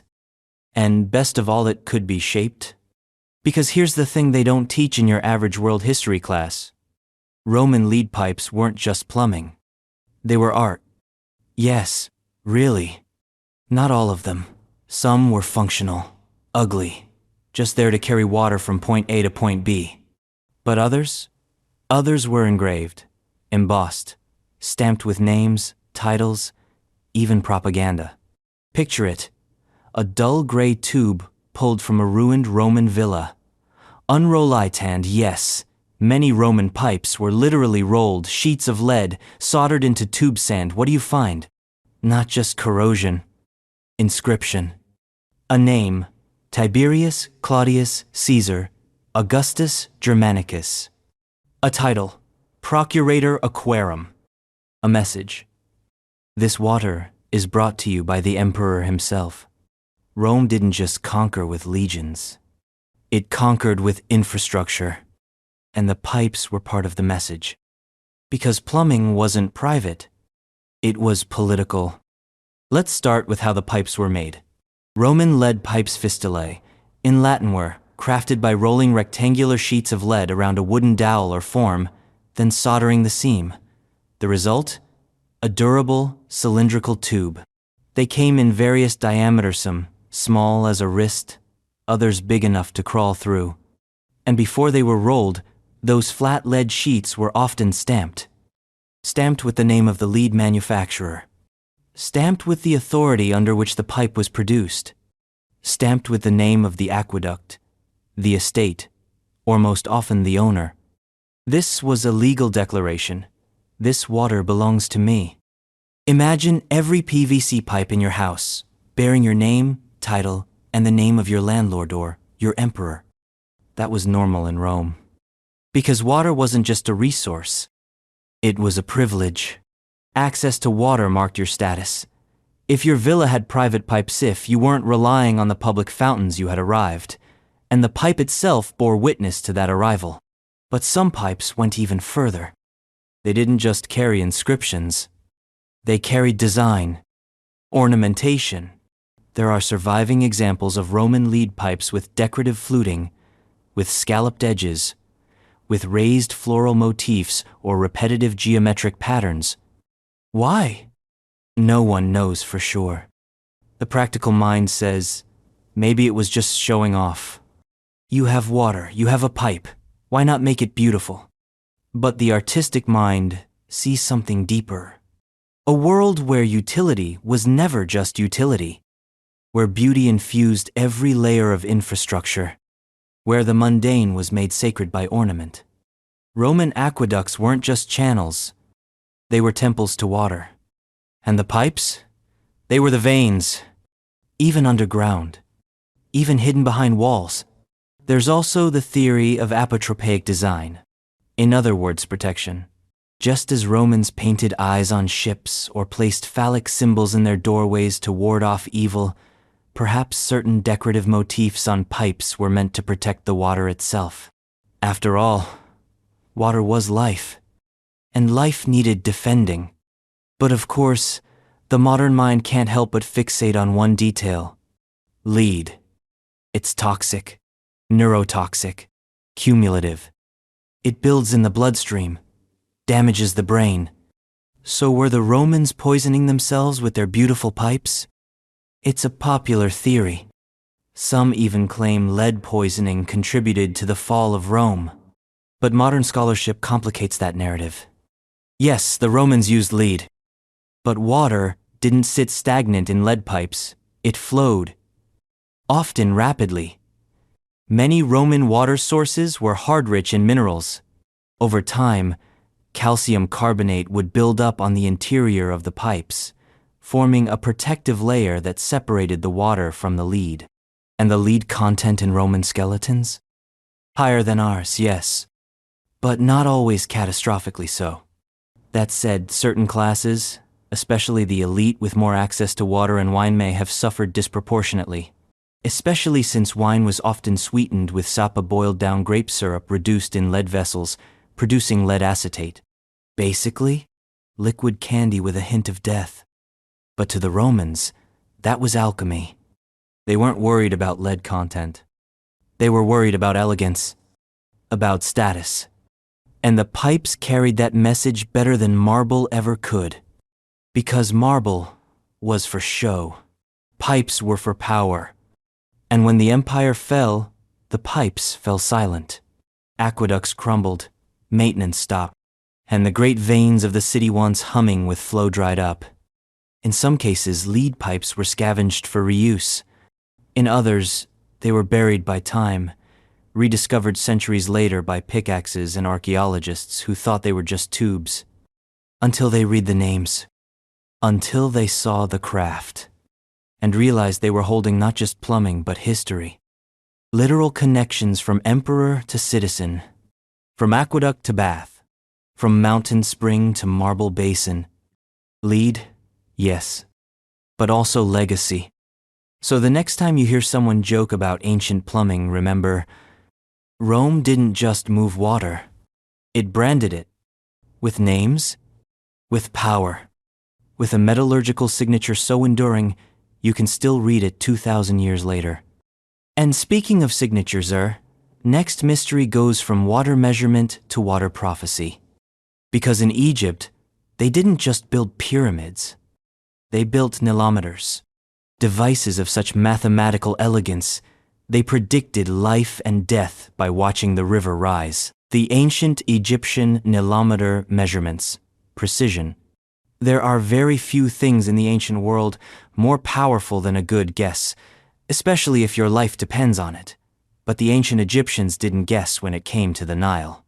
They measured. And they didn't just measure for curiosity or ritual. They measured to survive, to plan, to rule. Because for ancient Egypt, the rise and fall of the Nile wasn't just a seasonal occurrence, it was the heartbeat of civilization. A heartbeat they tracked year after year with an instrument so simple it could be mistaken for a staircase, and so sophisticated that its precision rivaled the most advanced scientific tools of its time. The nilometer. It sounds like a steampunk invention. Some brass and gear contraption with levers and gauges. But it wasn't. It was stone, water, geometry, and knowledge so old, it predates the pyramids. Let's step into one. Imagine descending a staircase into a dark, cool shaft. The walls are stone, slick with humidity. You keep going, step after step. The light fades, the sound changes. Then you reach the bottom and there it is. Water. Black, silent, pulsing gently against a column or a wall. And on that column, markings. Rulers, cubits, increments. Each notch, a record. Each level, a prophecy. Too low and the crops would fail, famine. Too high, and the fields would flood. Destruction. But just right, the land would bloom, and the gods would be pleased.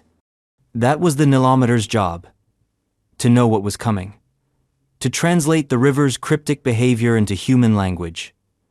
Numbers, predictions, taxes. Because yes, this was also about money. The Nile didn't just irrigate fields. It determined the annual tax rate. The higher the flood, the better the harvest, the more you owed. And if the nilometer said the flood was good, brace yourself. The pharaoh was coming for his cut. But here's the strange part. This wasn't a technological toy reserved for priests and scribes. The nilometer was public knowledge. Its readings were known, sometimes even inscribed. It was the ancient equivalent of a government weather report, except, instead of predicting the chance of rain, it predicted the fate of an empire. And the people trusted it. Because it worked. Now, let's get into the design. There were three main types of nilometers. Vertical shaft, a deep well dug near the Nile, with a central column marked with measurements. The shaft would fill as the river rose, and priests could descend and take readings. Corridor staircase, a descending staircase cut directly into the riverbank, with the water level rising visibly along the steps. Channel and basin. A canal led water from the Nile into a basin where the level could be measured calmly, away from the turbulence of the main flow. Some nilometers were plain, others were carved with hieroglyphs, stars, and sacred geometry. And here's the kicker. They were built to last. The nilometer on the island of Rhoda, in Cairo, dates to 861 CE Bu, was likely built on the site of earlier structures going back to the Pharaonic era. That's over 3,000 years of continuous water monitoring. What makes that extraordinary? Consistency. The Nile isn't a mild river. It roars. It surges. It changes course. But the nilometers kept up. They were engineered with precision. Their stonework was seamless. Their location optimal. And the math? Subtle. Each nilometer had to be calibrated, not just physically, but contextually. The reading had to correspond with actual field conditions. That required empirical knowledge, centuries of trial and error. This wasn't superstition. This was science. And that's the real mystery. How did they get it so right? Ancient Egypt is famous for its monuments, but it's the quiet things that reveal its genius. The nilometer isn't flashy. It doesn't glitter. It doesn't loom on postcards. But it held more power than a pyramid. Because it turned nature into law, water into numbers, and numbers into control. Imagine being a high priest of the Nile. Every year, just before the inundation, you descend into the shaft. You light your torch. You see the water creeping higher than last year. You know what it means. You climb out. You speak the number. And all across the kingdom, farmers brace for planting. Officials ready tax rolls. Temples prepare offerings. Because the nilometer has spoken. But it wasn't always calm. There were years the water rose too much. The nilometer would show dangerous heights. Flooding, crop destruction, disease. Or worse years, when the water barely rose at all. A dry nilometer meant doom. And sometimes, the readings didn't match expectations. Then came blame. Maybe the priests had failed in ritual. Maybe the gods were angry. The nilometer was never wrong. You were, which gave it immense religious weight. This wasn't just a gauge. It was an oracle, a sacred meter. And in that way, the nilometer served two gods. Hapith the Nile's personification, bringer of fertility. Thoth god of measurement, wisdom, balance. Every reading was a ritual act. Every cubit a cosmic decision. And yet, like so many ancient wonders, nilometers faded. Not all at once, but as the Nile changed dammed, diverted, restrained, the sacred floods stopped. And with them, the purpose of the nilometers. Their readings no longer mattered. Their steps dried. Their columns stood silent. Today, a few still remain. Tourists walk their steps. Scholars measure their carvings, but the river doesn't listen anymore. And the sky has lost its patience.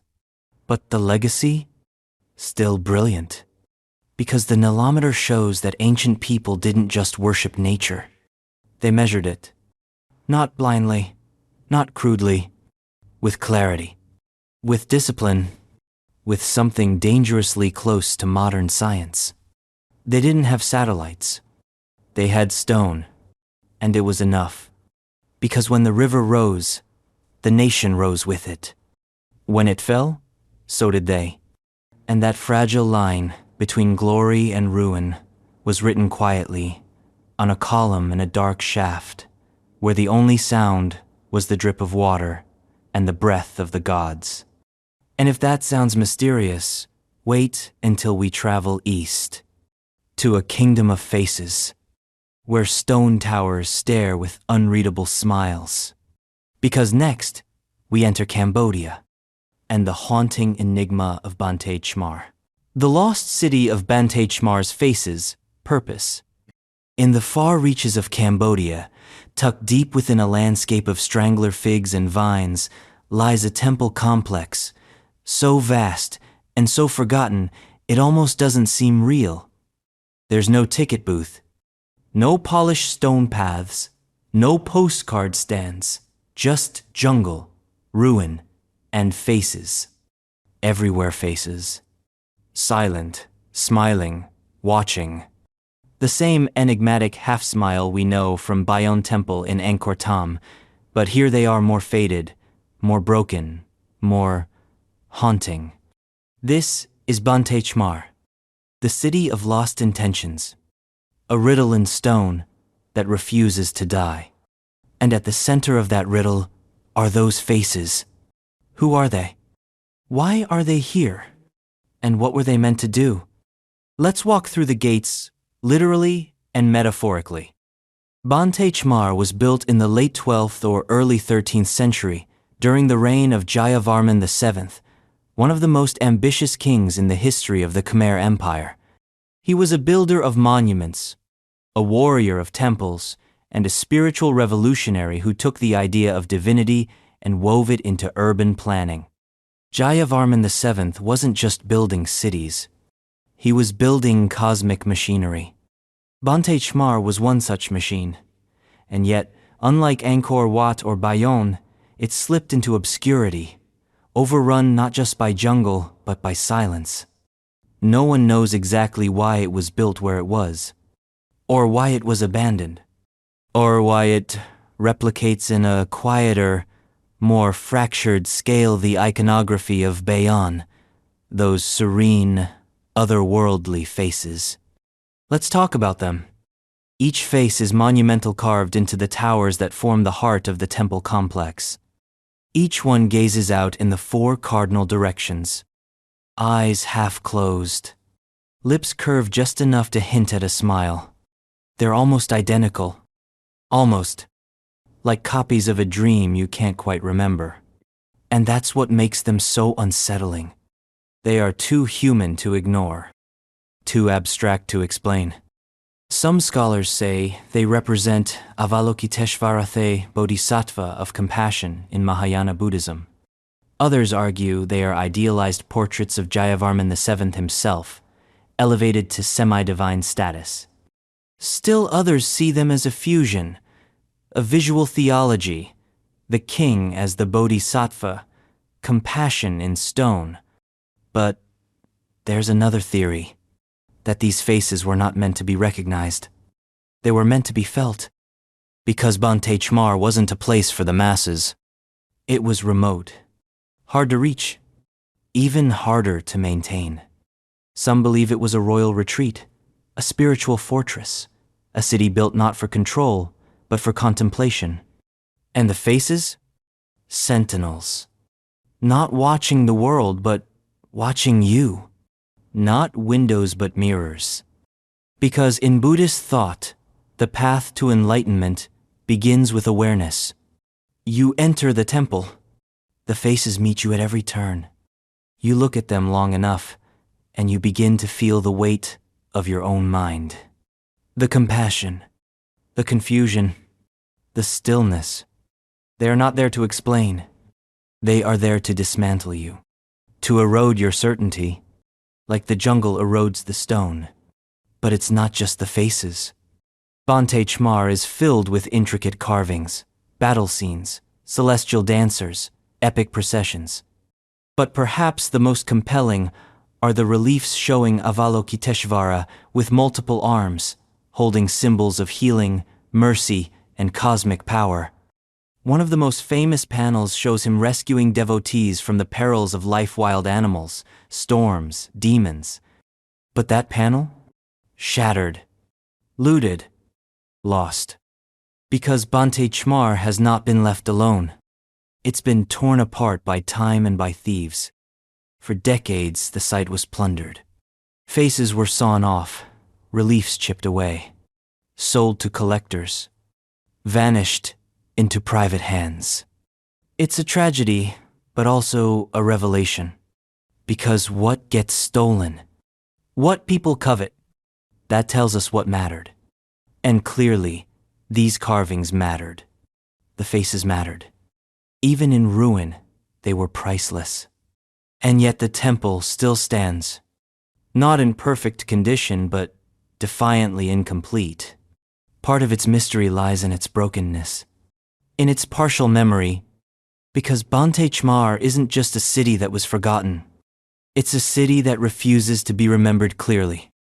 It's like a dreamscape, familiar but unreachable, too far east to be on the Angkor tourist trail, too damaged to draw scholars in droves, too strange to be comfortably categorized. But stand in its central sanctuary, and something shifts. The stone is hot, the jungle hums, and the faces are there everywhere, watching, not judging, not condemning, just being, a presence, a reminder. Of what? That's the final mystery. Maybe it's about impermanence. That even stone smiles crack. That empires fade. That even divine compassion weathers under the rain. Or maybe the faces weren't meant to last.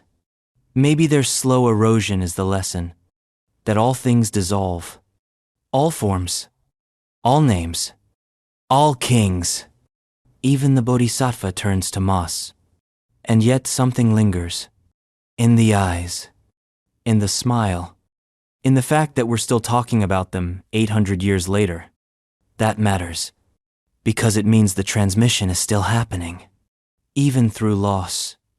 Even through silence. Even through a face worn smooth by wind. And if Bonte Chmar teaches us that time is a thief, its next lesson is even stranger. That memory can be built. In stone. In circles. In tombs that aren't graves, but courts. Because next, we sail westward. To Ireland. To a landscape of megaliths. Where prehistoric people arrange stones to mourn not just the dead but how we remember them. In the court cairns. The prehistoric court cairns of Ireland.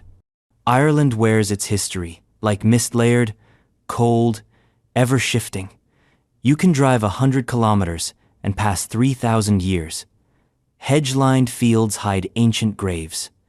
Round hills turn out to be collapsed tombs, and sheep graze unknowingly on the thresholds of forgotten rites. But then you find a court cairn. Not by accident. They don't appear like fairy rings or haphazard standing stones.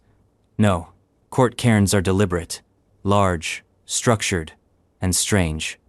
They don't fit easily into categories like tomb or temple. They're both. Or neither.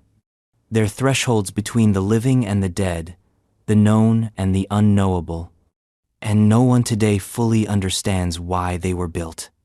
But we do know how they speak. In stone. Massive slabs, dry-laid, immovable, silent. The oldest of Ireland's megalithic tombs dating back to around 4000 BCE. That's early Neolithic. These structures are older than the Egyptian pyramids, older than Stonehenge, older than writing itself. And yet, they tell stories, without words. Let's step into one. A typical court cairn begins with what looks like a stone circle but isn't. The court is a semi-enclosed forecourt area, flanked by two converging lines of upright stones. It's not fully circular, more like a crescent or an embrace. Beyond it lies the burial chamber, multiple chambers aligned in a straight line, covered by a cairn or earth mound. The layout is not defensive. It's not for shelter. It's processional. You walk into the court, you face the tomb, you perform something, and that's the enduring mystery. Because this wasn't a private burial. This was public ritual. Thousands of years later, the stones still hold space for an audience. Why? Let's imagine. The court up into the sky, encircled by tall slab swaths, likely a ritual stage. The ceremonies performed here may have included funeral rites, offerings, processions, or even seasonal gatherings. The dead were buried inside, but the living gathered outside. The structure forced interaction. This was not a place of silent mourning. It was theater. Sacred, yes, but performative. And that's what makes it so haunting. This isn't just about death. It's about memory. Community memory. A collective ceremonial acknowledgement that someone or something had crossed over. But not alone. The whole community carried them. Through word. Through action. Through presence. And that raises questions. Were court cairns used for single burials? Or collective ones? Many excavated sites have revealed multiple burials, sometimes deposited over years or generations. Adult bones, child bones, cremations, inhumations. This wasn't a one-and-done tomb. It was active, used, revisited, re-ritualized. And then there's the placement.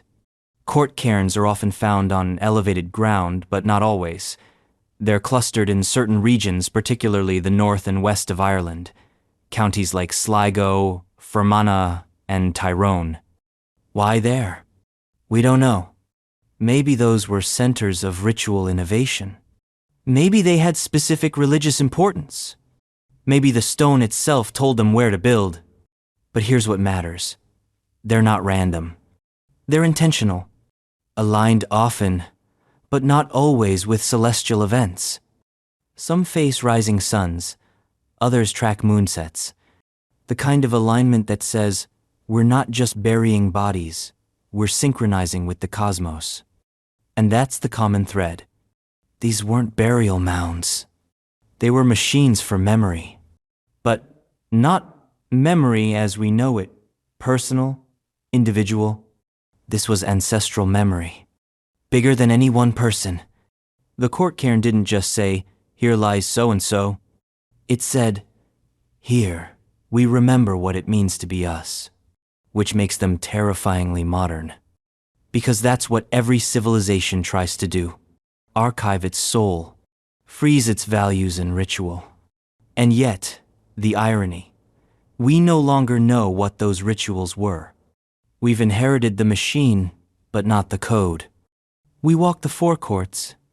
We measure the stones. We photograph the bones. But the performance? Gone. The words? Gone. The feeling? Only faintly echoing in the silence.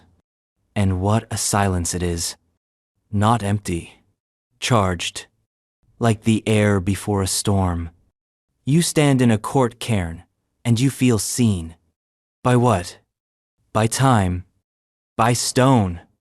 By the dead. Maybe by something else. Maybe the Neolithic builders believed the world was alive, that the land itself had awareness, that to bury the dead was not to hide them but to offer them back. As fuel. As memory. As continuity. And they didn't do it privately, behind closed doors. They did it in public, with ceremony, in stone theaters that still hold the shape of their beliefs. But time hasn't been kind. Most court cairns are in ruin. The cairn stones are gone. The earth mounds collapsed. The chambers exposed. The forecourts filled with moss and sheep droppings. But even in that state, they work. You can feel the shape of the ritual, the movement, the importance, not in what's there, but in what's missing. It's negative space archaeology, a silhouette of sacredness, and perhaps that's the greatest legacy. Not just that they built with stone, but that the stone still holds the shape of their absence. You don't need to know the rituals. You sense them. You don't need to know the dead. You feel them. And that's the final mystery. Not what these structures meant to their builders, but what they mean to us. Now, thousands of years later, when we build with code, with concrete, with synthetic materials, and we forget that once someone put up a few hundred tons of rock to remember a grandmother, or a chieftain, or a harvest, or a solstice, with nothing but muscle and memory. And now, we walk among them, ghosts at a ghost show, trying to interpret the script, trying to hear the final line of a play that ended 5 millennia ago. And speaking of engineering performances, let's talk about roads. Not dirt paths or animal tracks, but infrastructure, precision, granite, and the bridges that cross the impossible. Because when Rome built roads, they didn't stop at flat ground. They flew, they arched, and they built viaducts that still shame modern engineers.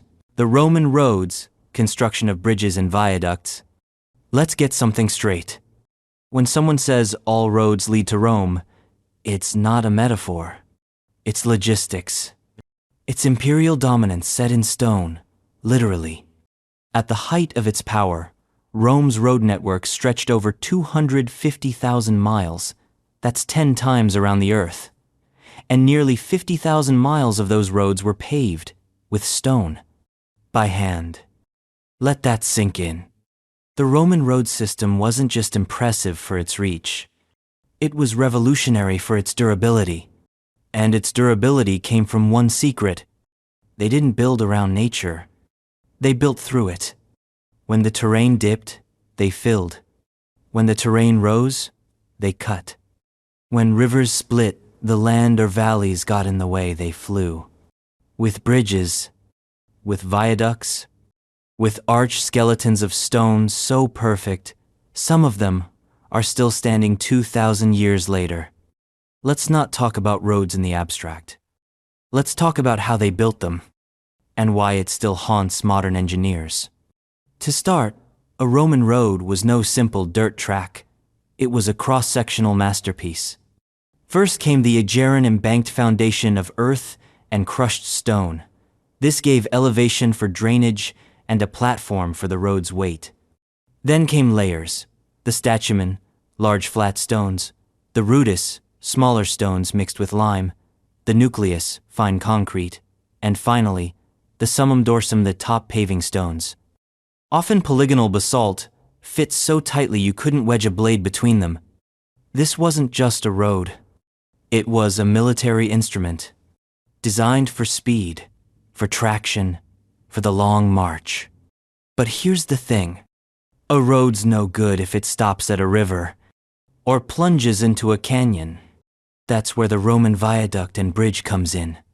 And here's where the genius shines. Roman bridges weren't makeshift. They weren't temporary. They were architectural pronouncements. We are not negotiating with nature.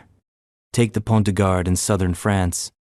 3 tiers of perfect arches, a soaring aqueduct and road combined. No mortar, just friction and gravity, locking blocks of stone so precisely that the whole thing has survived earthquakes, floods, war-sent tourists. Or the Alcantara Bridge in Spain. 6 massive arches, cut stone, rising over 60 meters above the Tagus River, still used for foot traffic today. Still beautiful. Still terrifyingly effective. How?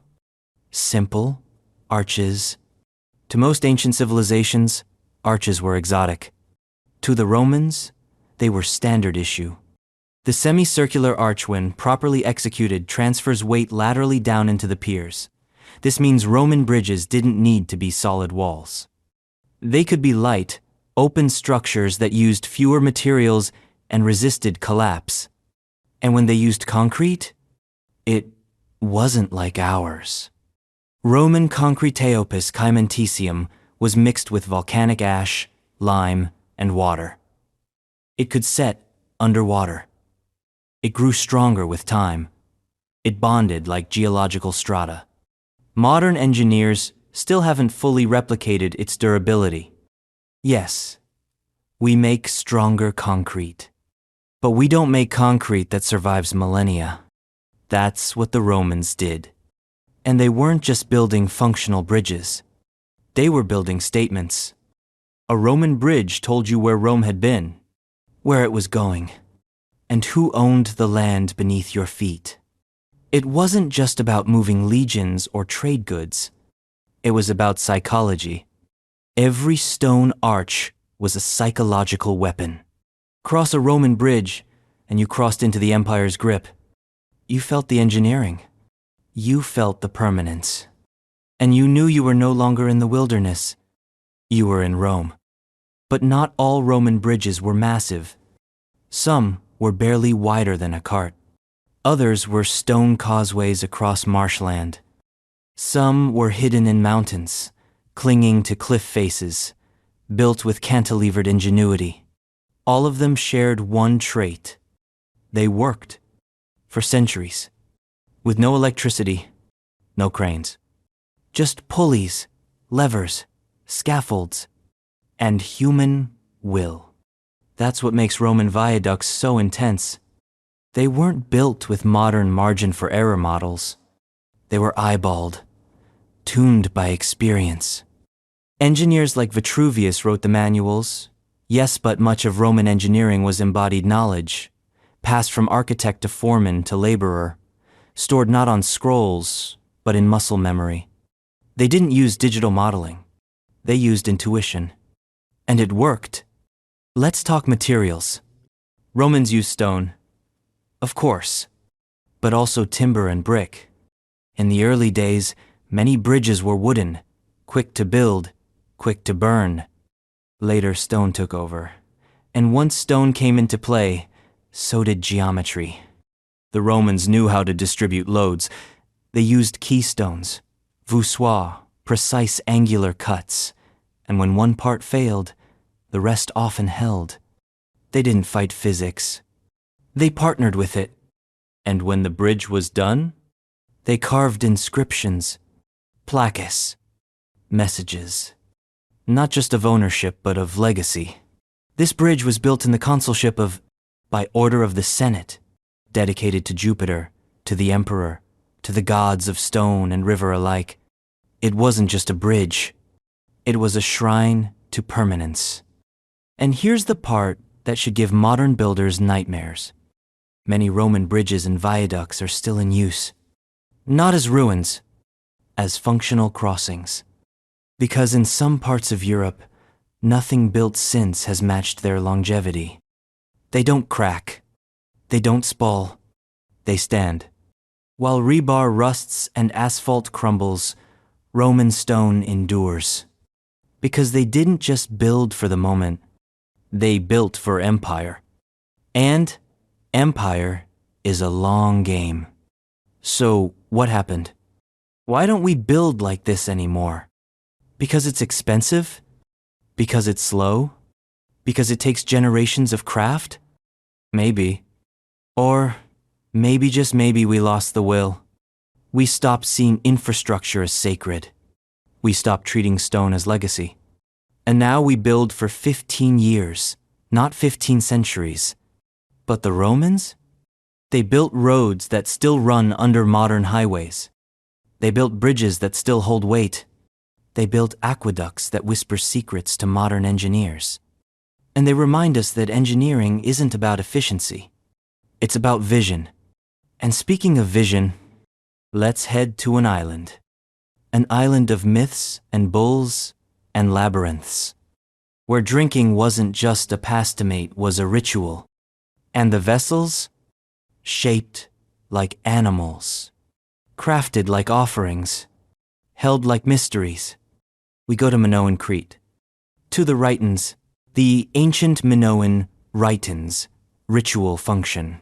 Crete, the island where history blurs into myth, the land of labyrinths, of bulls, of goddesses with snake arms and hypnotic eyes. Before Athens found democracy, before Sparta found war, before even Homer found his voice, Crete was already whispering secrets to the gods. At the heart of those whispers stood the Minoans, elegant, elusive, and unnervingly advanced. They had multi-story palaces before most civilizations had huts. They had indoor plumbing before the Romans dreamed of aqueducts.